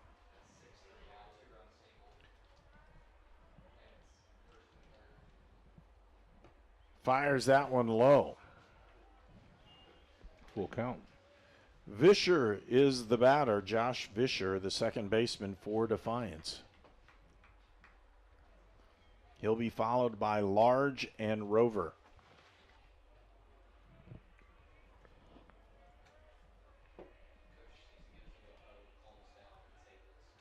Inside, he walked him. Yeah. And do we have movement over there in the bullpen? We don't see anybody. Do you? See anything going down there? I can't see from my vantage point. I don't. Pitching coach out to talk to him. Mm-hmm. That being Ben Babcock. We'll go out and talk it over with him just a little bit. Try to calm him down. I like the fire that Coach Rosen has. he's challenged him on a couple of occasions, trying to fight for some calls for his guys, and I think the players probably appreciate that. Coach got our back.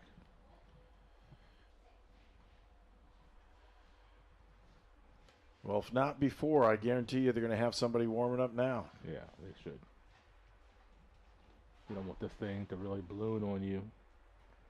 Of course, Erpenbeck is, I think he just needs the time to calm down himself. Once he went to third with Bostater and didn't get that call, I think it really set him off there. inning wasn't going the way he wanted to begin with, giving up the double and then the hit batter. So the first 3 batters reached. There you go. Fires a strike in there. Can you just stay right there? I mean, this is the 8th place batter. You're just going to throw strikes. Throw strikes outside. the next 2 batters. Yeah. Make them make a play. Curveball. Yeah. Got another one in there. Mm-hmm. Same spot.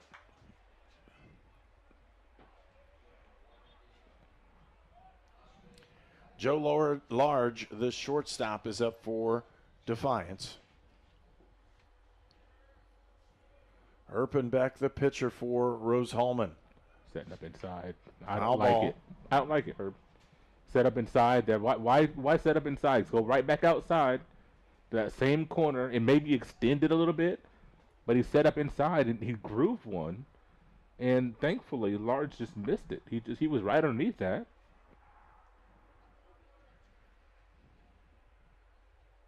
One out in the inning. Bases loaded. Ball down the right field line, foul. Once again, came back, set up inside again. Mislocation, went outside, but that's all he can do. He's gonna flare one off to the right side if you hit that outside corner, but if you get him inside, and that's a dangerous area. Yes, on the right. We'll see what goes on. Large is the batter, the shortstop for Defiance. Swing and a miss. He definitely needed that strikeout. He can't do anything with that out there. Outer third, he's going to squib it off. He's going to strike out. He's going to flare one. Not going to do any damage out there. But you give him a chance inside where you can miss one inner third. You can turn on one, hit it in the gap possibly. Center fielder Mitchell Rover up to bat for Defiance. 2 outs in the inning now, bases loaded. Mm-hmm. Gets the called strike on the outside corner. This is a batter you need to get. You need to get this so you don't turn that lineup over. You want to start fresh in the top of the 6th, the top of the lineup. You don't want this inning to extend to the top of the lineup here in this inning. Yep. Oh. Just missed on the outside. Okay.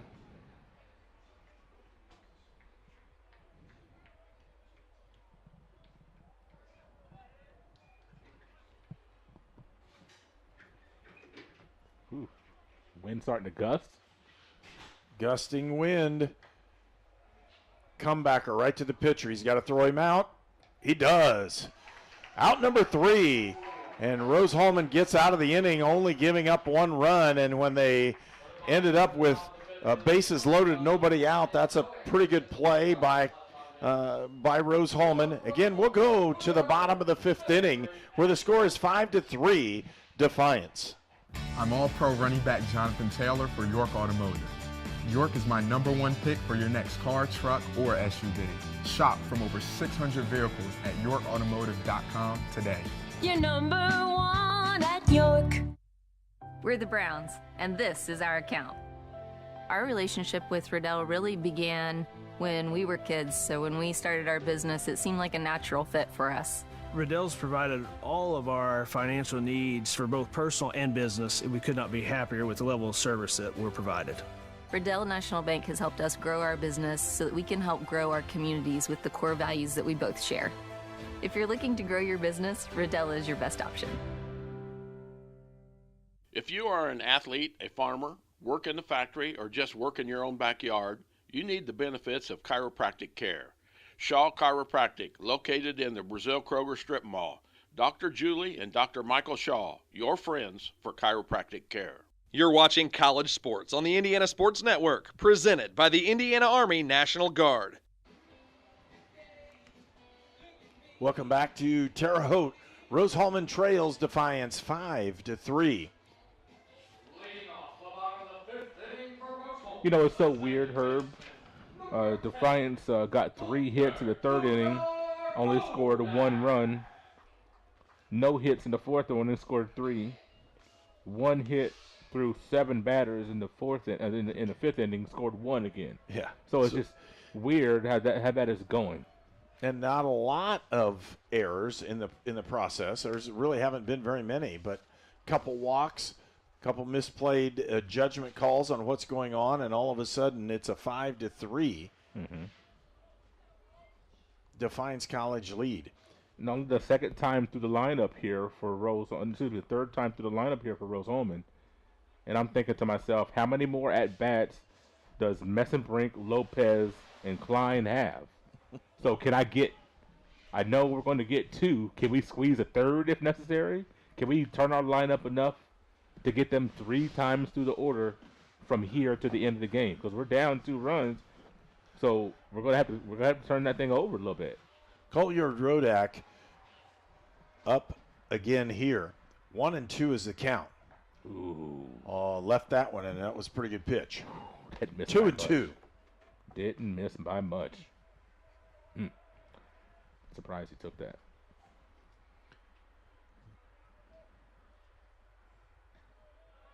Missed outside. It's 3-2.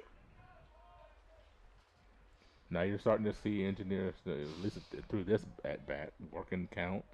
We saw that earlier today.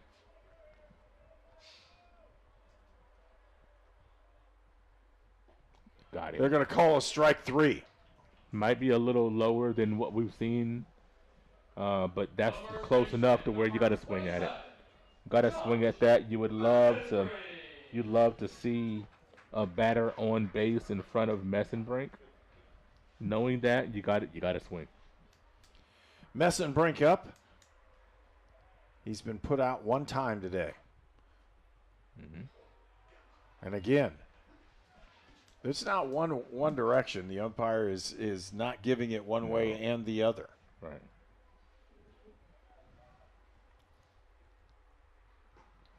Swing and a miss on the inside. He was sitting on that fastball.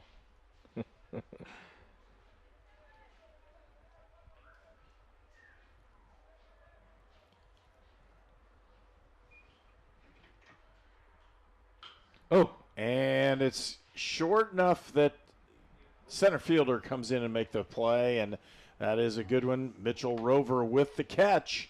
2 outs in the inning.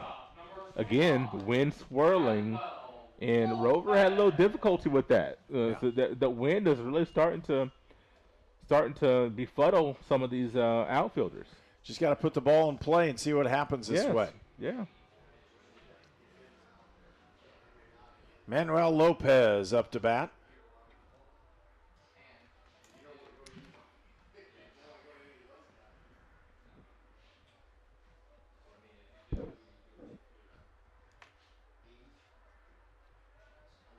Two-run lead by Defiance. Misses on that one.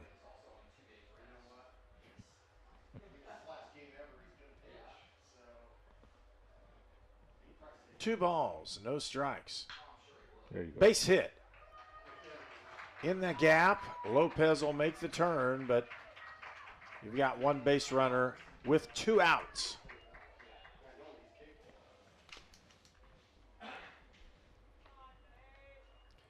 Caden Klein.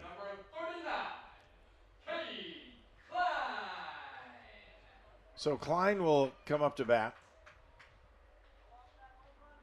Batting .329. See if he can turn on one right now. He got a big shot. It's in playing area, and what's the call? There's no call. Out. They called him out. Oh my gosh. Oh boy. Now we're gonna have another conversation. Man, you got to make a better call than that. That'll be the end of the inning, and no runs for Rose-Hulman on that one. They trail 5-3 as we move in to the top of the 6th. At Great Dane, we are proud to invest in our people and the communities we call home. We are hiring now for trailer assemblers and welders across the country. We need the makers, people who are ready to make a difference. We need you. Build something bigger for yourself and your family with great health benefits, advancement opportunities, 401k, pension, and more. Apply today at greatdane.com/careers. It could be anyone. The star student, the all-state athlete. I never thought it could happen to me, that I could lose everything.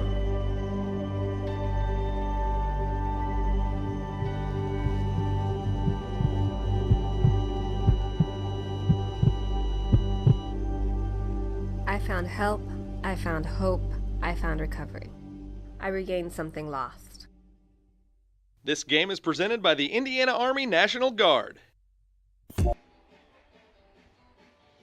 We want to thank our sponsors for this afternoon's ball game: A-Plus Printing, Goshen H&R Block, Great Dane, the Hamilton Center, Lynn's Pharmacy, Riddell National Bank, Shaw Chiropractic, Sonic Drive-In, Sponsler Insurance, and York Automotive. Transportation is provided by York Automotive with 5 locations in Brazil, Crawfordsville, Greencastle, and Plainfield. Leading off for the Yellow Jackets is number 4, Lucas Tomeyer. Tomeyer playing left field today, and he's done a really nice job for him.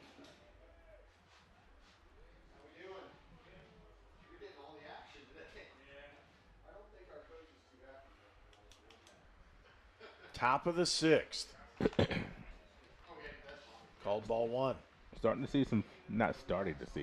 You're seeing a lot of frustration from the Engineers right now in the middle part of the game. It's going to take something. Somebody's got to provide a little spark, stem this tide, make a play, let's have some nice base running. Something's got to happen to, change the energy for the Engineers this game. 2-1 the count. You're so close to your desired goal, or you can just taste it, but you can't get a hold of it. Yes, yeah. It's right there. You just can't reach out and grab that thing. Ground ball to Lopez. He scoops it up, fires to first for out number 1. That's a good start. That's the first time in the last few innings where he got the leadoff man out. So, in innings number 4 and 5, the lead man reached and scored. Austin Horning, the designated hitter, comes up, 1 out here in the top of the 6th. Curveball, they say he missed high.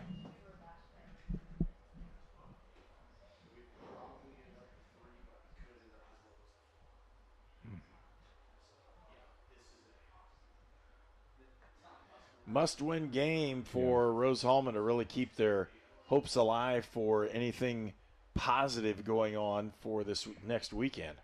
They could still end up with a share of the conference title, but Franklin's going to have to lose, and that doesn't appear to be happening. Strike over that outside corner.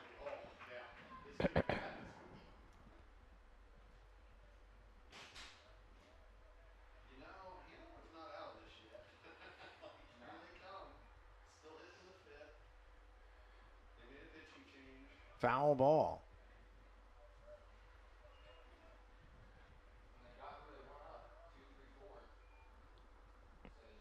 5-3 is our score. Defiance with a 2-run lead.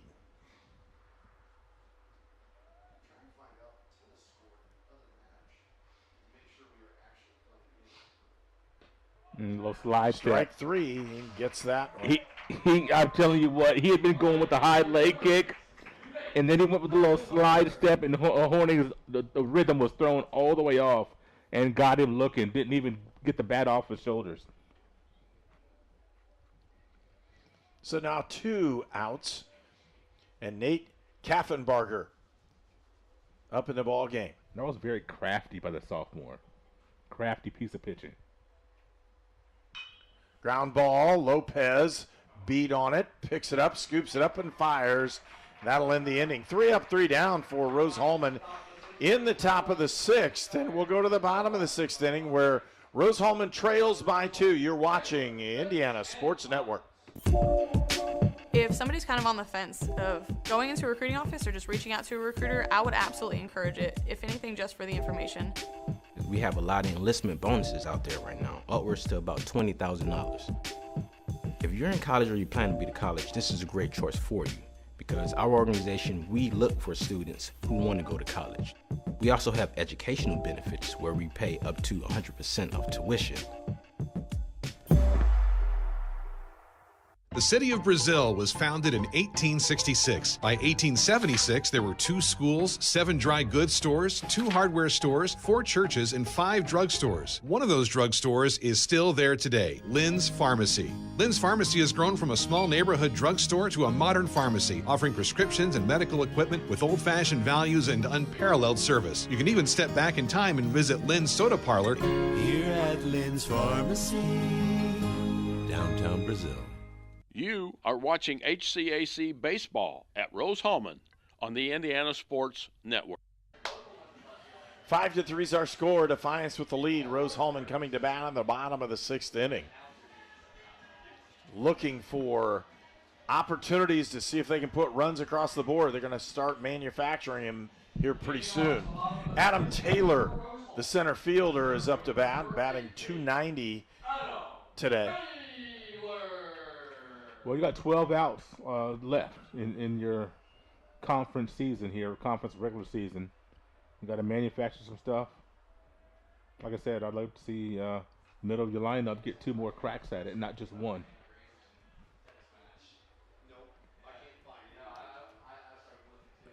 Get a run or 2 across and tie this thing up, hold them, and get to the 9th with the meat of your lineup. That'd be a dream scenario there. You were mentioning pitch count for Tones. He's up to 90 right now, 90 pitches. And if you can push him into that 100 mark and see what happens, it's awful hard once you get there at any level. Got a strike there. That's a nice call for him. And with him being just a freshman, you want to get into the bullpen for these guys. Of course, Cohen Neese, he started off only went an inning and a third. So he's a possibility. Varga's a possibility to come back. He didn't pitch much. Well, no, we're not going to see him. I'm talking about Duvall. I'm sorry, that's what I meant. Keno Duvall, he only went, I think, 1 inning. So those are a couple of guys, very effective pitchers they have that could still come back in this game. But you want to get in the bullpen and put some pressure on these guys. Inside. Boy, that's a pitch that has been going for a strike sometimes, so it must have been just a little bit in.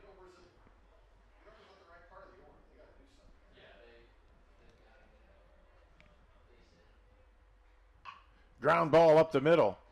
Large scoops it up, throws him out. Joe Large with a nice play at shortstop. Mm-hmm. We've seen several plays by shortstop made today. You look at Large, and then of course Lopez. For the Engineers, a couple of guys have been very smooth out there. Taylor is grounded out to shortstop the last 2 at-bats. Harrison Finch, the right fielder, is senior up. Average of .318. He's been on base both times today in this second game. Takes the first one in there for a strike. 1 out in the inning. Keep forgetting that this is the second game of the day. I'm not forgetting, but forgetting to say that. Good curveball in there for strike 2. Are we going to get to pitch 100? It's up to 96 right now. Okay.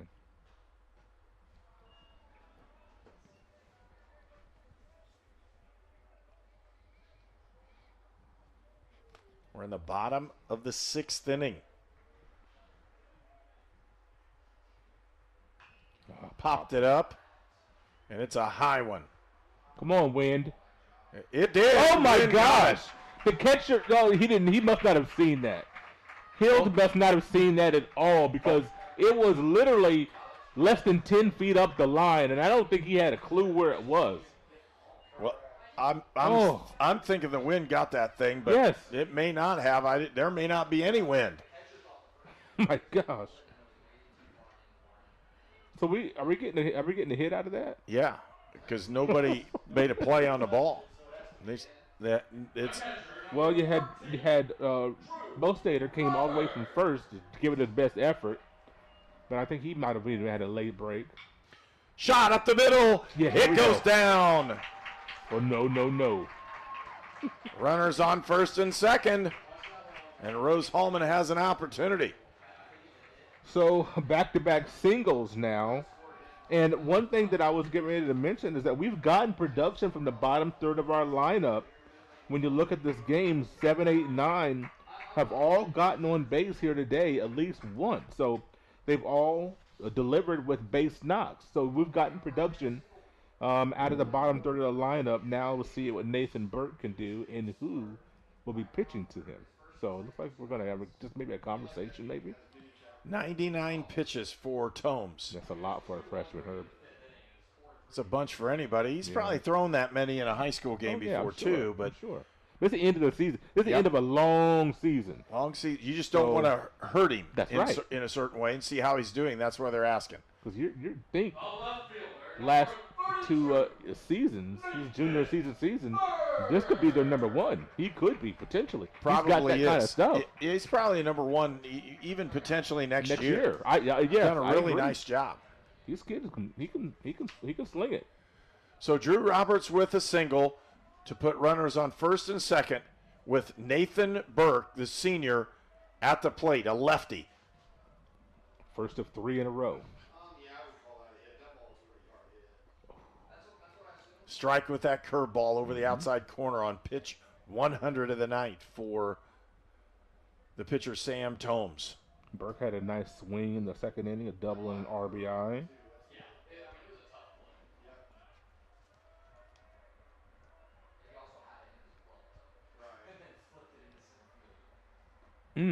Strike 2. Yep. Over that outside corner. Yep. Got to protect now. Good opportunity for Rose-Hulman, even though there's one out in the inning. Nathan Burke up. Pretty deep out there in left field. And he gets a shot into right field. 1 run will score. And they're going to throw it. No, they held him up. Bases are loaded. Top of the order up for Rose-Hulman. Brett Tuttle comes to the plate. Yeah, not the worst of ideas there to hold him up. You do not want to run into an out with the top of your lineup coming up. There would have been a bang-bang play. A good relay shows with hindsight that it was probably the right call. But like you said, bases loaded. Here comes the top of the lineup. Rose-Hulman trying to manufacture, once again, bottom third of the lineup, paying major dividends for the Engineers in this game. Back-to-back-to-back singles. Oh, gosh. Curveball over the outside corner for strike. He hits that thing, and he's hit it consistently all day. You got to be ready for it. But for these lefties hitting that outside corner on that, you're not going to do much on that maybe. He got it up in the air. Should score a run. Tagged run at third. And he didn't come. Yeah, it's a good relay. You're looking at that arm out there in center with Rover. Boy, how big would it be for Defiance to get out of this inning unscathed? How big of a momentum boost would that be? Coulter Rodak is up to bat. Again, 2 outs now in the inning. Bases are loaded. It's 5-3. Defiance with a 2-run lead. Strike 1. Consistently getting that strike down. Yeah, he is. And he's got to bear down. Pitch count up close to 110, I'm sure. Got to bear down and get Colyard Rodak here. 105 on the pitch count. Okay. You would think it might be his last batter, maybe. I don't know. Curve outside, missed pretty wide. That's the first time we've ever seen him outside the main core of where a strike would be. I would imagine there's somebody ready down there in the bullpen. More than likely somebody is ready. With Messenbrink coming up next, I don't know that I would want him facing Messenbrink. With this many pitches. He's the only one that's gotten him out all day, though. Yeah, but Ground ball could get through. Does it? Nope, it doesn't. And that's the end of the inning. Rose-Hulman does not score any runs, and they'll go to the top of the 7th inning, trailing Defiance 5-3.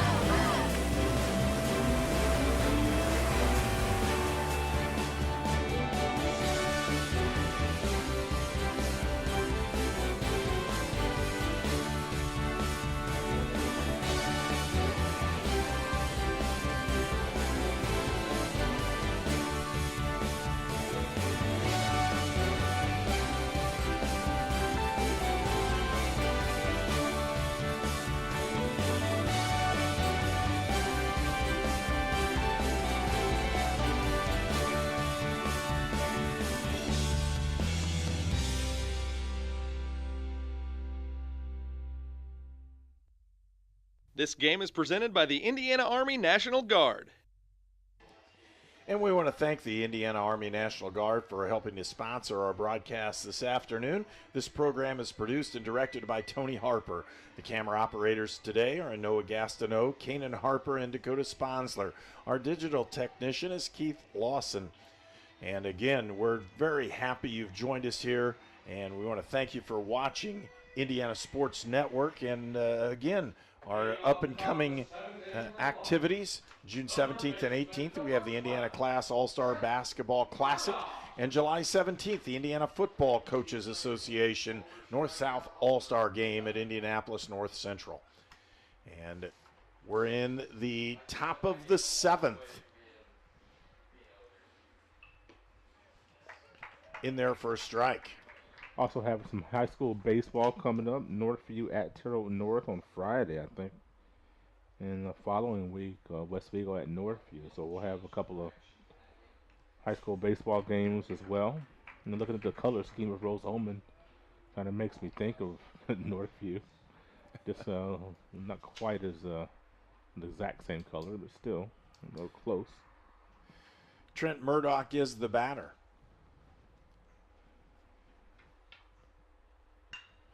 Fly ball into center field. Backing up to make the catch is Adam Taylor for out number 1. Well, Taylor's been pretty solid out there, hasn't he? Really has been. He covers a lot of ground and always looking at what's going on. Now we need could use back-to-back innings of 1-2-3. A little 3 up, 3 down for Rose-Hulman. He had 1 6th inning after a few rough stretches. And see if we can get back-to-back innings like that for Eprenbeck. Hunter Bostater. Stay with it. Hard shot to Tuttle. Tuttle with the throw. Scooped it up and out number 2. Way to go by Tuttle to stay with that. Didn't rush, stayed composed, and a great pick by Messenbrink over there at first base.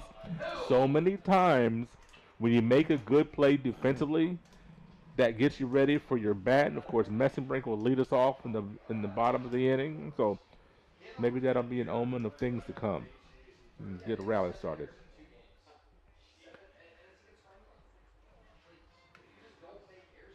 So Jacob Hild steps in for Defiance. Takes the first one high for ball 1. Hild, the catcher in game 2 for the Defiance Yellow Jackets.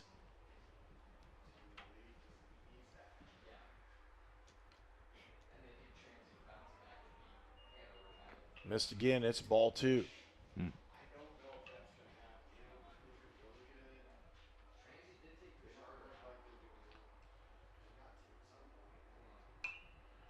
Swing and a foul ball.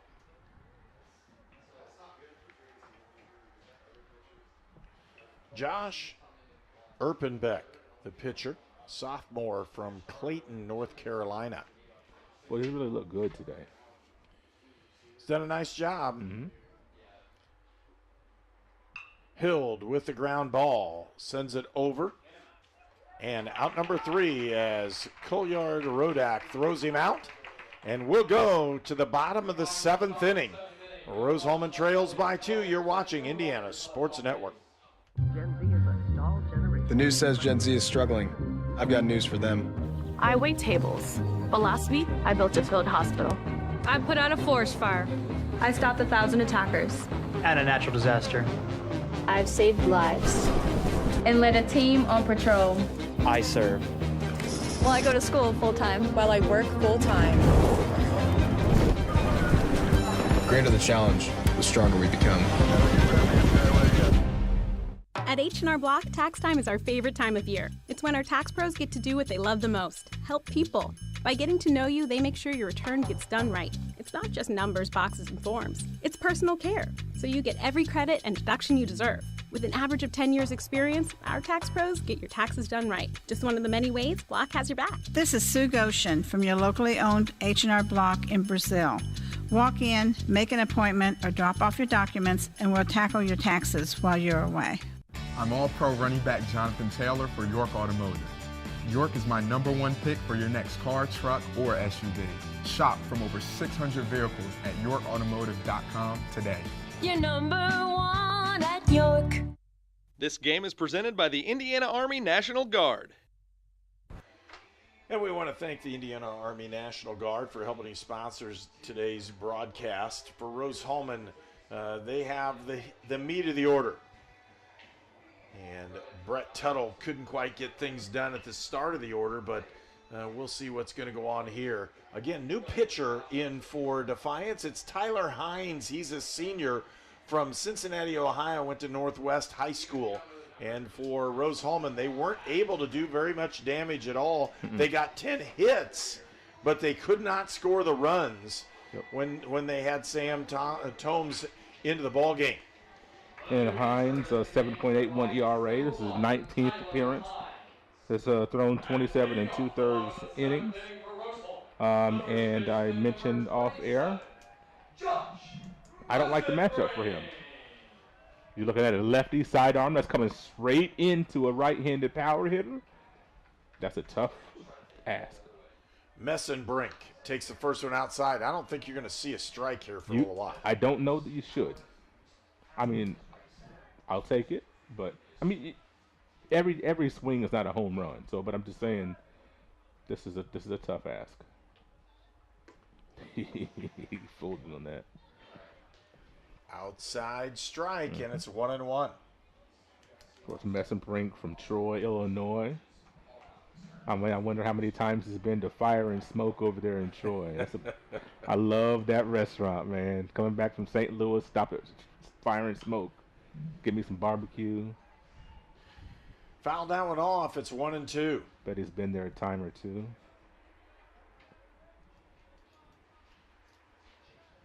Just lift my countenance thinking about Fire and Smoke, man. I just tell you, that place is good. 1-2's a count. Oh, and he misses it. Oh, he tried to wait on that bad boy. Oh, man. The foul tipped off, and it was not held. He wanted that. Well, the good thing for Hines is that he's kept the ball low, right? So he has kept it that's low. What you have to do. Kept it out of his wheelhouse and see if he can fool him with something. That's what Hines is thinking.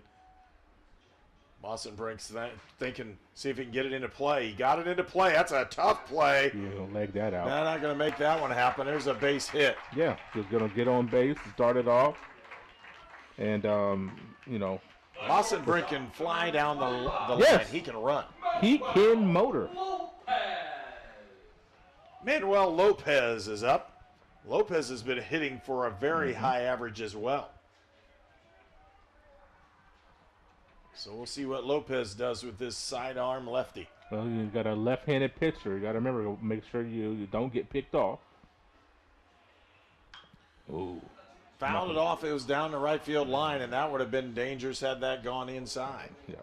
This is for the engineers. You're looking at only having 9 outs left, so you got to make some hay here. You're starting to turn your lineup over, so if necessary, if you're tied or from a deficit, Here's going back. That's a pretty close. Pretty close for an average move. You know, that wasn't his best move, and that was a good location for that throw, so it made it closer than what it probably should have been. But you're thinking your middle of your lineup's going to get another rotation here in the ninth inning if you need it. So it'd be nice if you didn't need it.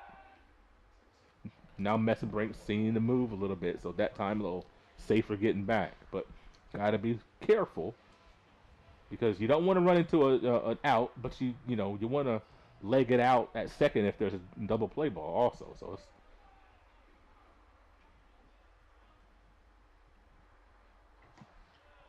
delivery outside for ball one. Another lefty on deck with Klein. He's seen the ball fairly well today in the second game.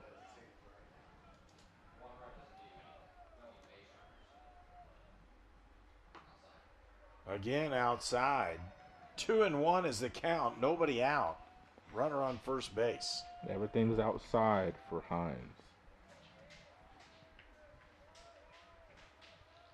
Trying to get that outer third. Snap throw. So we've seen a couple of moves, and that snap throw for the first time. 2-1.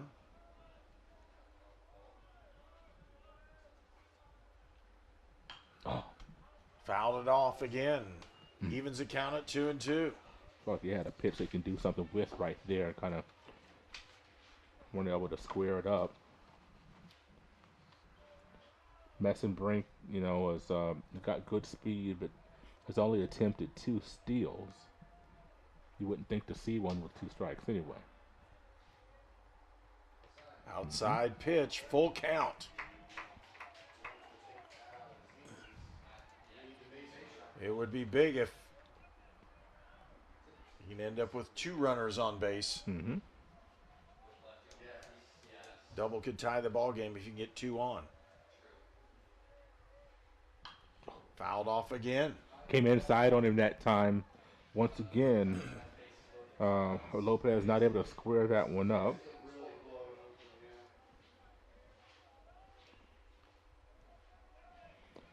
Game started off very well for the Engineers. 3 runs in the first couple innings. Thought we were going to, kind of be able to expand that lead, and not so. Thumbs bore down. Fouled another one. These are pitches that are getting a good portion of the plate. You'd like to see the battle, but you'd also like to see Lopez square one of these up. You're getting some pretty good pitches to handle.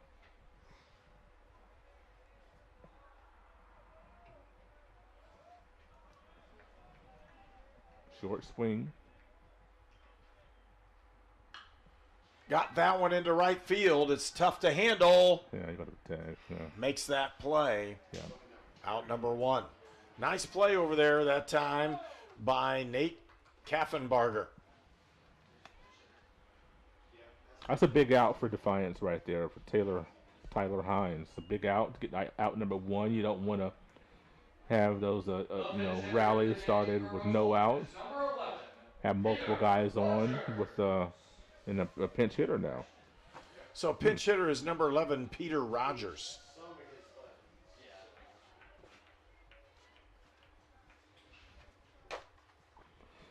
So with a left-handed pitcher, you're going to bring in another right-handed batter. And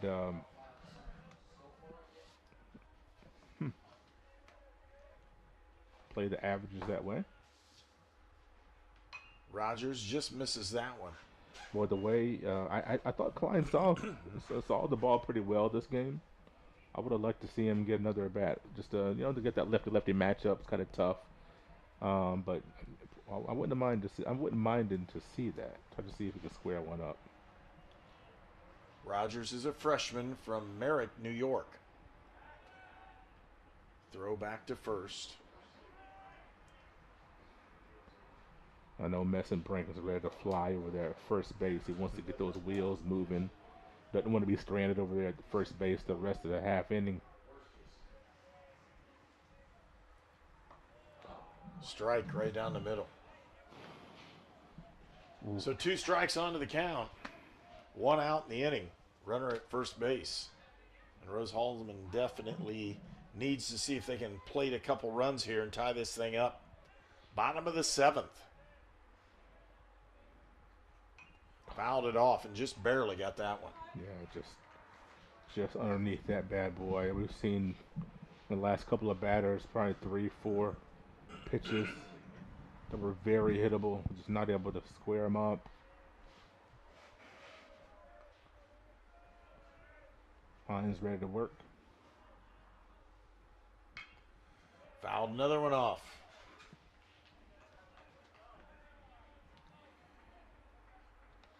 Tense moments right here for the Engineers, aren't they? They really are. You're looking at players wanting desperately to get something going for Rose-Hulman. Got a runner at first, but they're going to need to do more than that. Oh, my! Just let it go. And that's the issue is that sidearm delivery you think is going to be out. It's going to be outside, and it just pops right down the middle. Yes. That was a beautiful pitch. Beautiful pitch. So the center fielder, Adam Taylor, up to bat. 2 outs now.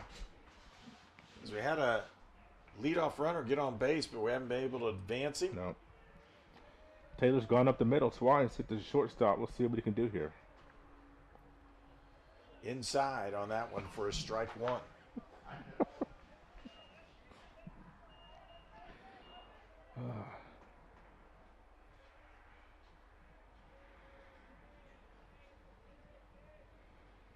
Oh, let it go. Let your bat go. You gotta let your bat go, guys. Yeah, they're gonna have to get that thing up and not watch any more pitches on this guy because he's pitching strikes now. Yes. They've got him going there where he wants to go. Snap throw over.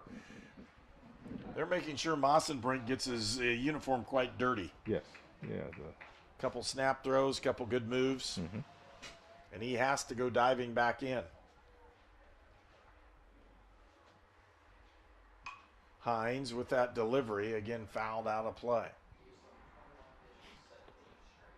And Taylor is, I think he's saying there's maybe some hands were slipping. I think he wants something to, some stickum for that bat there. Hands a little slippery.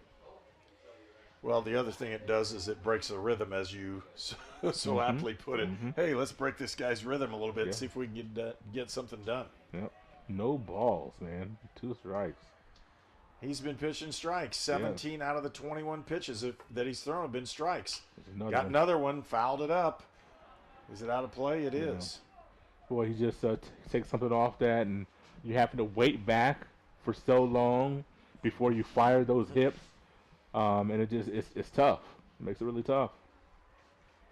It makes you want to get up in that batter's box a little bit, but if that's not your regular stance, then you don't want to be just toying around with where your stance is. I can't tell where he is in the batter's box, but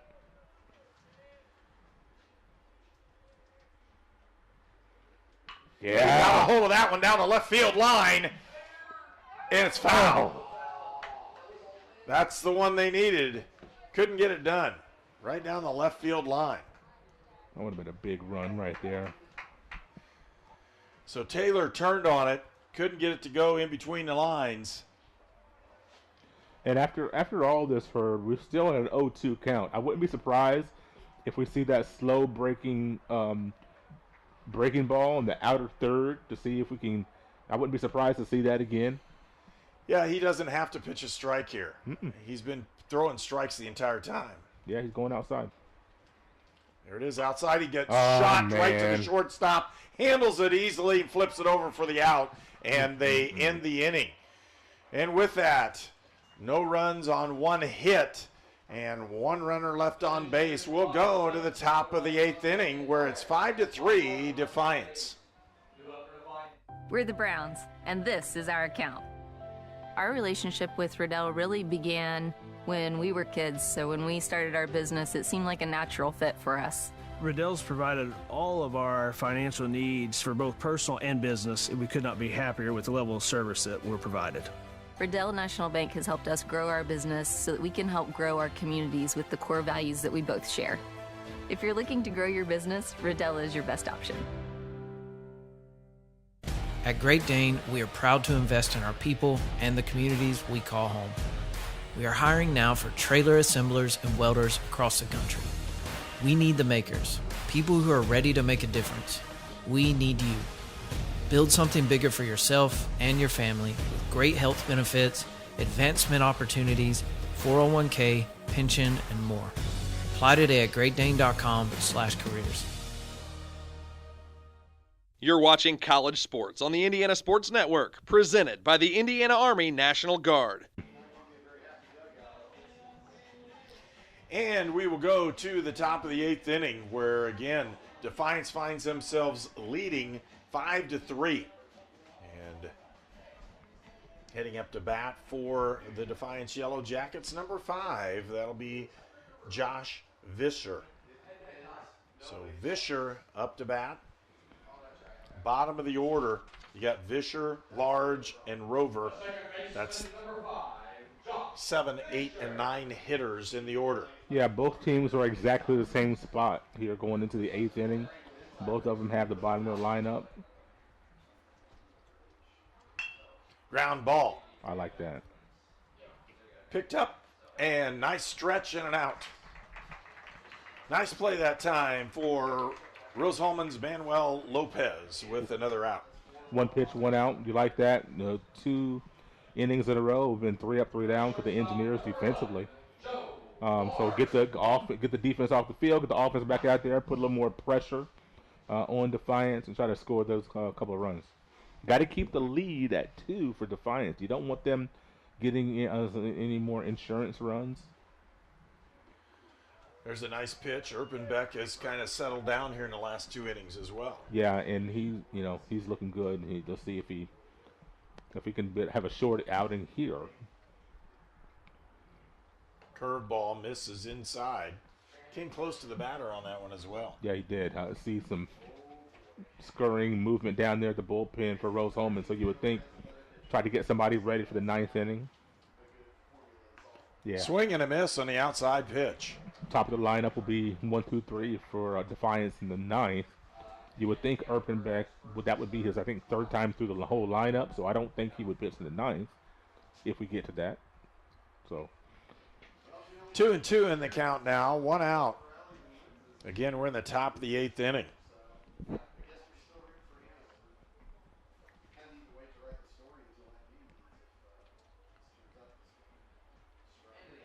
Two and two, 1 out. Popped it up. Colter Rodak with the put out on the unassisted play, and we'll go with 2 outs now in the inning. So after Large pops up, Mitchell Rover, the batter, the center fielder for Defiance.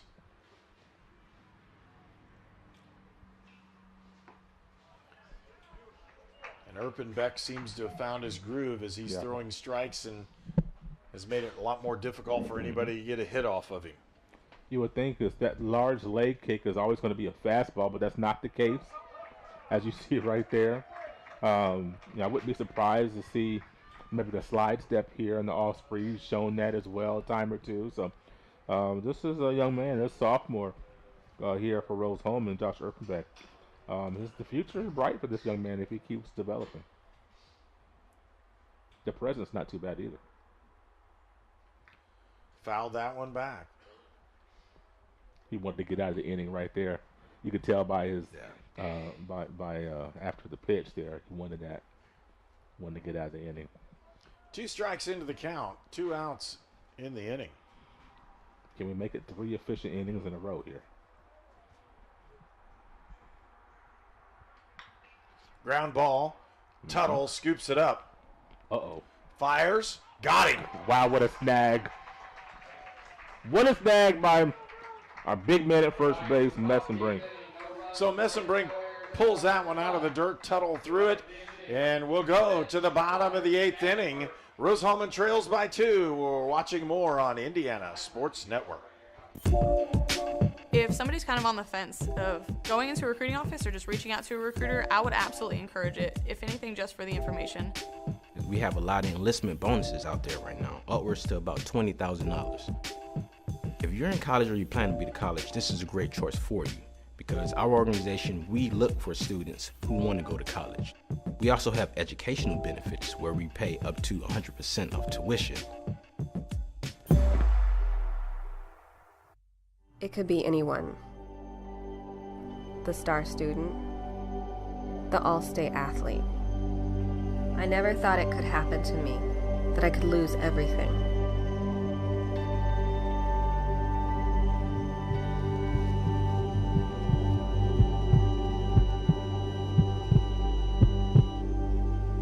I found help, I found hope, I found recovery.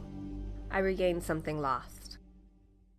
This game is presented by the Indiana Army National Guard. And we'll move into the bottom of the 8th inning. 2 more at times at bat for Rose-Hulman. 6 outs left. They trail by 2 runs, and they desperately need to win this ball game to have a chance to win the HCAC and put themselves in the driver's seat for the tournament. And a lefty on a lefty misses with that one low. It'll be ball 1. Interestingly enough, this is where the majority of the production has come from, the bottom third of the lineup. 2 of your runs, 6 of your hits come from 7, 8, 9. Threw that one behind him. Just a little bit inside. Kind of the way it works. Harrison Finch is the batter. Missed that. Oh, they're going to call that a strike. Yep. Hoo-wee. That's the other one. It's a little bit tougher on the umpire to figure out where that ball's crossing the plate, too. 2 balls, 1 strike. 3-1. A lot of people want this ball game, that's for sure. That's right. 3-1 the count. Finch takes that one shot into left field for another base hit. And Harrison Finch finds himself on first base. 3 hits today in this game for Harrison Finch. 7, 8, 9. 7 hits so far in 10 plate appearances. Drew Roberts up. And again, Drew's had a good job, done a good job behind a plate, knocked down several balls that ended up in the dirt. Snap. Got him. He's out. So they pick off the lead runner on first base. And again, that good move by the lefty. That is a long trot to your third base dugout after you get picked off, starting a rally. That hurts. And Drew Roberts misses that one, and if he throws that pitch about 4 times, it's going to be tough for him to hit it either way. Yep. Oh, boy. 1 strike in the count. 1 out, as you just saw the pick off at first. Low on that one, 1-1.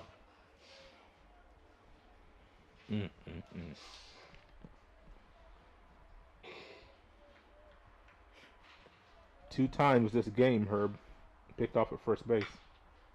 Ground ball up the middle. It could be, and no, it's a really nice play that time for Defiance as Josh Vischer makes another solid play at second base, picks up the second out of the inning.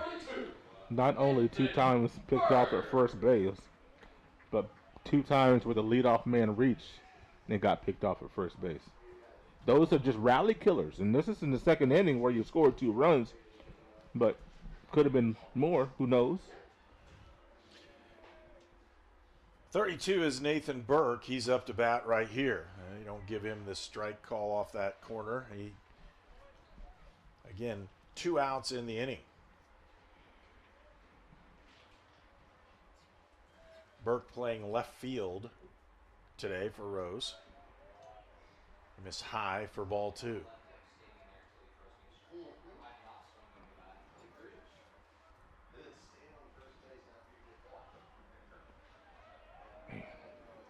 Boy, that one stings.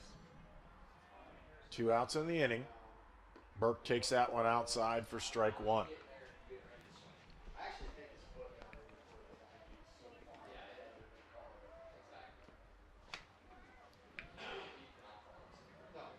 Two balls, 1 strike. Hines misses outside. It's 3-1.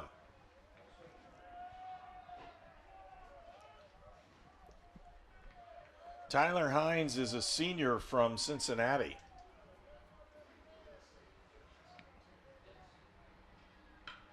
Gets that one up.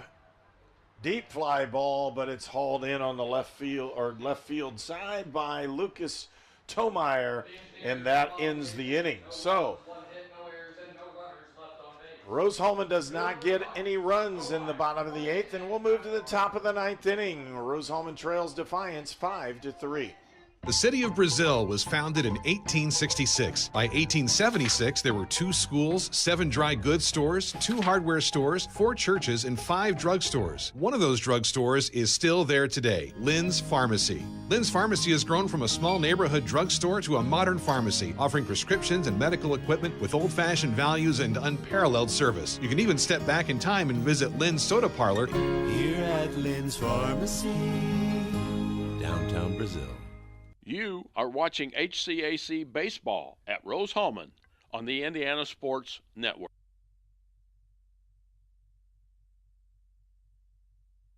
If you are an athlete, a farmer, work in the factory, or just work in your own backyard, you need the benefits of chiropractic care.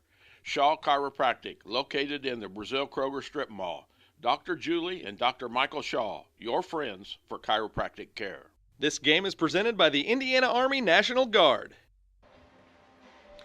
And welcome back to Rose-Hulman. We're in the top of the 9th inning. 3 outs left for Defiance and 3 outs for Rose-Hulman to see what's going to take place here. Again, Defiance, their season is going to end at the end of this inning.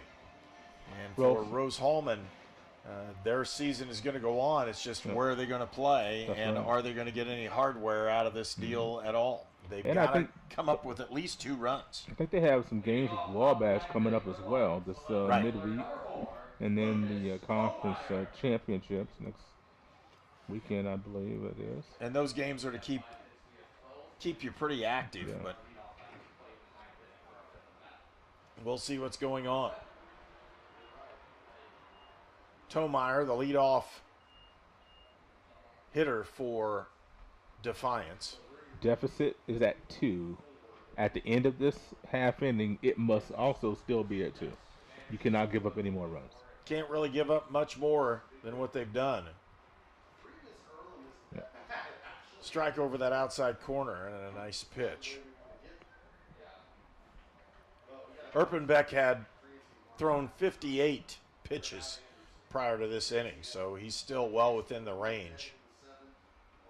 He's had a couple innings where he went 1, 2, 3 on a couple early hits for pop flies and ground balls to get outs. 1-1's the count.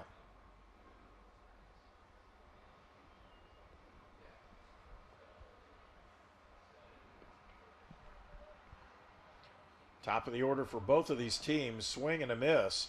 They get the strikeout. They also get the out, and they probably should have called the automatic out too because he was inside the running path. Okay. So one way or the other, they were going to get an out on that one.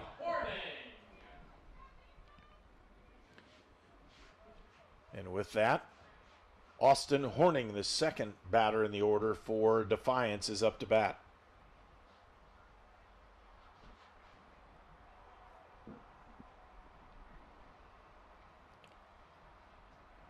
First pitch is in there, ground ball. Manuel Lopez with another solid play at shortstop. Very sure-handed play as Lopez, I think 4 or 5 putouts today in this second game. 1, 2, 3, 4, 5, 6, 7. 7 putouts in the second game here today. Seen a lot of action. Erpenbeck has gone over 5 innings. He has 63 pitches. Curveball in the inside corner for a strike, and that's a really nice pitch. And number 64 was a beauty. Yeah, it was right in there. And Erpenbeck has come in relief and done a pretty decent job. He has. But hasn't had any run support. Yeah, when you look at the way this game has gone for the Engineers defensively, you just look back to that 4th inning when you gave up 3 runs on no hits, walked 3 batters, 2 of them scored, committed an error, that guy scored. So that, boy, you'd love to have those runs back and be here at your last out, your last strike right here, potentially. Rose-Hulman has plated 3 runs on 12 hits. Yeah. For Defiance, 5 runs on 5 hits. Keep going. And there's a strikeout, and we'll go to the bottom of the 9th. One more chance for Rose-Hulman to win a conference title. And we'll be back for more on Indiana Sports Network. I'm All-Pro running back Jonathan Taylor for York Automotive. York is my #1 pick for your next car, truck, or SUV. Shop from over 600 vehicles at yorkautomotive.com today. You're #1 at York.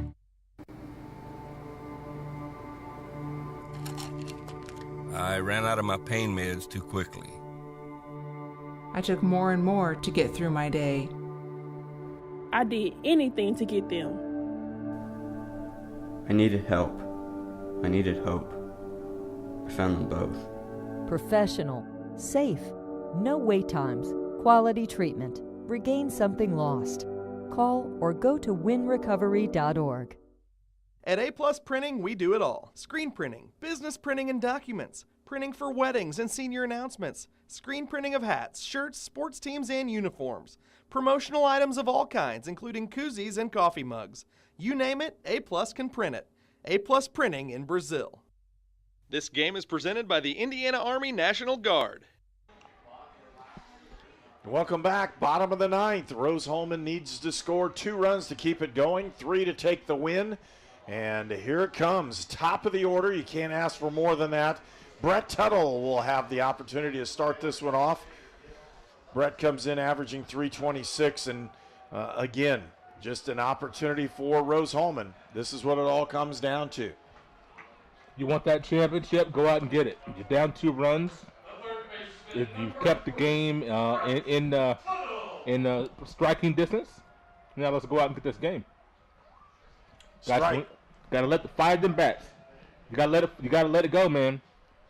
You gotta let it go. When you get that high strike like that, you're not getting a lot of velocity. You gotta let it fly. Missed outside with that one. Because that's where he really wants to be. Once he locates, outside and a little bit low, dot that corner, you're not doing anything with that. So when you get that high strike, high part of the zone, you got to let the bat fly. Oh, no.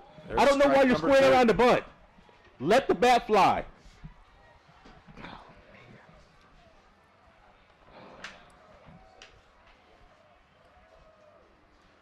Just have to have base runners. Ground ball, hit it right to the second baseman, and he turns and throws him out, and that's a really nice play again by Josh Vischer, who's played second base here in the second ball game. It's been a really rough day for the top of the lineup. Your Couillard-Rodak now up to bat, and he desperately needs to get on. Yeah. The hottest player in the HCAC is Josh Messenbrink, and he will be third up in this inning. So if you can get a base runner, you still have that opportunity. Couillard-Rodak, second baseman for Rose-Hulman. Hines misses outside for ball 1.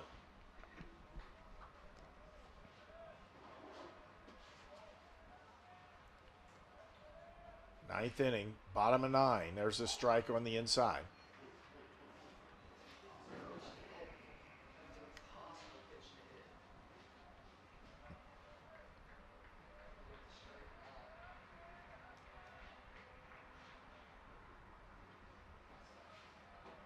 Missed outside, 2-1.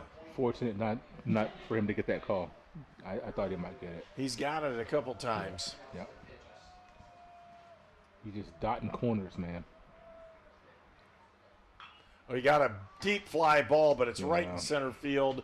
Rover's underneath it. Camp's underneath it. Picks up the out. 2 outs are down to the last out for Rose-Hulman. Again, Rose-Hulman will play in the conference tournament next weekend. And it'll depend on how everything falls in place after today's games. That'll be posted, of course, on the website here at Rose-Hulman. And they will make sure you know when you can view those ball games. They'll be playing in Kokomo next weekend. They assured that with two wins last week against Bluffton.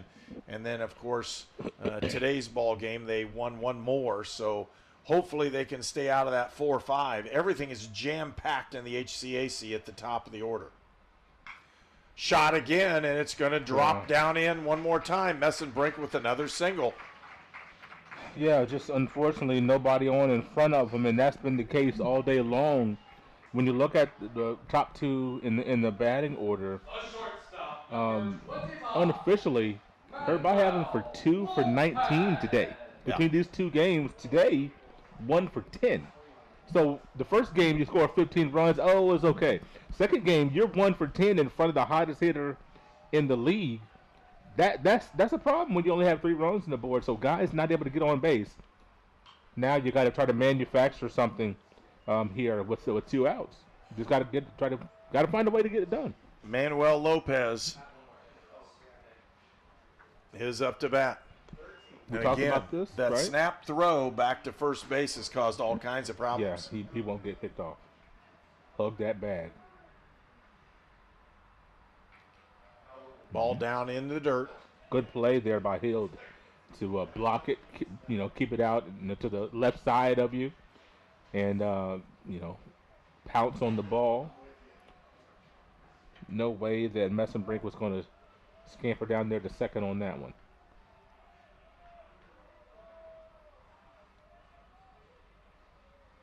Lopez fouls another one off. He's down to his last strike.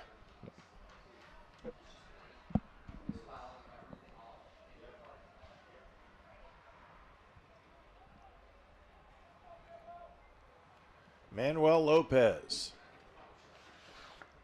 1-2 on the count. 2 outs. Runner at first. Ground ball to the third baseman. He's going to come up throwing. Does he have enough to get him? No, he doesn't. Runners on first and second.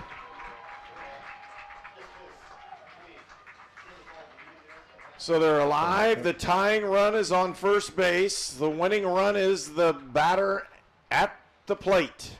Pitching for Rose-Hulman is number 8, Andy Krajewski. Andy Krajewski, the outfielder, coming in for a pinch hitter. Junior from Hampshire, Illinois. And out comes the coach for Defiance. They're going to take him out. Ooh. And I'll tell you what, he was one of those guys that are really tough to hit. We're going to pause, take a real quick break. We'll be right back with the end of this one. You're watching Indiana Sports Network.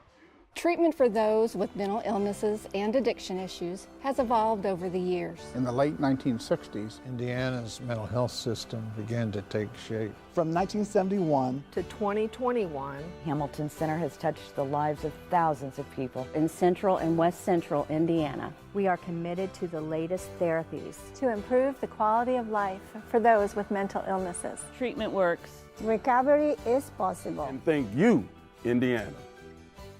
At Lynn's Pharmacy, we're more than just your pharmacist. We're your neighbors. Our kids go to the same schools. We eat at the same restaurants. We sit next to you in church. When I listen to a symptom. When I fill a prescription. When I offer advice, I'm not just helping a customer. I'm helping my neighbor and a friend. My name is Lynn Hofstetter, and I'm the proud owner of Lynn's Pharmacy, a modern pharmacy with old-fashioned values and personal service, dedicated to keeping you, your family, and our community healthy since 1872.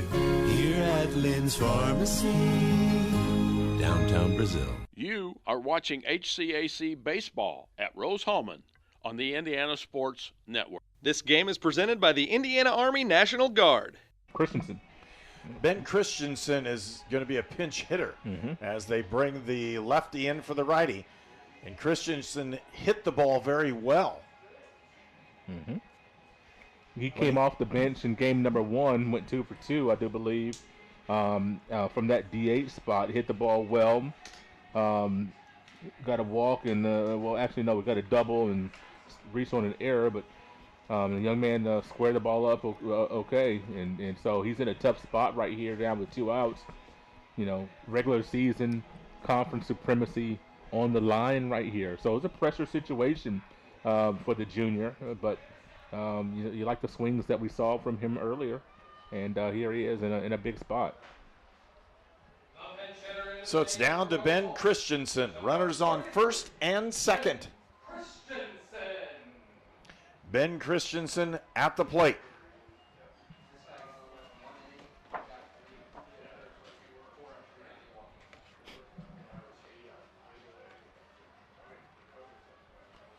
Christensen batting .233 coming into today's game.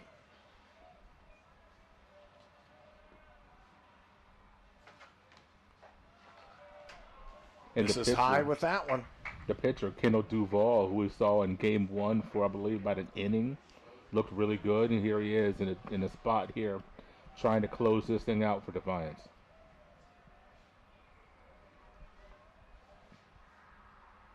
Who drilled that one down the right field line? That possibly would have tied the game if it would have gone fair, but it was way foul. So you look at the speed of Manuel Lopez in that corner. Yes, he's scoring, or at least attempting to. It would take a great relay to get him, but here we go. Don't be surprised if they try to pick off the runner at first with a special play either. They did that earlier in the game 1. First base coach got to be watching and hollering. Yeah. There's strike 2. All day long, that's been a strike. All day long. 1 ball, 2 strikes, 2 out, 2 runners on. Bottom of the 9th. Rose-Hulman needs to score 2 to keep it going. Championship moments. Good pitch. Lost it outside. And it's a great smother by Hild. 2-2. Dare to say the deuces are wild, Herb. And I'll tell you what, I don't know if they'd passed that ball, what you would have done at that point. 2-2. 2 outs. There it goes. In the dirt. Here it goes. Now what are you going to do? Nah. Now you put him on. Don't be surprised if they put him on. Yeah, I'd be very tempted to put him on, Herb. I really would. You need the extra force to get the easy plays. That's right. I'd be very tempted to put him on. And if so, if they do you get a pinch runner for Christensen? And Adam Taylor had a hit the last time he was up. Tying run at second base. And he struck him out. That ends the ball game. Defiance picks up a huge win for their program. And Rose-Hulman will go to the conference tournament as they split a pair here with Defiance. And then Rose-Hulman will feel dejected. They'll go into the conference tournament. And we'll see where they are seated in the very near future. Again, Rose-Hulman has had a very positive season for their first-year coach. And when you can look at that, Adam Rosen has had a great season. They just were, as you could say, one single away from doing some real damage. And they had opportunities in the ballgame, just couldn't get them across. Yeah, they did. They had opportunities and some great pitching by Defiance. You have to give them credit by the way they were spinning the ball. And Tyler Hines did a fantastic job in relief of Sam Tomes, who, boy, that freshman looked really good. And so Engineers at that 4th inning really did him in. And, hey, you move on to play Wabash, get ready for the conference tournament.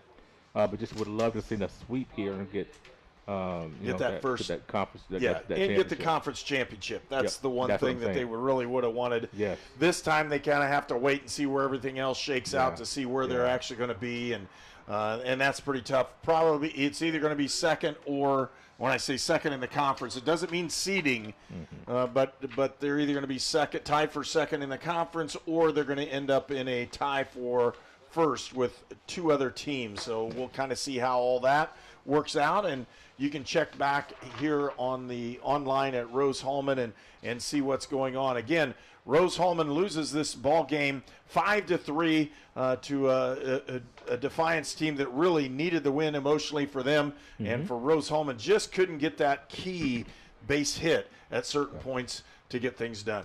We've had a great time bringing you a doubleheader here from Terre Haute, Indiana. We want to thank you for watching Indiana Sports Network, and we'll say so long. You've watched Rose-Hulman Baseball on Indiana Sports Network. You are watching HCAC Baseball at Rose-Hulman on the Indiana Sports Network.